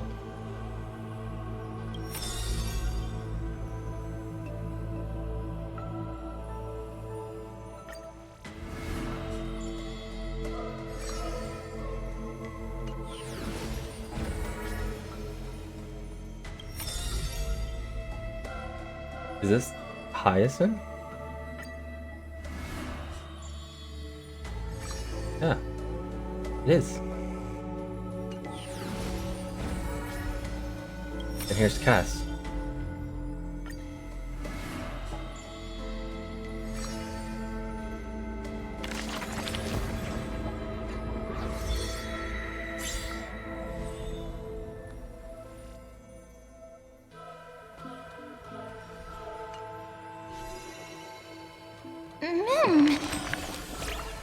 Everyone's stars are so deep, I can't keep up. Does Arturi understand them? What is a god exactly? Always peeking at others, someone like me. Memmy mem. She's like, so Arturi, how about you become my god? Please protect me, okay? Memmy But still, I don't quite get it, so let me ask in another way. mem. Must be a difference between gods and us, right? Otherwise, why would anyone ever want to become a god? To avoid being controlled, to escape the pain. You summoned me there. Controlled? Could be that we're already. If that's the case, I was controlled that I met Arturia, then I suppose I wouldn't have a mind being controlled. I'm asking. I only get more and more confused. Maybe I'll wait until I've grown a little more before discussing these things with Arturia.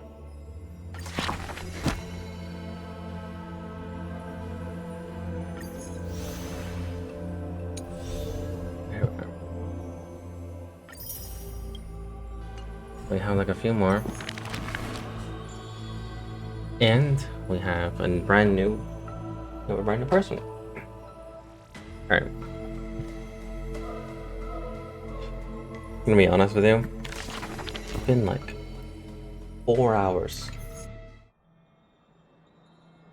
4 hours. Like, damn. I think I had this one. Yeah, I had that sparkle doll for a long time.